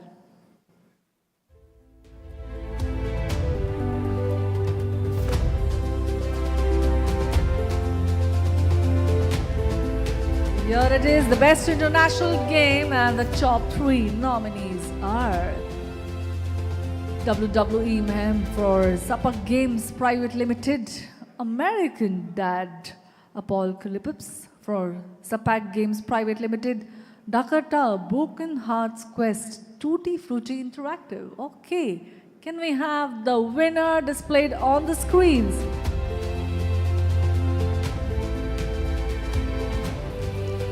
It is Zapak Games Private Limited. A very, very congratulations once again.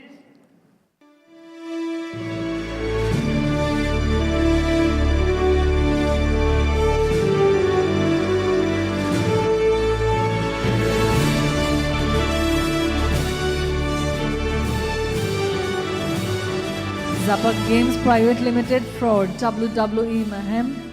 A very, very congratulations to you and the entire team for the hard work.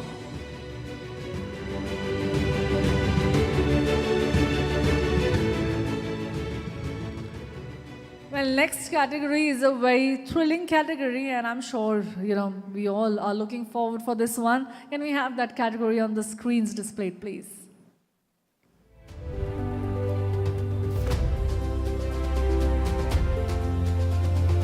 Could be our favorite category as well, the best mobile game category. And the top nominees for this one is once again Zapak Games Private Limited. We have WWE Mayhem. We have Battle Legion for Godspeed Games. We have Hospital Rush, Over the Moon Game Studios LLP. I think these could be favorites of all of us. But we're choosing the one winner, and the one best mobile game winner is once again I'll invite Zapak Games Private Limited. Come on, everybody, a huge congratulations.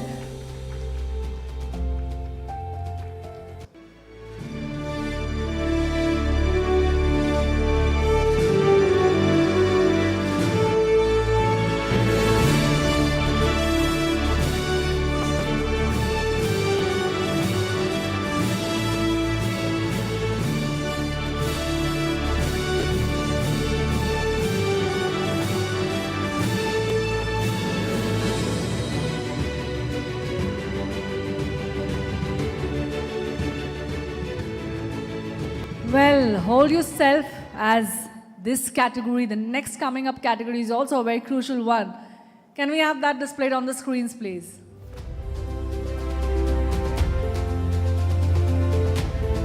Yes, it is Best PC Console Game. And I think let's get going with the top 3 categories. It is Kamla from Mud Mantra, Dakota, A Broken Heart Quest, Tutti Frutti Games Private Limited, and Mystic Pillars Remastered Holy Cow Productions. And the winner under this category is, brace yourself, it is Kamla for Mud Mantra. Very, very congratulations.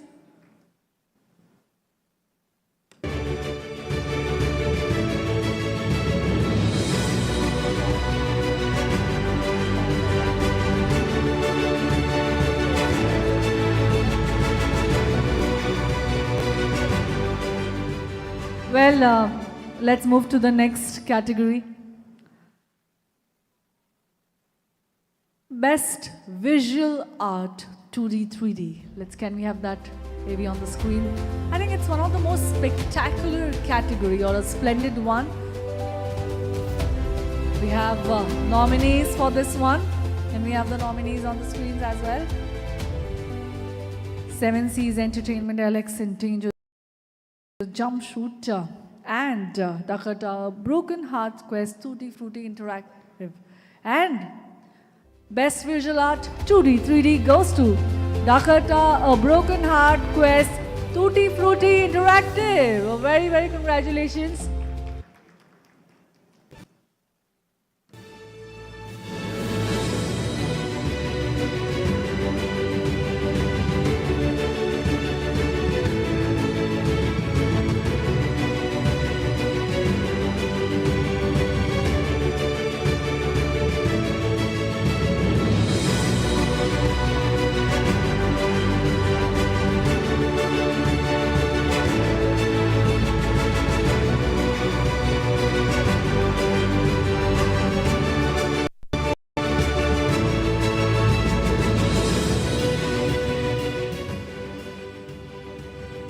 Well, everyone out here, thank you. Thank you, everybody. Thank you, Amrit Kaur Dillon, for taking time. And she's also a title holder of Miss Malaysia. We're very proud that she's come here. She's also accomplished entertainment lawyer as well. So great having all the talent on one roof here. Well, next category, I think, could be one of our favorite category. I think I'll vouch for that one. It is a comic categories. Let's move on to call upon the dignitaries on the stage who shall be felicitating the next set of awardees. I'll first and foremost call upon Mr. Sanjay Himsera, President, ASIFA, India. Can we have him on stage? A huge round of applause for him.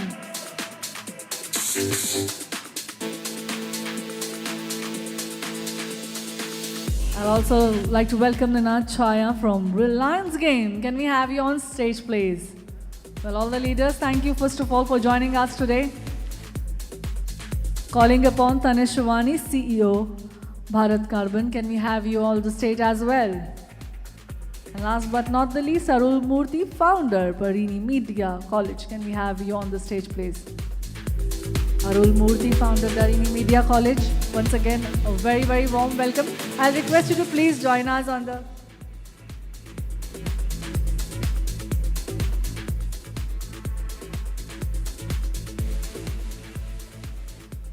Well, come on, I think we should have a huge round of applause for our leaders out here.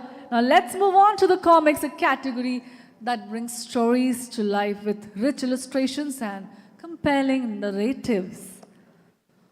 Well, let's have the first category displayed on the screen. Here we go, and the first category for comic category, Best Comic Graphic Novel, and that has 3 great nominations. I am telling you, vouching for you, these are the best nominations. Parshuram, Blood and Dharma, of Advorahi Private Limited, The Violated Infestation, and Epoch, The Whistling Wood International. I think with this, we have one spectacular winner out here. And the winner is Parshuram, Blood and Dharma, Advarohi Private Limited. Very, very congratulations.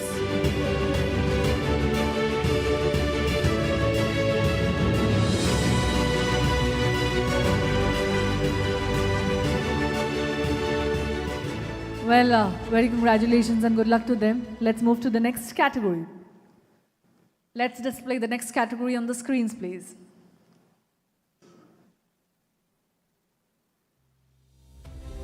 It's a time to celebrate, and the next category is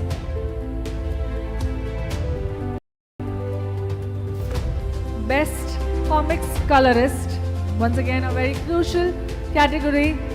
And we have nominees for this one, and it is Surma's Curious Bit Publication, Avik Amaira, The Paranormal Files, Nishi Chitraganda Comics.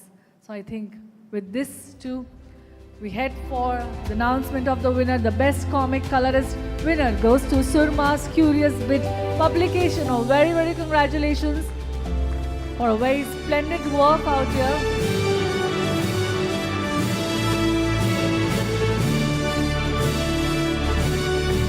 I request everybody to join us on the center stage.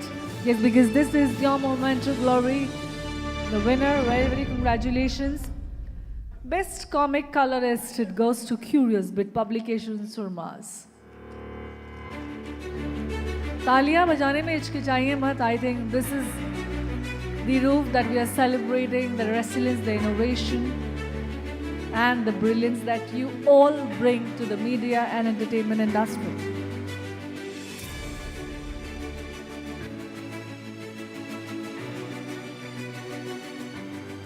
Next, let's move on to the category. Can we have that on screens, please?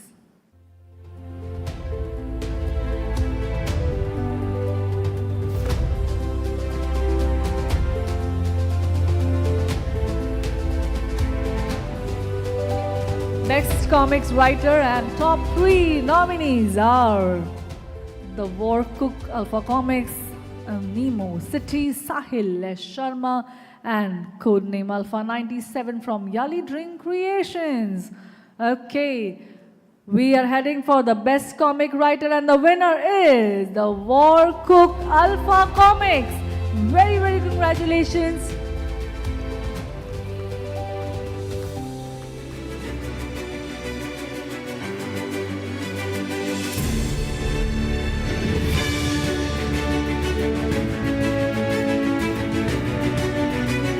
Congratulations to the entire team of Alpha Comics, The War Cook. Very, very congratulations, Best Comic Writer. Telling you, not an easy job at all, and must say, very fantabulous one. Congratulations.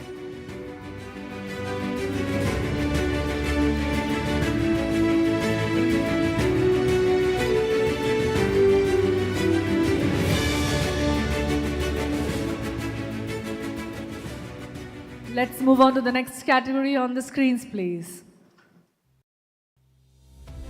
The next category, once again, is breaking all the norms and creating an innovative perception.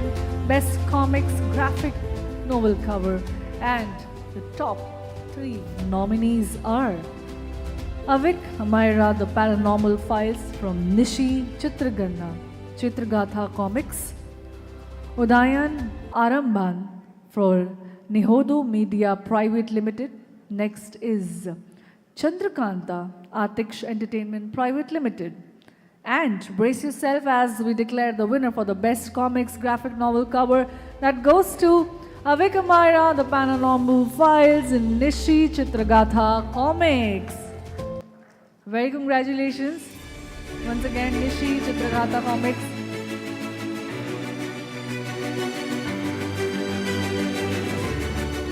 Surely a great work.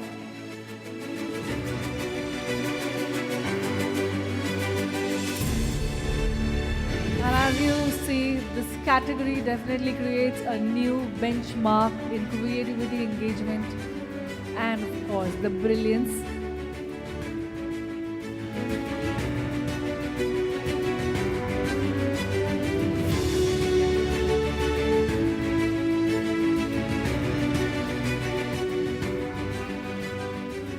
Very congratulations. Let's move to the next category coming up on the screens.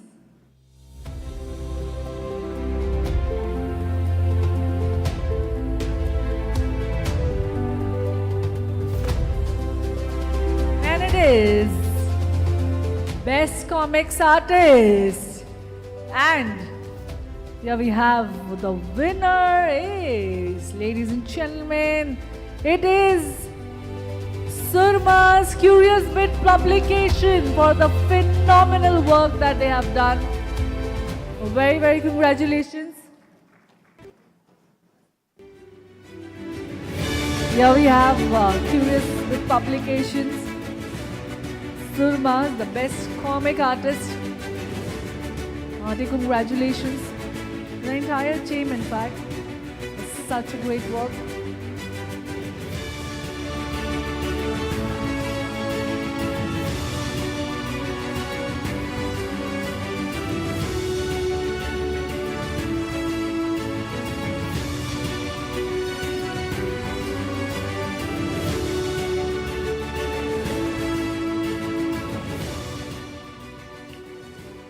Well, leaders, thank you so much. Thank you so much for felicitating the awardees. Thank you. Thank you. Well, let's move ahead with the next category, XR categories. Now let's step into the world of extended reality, a category that redefines how we experience digital content through immersive technology. For doing the honors, I'll call upon our delegates. I mean, they are the visionary leaders now. Let me call upon one by one P. Jayakumar, CEO, Toons Animation. Can we have him on stage, please? Huge round of applause. First of all, thank you so much, sir, for taking time and joining us today. We really look forward to a great award ceremony out here. Along with Mr. Rajiv Chilaka, CEO, Green Gold Animation. Can we have him on stage as well? Next is Philip Thomas, India, President, World Design Forum.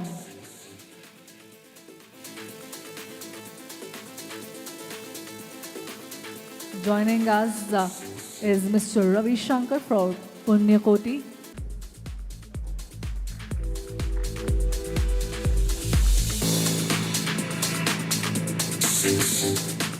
Well, I'll request the leaders to grab the center stage. And also, let's move to the next category on the screens, please. Come on. The best category displayed on the screens. Yeah.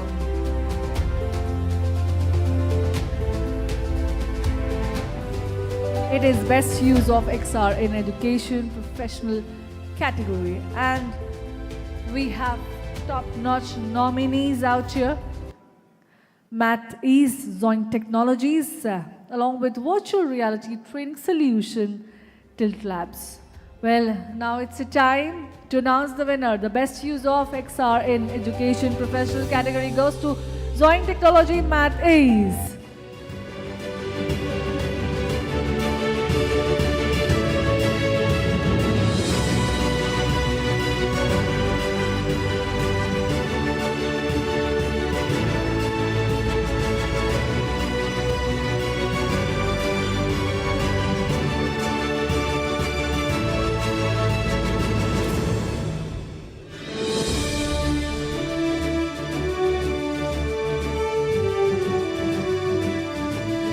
Extended reality XR is the new reality, and wow, what a category to choose for best use of XR in education.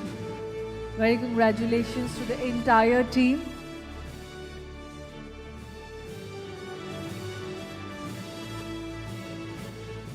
Next category, I will say a very innovative category, and can we have that category on the screens, please?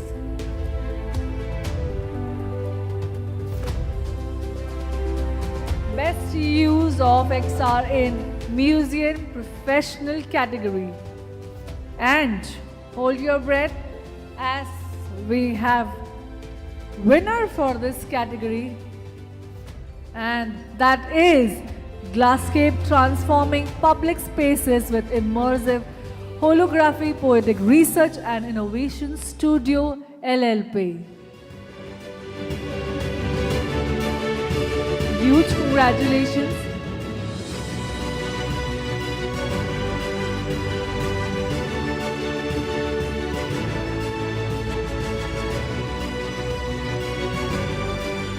We'll move ahead to the next category. Can we have that on screens, please? Let's brace yourself for the next category. It is Best XR at Short Film Animation Studio Gaming Company Professional. We have top 3 nominees: National Anthem of India and XR Experience, Charana Labs Private Limited, Anamorphic Fronts, Tavrohi Animations Private Limited, The Manhole, Abhishek Verma, IIT Bombay. And the winner for this category goes to Into the Manhole from Abhishek Verma, IIT Bombay. Huge congratulations.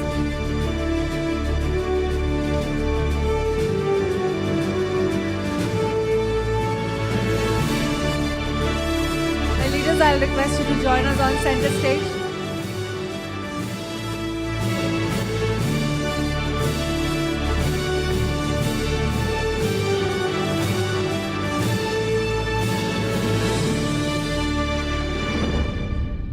Everybody, literally, can we have a huge round of applause, everybody? Come on.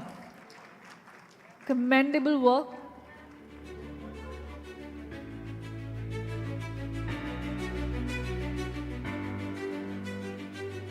Congratulations once again. Let's move to the best use of XR experience. Can we have the category on the screens? Great category to get nominated for, and I think it's a very important one, the best use of XR experience, education, tourism, video game, museum, art film, student category. And we have the winner, and it is, yes, it is Mahakumbh experience in VR and AR in MechLab Meta Achievers. Once again, redefining innovation. Huge congratulations.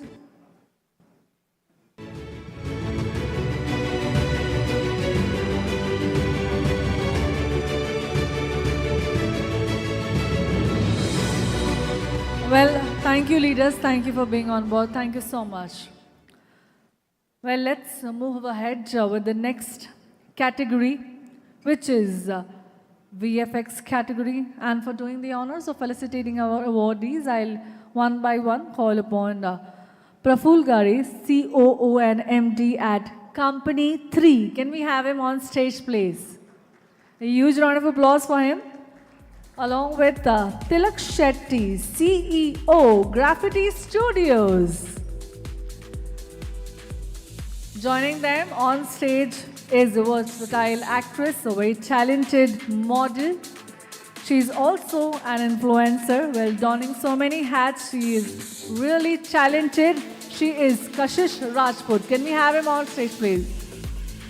Very beautiful, Kashish Rajput. Thank you so much. She's joining her out of her busy schedule. Looking forward.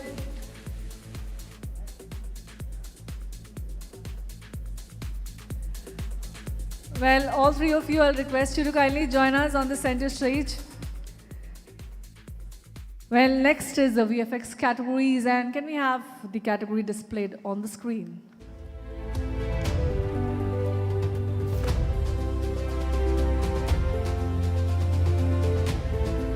It is Best Indian VFX in Film. Yes, let's get going. I think this is a time to raise the innovation. The top-notch nominees are Chandu Champion Red Chillies .VFX, Jigra Motion Film FICCI-EY Private Limited, Bhool Bhulaiya 3 Red Chillies VFX.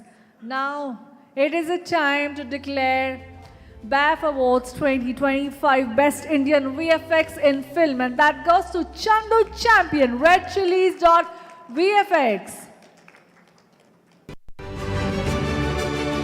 Huge congratulations.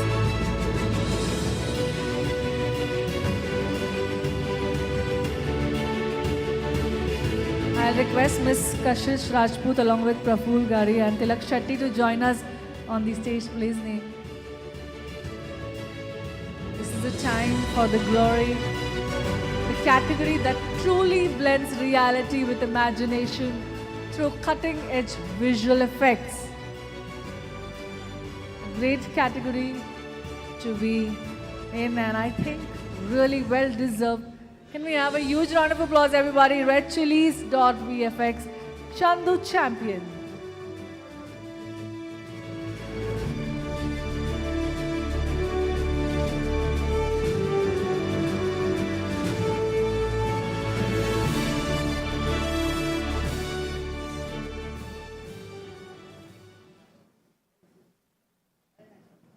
Very congratulations.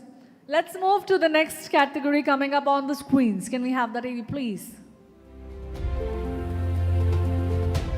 FICCI BAF Awards 2025, the category coming up. Next is VFX Student Work.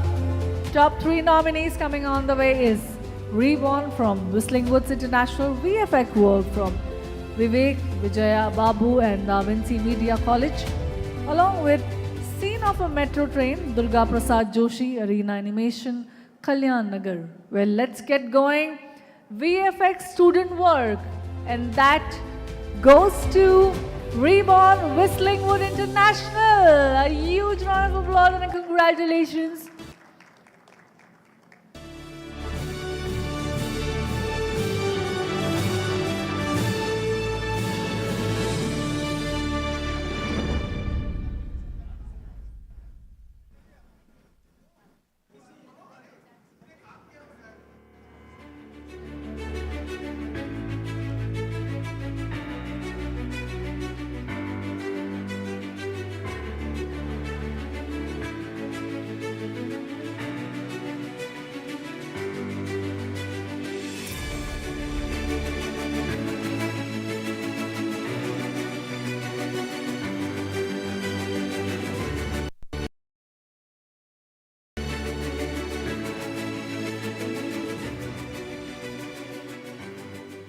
Well, a huge congratulations once again to the winner under the VFX student work. Next category, can we have on the screens, please?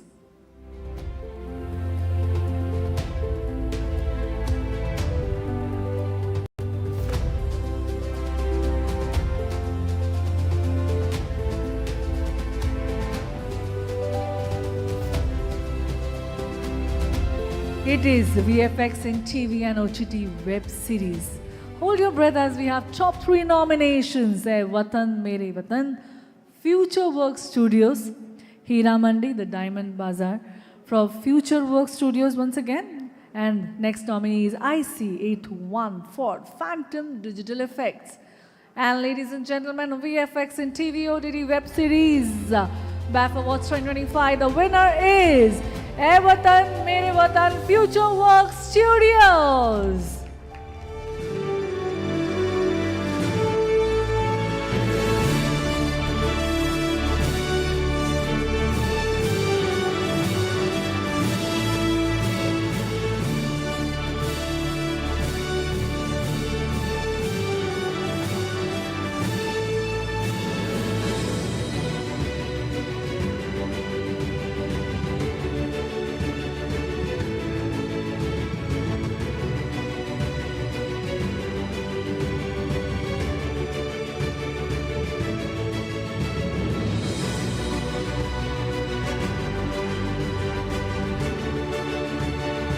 Can we have a huge round of applause for the winner, everybody? Come on, Future Work Studios hai.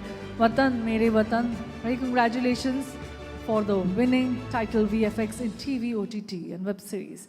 Next category, can we have it on the screens, please?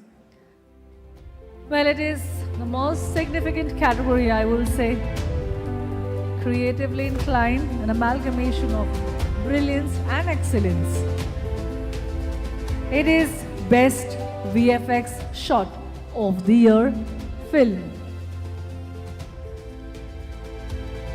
Top 3 nominees are Chandu Champion, Red Chilies .vfx, Chava, Assembleg Entertainment, and Kalki 2898 AD Phantom Digital Effects. And the winner under this category is, it is Chandu Champion, Red Chilies .vfx.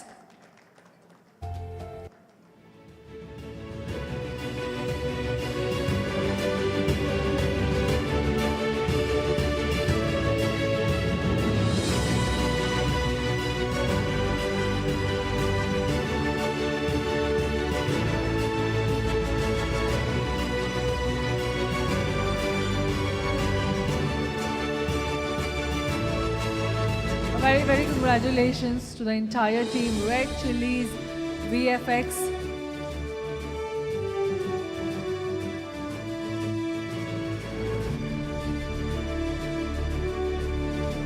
Congratulations on bagging the Best VFX Shot of the Year, Chandu Champion. Let's get going with the next category. It is on the screens.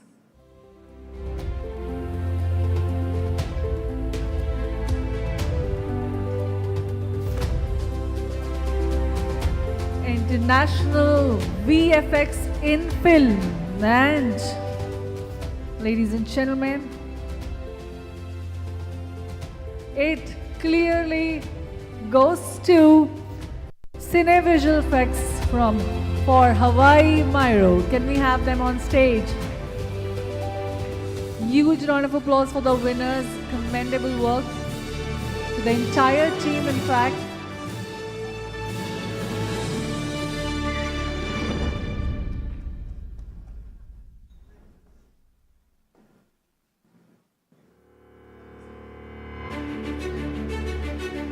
Join us on the center stage as very congratulations International VFX in Film, Cinevisual Effects.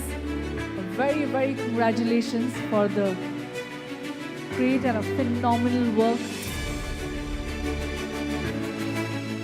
Once again, setting the benchmarks really high.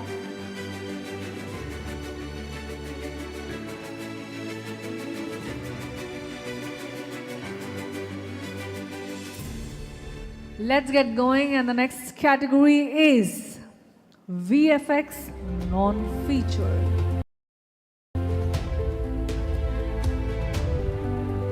Once again, a very crucial and significant category compromising of creativity, VFX non-feature, and the winner is Floppy for Lumapix Creative Studios LLP.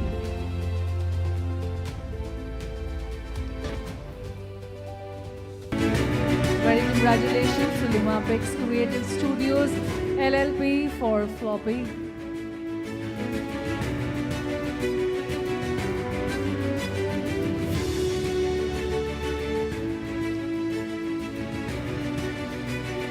Well, let's move to the next category on the screens.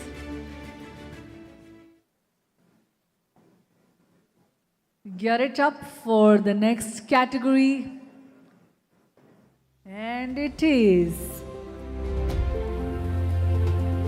FICCI BAF Awards 2025 VFX Shot of the Year TV OTT Animated Ads, and the winner is IC814 Phantom Digital Effects. So very congratulations.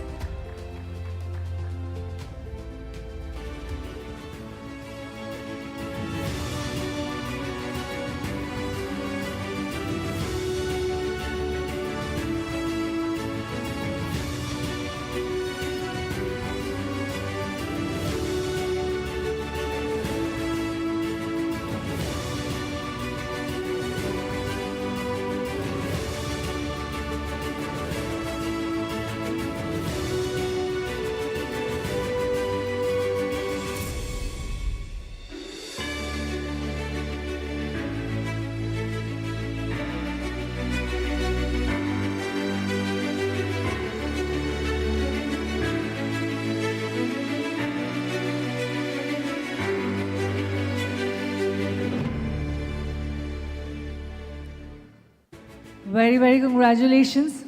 And well, leaders, now it's a time for the great category that we all look forward for. Now, this is a very crucial and a very creative category, fantasy sports category.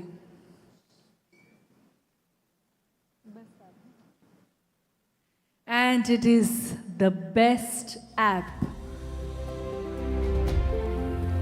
Well, this is definitely talking all about the resilience, the perseverance, and the innovation that all the game changers bring. The best app. Clearly, we have a winner here. Well, brace yourself, as the winner under the best app category is Rummy Prime's Gamescraft Technologies Private Limited.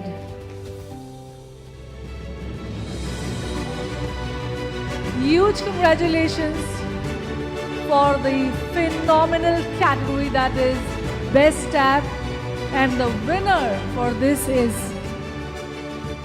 creating benchmarks and of course setting the milestones, crafting some great successful stories. Rummy Prime Gamescraft Technologies Private Limited.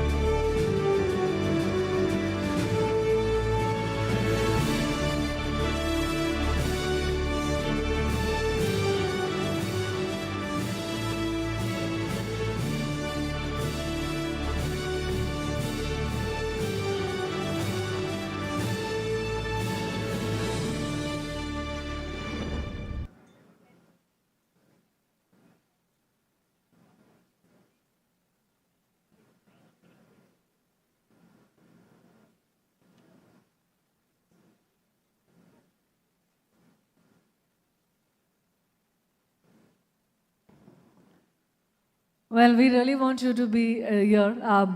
Just wanted to interact with all three of you out here. It's a glad and a great moment, but I'll just bring the mic myself over here. So I think, yes, I'll request you to politely join us on the center stage. So, we all talk about creativity. We all talk about being out of the box thinkers. How do you think this awards actually, help the people out here? In fact, lot many nominations were there, top-notch nominations. Jury literally had a tough time picking, one winner. They were like, everybody is actually thinking out of the box, bringing cutting-edge technology, bringing innovation, thinking in a great way, great audience engagement. But what do you think? What is that X factor that makes the others, go on a different level, and one person on a little higher level, according to you? Well, I think whoever got nominated, all are the winners. It's just that, the jury just decided either it's A or B. According to me, all are winners because the effort, we all know, we all are filmmakers. So we know how much effort it goes to make one frame look good. So I would say, and it's an incentive for others to also compete in the years to come. I think all are winners. So there is not, I wouldn't say, the person who's won, he's just one apart. It's just that the jury must have thought at that point of time, they are the best for this category. But yeah, they all are same, I would say. Well, I really love the fact that you told that, there are certain times the parameters are there, and probably it matches for the jury. But great, I think, can we have a huge round of applause for him? Thank you. And we all are literally crafting stories. Don't worry, don't get paranoid. You're absolutely mesmerizing and beautiful. Definitely. I just want to know from your side of story, you belong to a very different world, but not so different from here. We all are, at the same time, belong to the media and entertainment industry. It's just a different facet altogether. But, coming back to your story, you might have had a lot of ups and downs and tough times out here, and basically everybody has. But I think here people, like you said, one frame, bringing that one frame into the life takes a lot of efforts, a lot of teamwork, a lot of to and fro, a lot of hard work. So with your, your perception, you're an actress, you're a model, you're an influencer. What is your side of story? How does it work over there? We'd love to know your side of story. My side of story, only one, that if you love something, so you can do that. So you will be enjoy. First of all, then you need to enjoy that. So you will automatically grow that. So that's, thank you. Fabulous. I love the fact that you should, have a pure passion when it comes to work. And I think here we just are not the visionaries, we are the pure passionate people out here, right? Sir, coming up to you, you have an industry expertise and experience of so many years. Something you feel that, there are so many young minds also. And I can see that not many people are attracted towards the fact, especially the young minds, that they can actually craft stories, using technology. You don't need to actually craft, there were the days when, you have to have a certain type of cinema or OTT or probably a television. But today it's a different altogether genre. So what do you think? Any message to the young minds, or probably when the challenges time come, what to do? Well, honestly, in terms of message, I would just say that just keep it up. I think they are doing amazing. We've been seeing actually the work from the younger generation, and I think they are so open-minded that they have learned the traditional animation or traditional VFX technologies, methods, and also adopting very quickly the new technologies which are coming. And of course, we are talking about AI and reality industries and all those things. So I think they are, I would say, a super a power of this industry. They have taken things from the traditional way. Of course, they are taking also from the new technologies. So I think they are doing good. Just to give an example, I think the one film which got the award, Into the Manholes, I think it's such an amazing film. It's an animation film, but it has a very strong social message in that. So at this level, if these guys are actually kind of trying to blend both the things, it's just not the entertainment animation, it's also the social awareness they're creating. I think it is something amazing. Just keep it up. So I think when I call you game changers, you really defined it, because it's just not about crafting some stories out here. It is actually crafting so many great stories, but also some social messages, or probably thinking out of the box. Well, I think for everybody in the room, can we have a huge round of applause, everyone? Next category is ready? Slide is ready. Okay, so let's get going. Ladies and gentlemen, we have the great category coming up on the screen. Let's felicitate the next set of awardees out here. Can we have the category on the screen?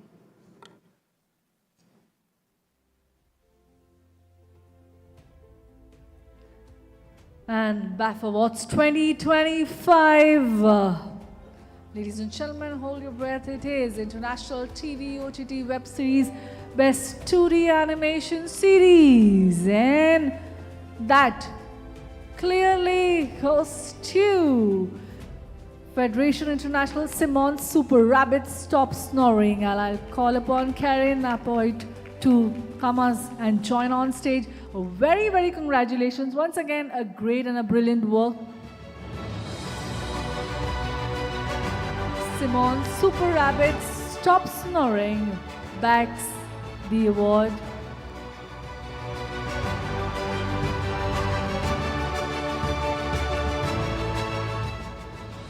Well, thank you. Thank you, everybody, for joining us. Thank you. Well, this entire evening couldn't have been possible without the phenomenal juries that we have. And I'd like to request the entire jury slide on the screens, please, because I think this is where we are. The leaders, the visionary, actually taken time out of their schedules, made sure that they are checking all the parameters and making sure that, you know, out of all the nominees, I must say the top-notch one, the choosing the winners, a very, very brilliant work done by the jury.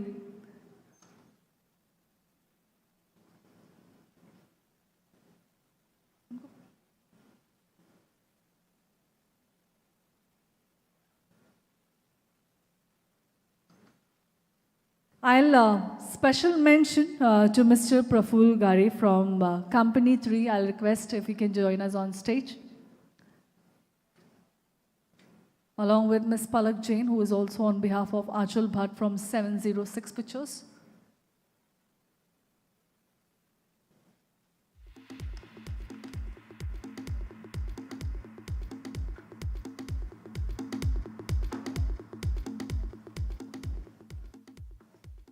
So as you see the dynamic and the robust jury, thanking them once again for being on board.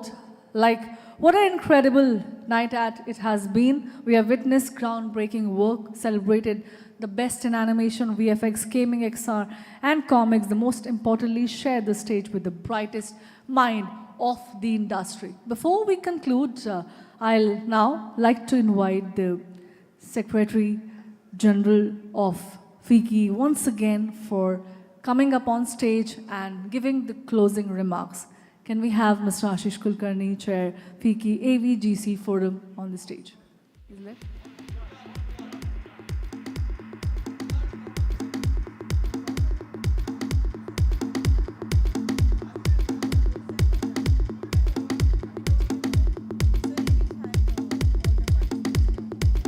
I'll request Mr. Munjal Shroff to kindly join us on stage. He is the Chair, AVGC XR, and co-founder and COO of Graffiti Studios. Let's welcome him with a huge round of applause and a huge congratulations to him.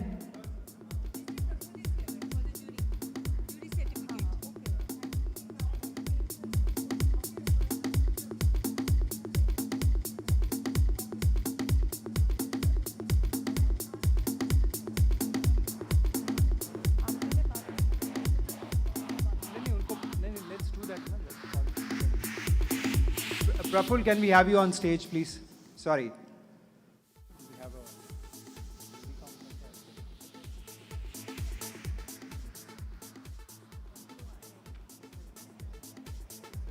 I recognize you as Julie.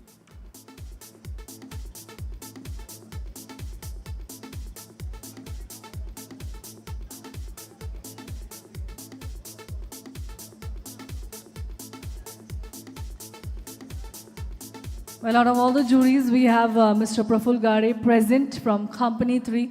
Thank you, sir. I am sure it might be like a very tough work to choose the winners, but thank you once again for doing the honors.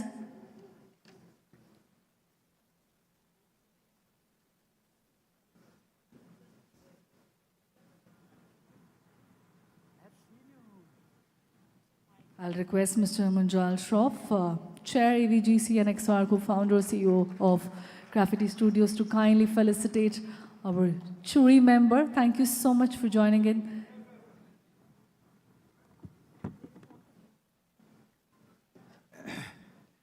Okay, so, now comes the most important part, which is thanking all our partners. As you all know, it's been a tough year for the industry, so we would especially like to thank all our sponsors, Government of Maharashtra, presenting partners Jio Star, broadcast partner Prasar Bharati, digital partner Waves, associate partner Company 3, knowledge partner EY, media partners Best Media Info, Ad Gully, Animation Express, BAF implementation partner Verix, and we would also like to thank JEDI Association of India for the support, the Games Developer Association of India for the support during the selection and evaluation process for the video game section. Trophies by Vision Awards and Trophies Private Limited, Reskill for their extended support, MIT University Mumbai for sending the young professionals for supporting and running the show, media for participation in good numbers and having the event. Thanks, FICCI. Thank you so much.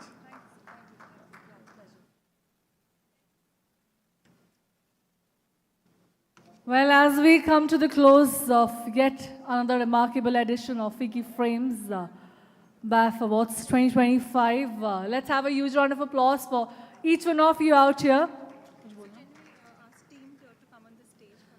Also, not without the team, right? The hard work, the day in and out, the efforts that they have put in for putting such a scalable event out here. I'll request the entire team of FICCI to kindly join us on the stage.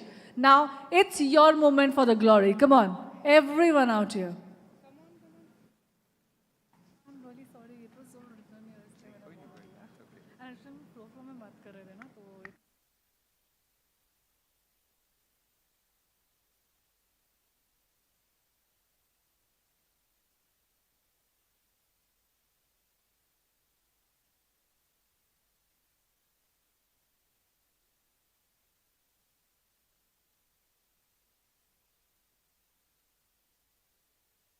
Guys, can we have the FICCI team on stage for a photo, please?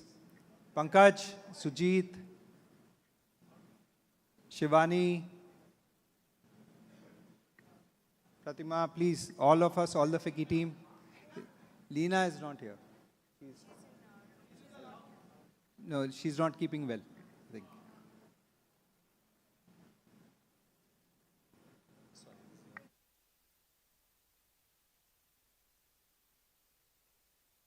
The FICCI Mumbai team also, please, the entire FICCI team. Is Deepak still here? Can you have everybody from FICCI, Delhi and Mumbai teams on stage, please, quickly?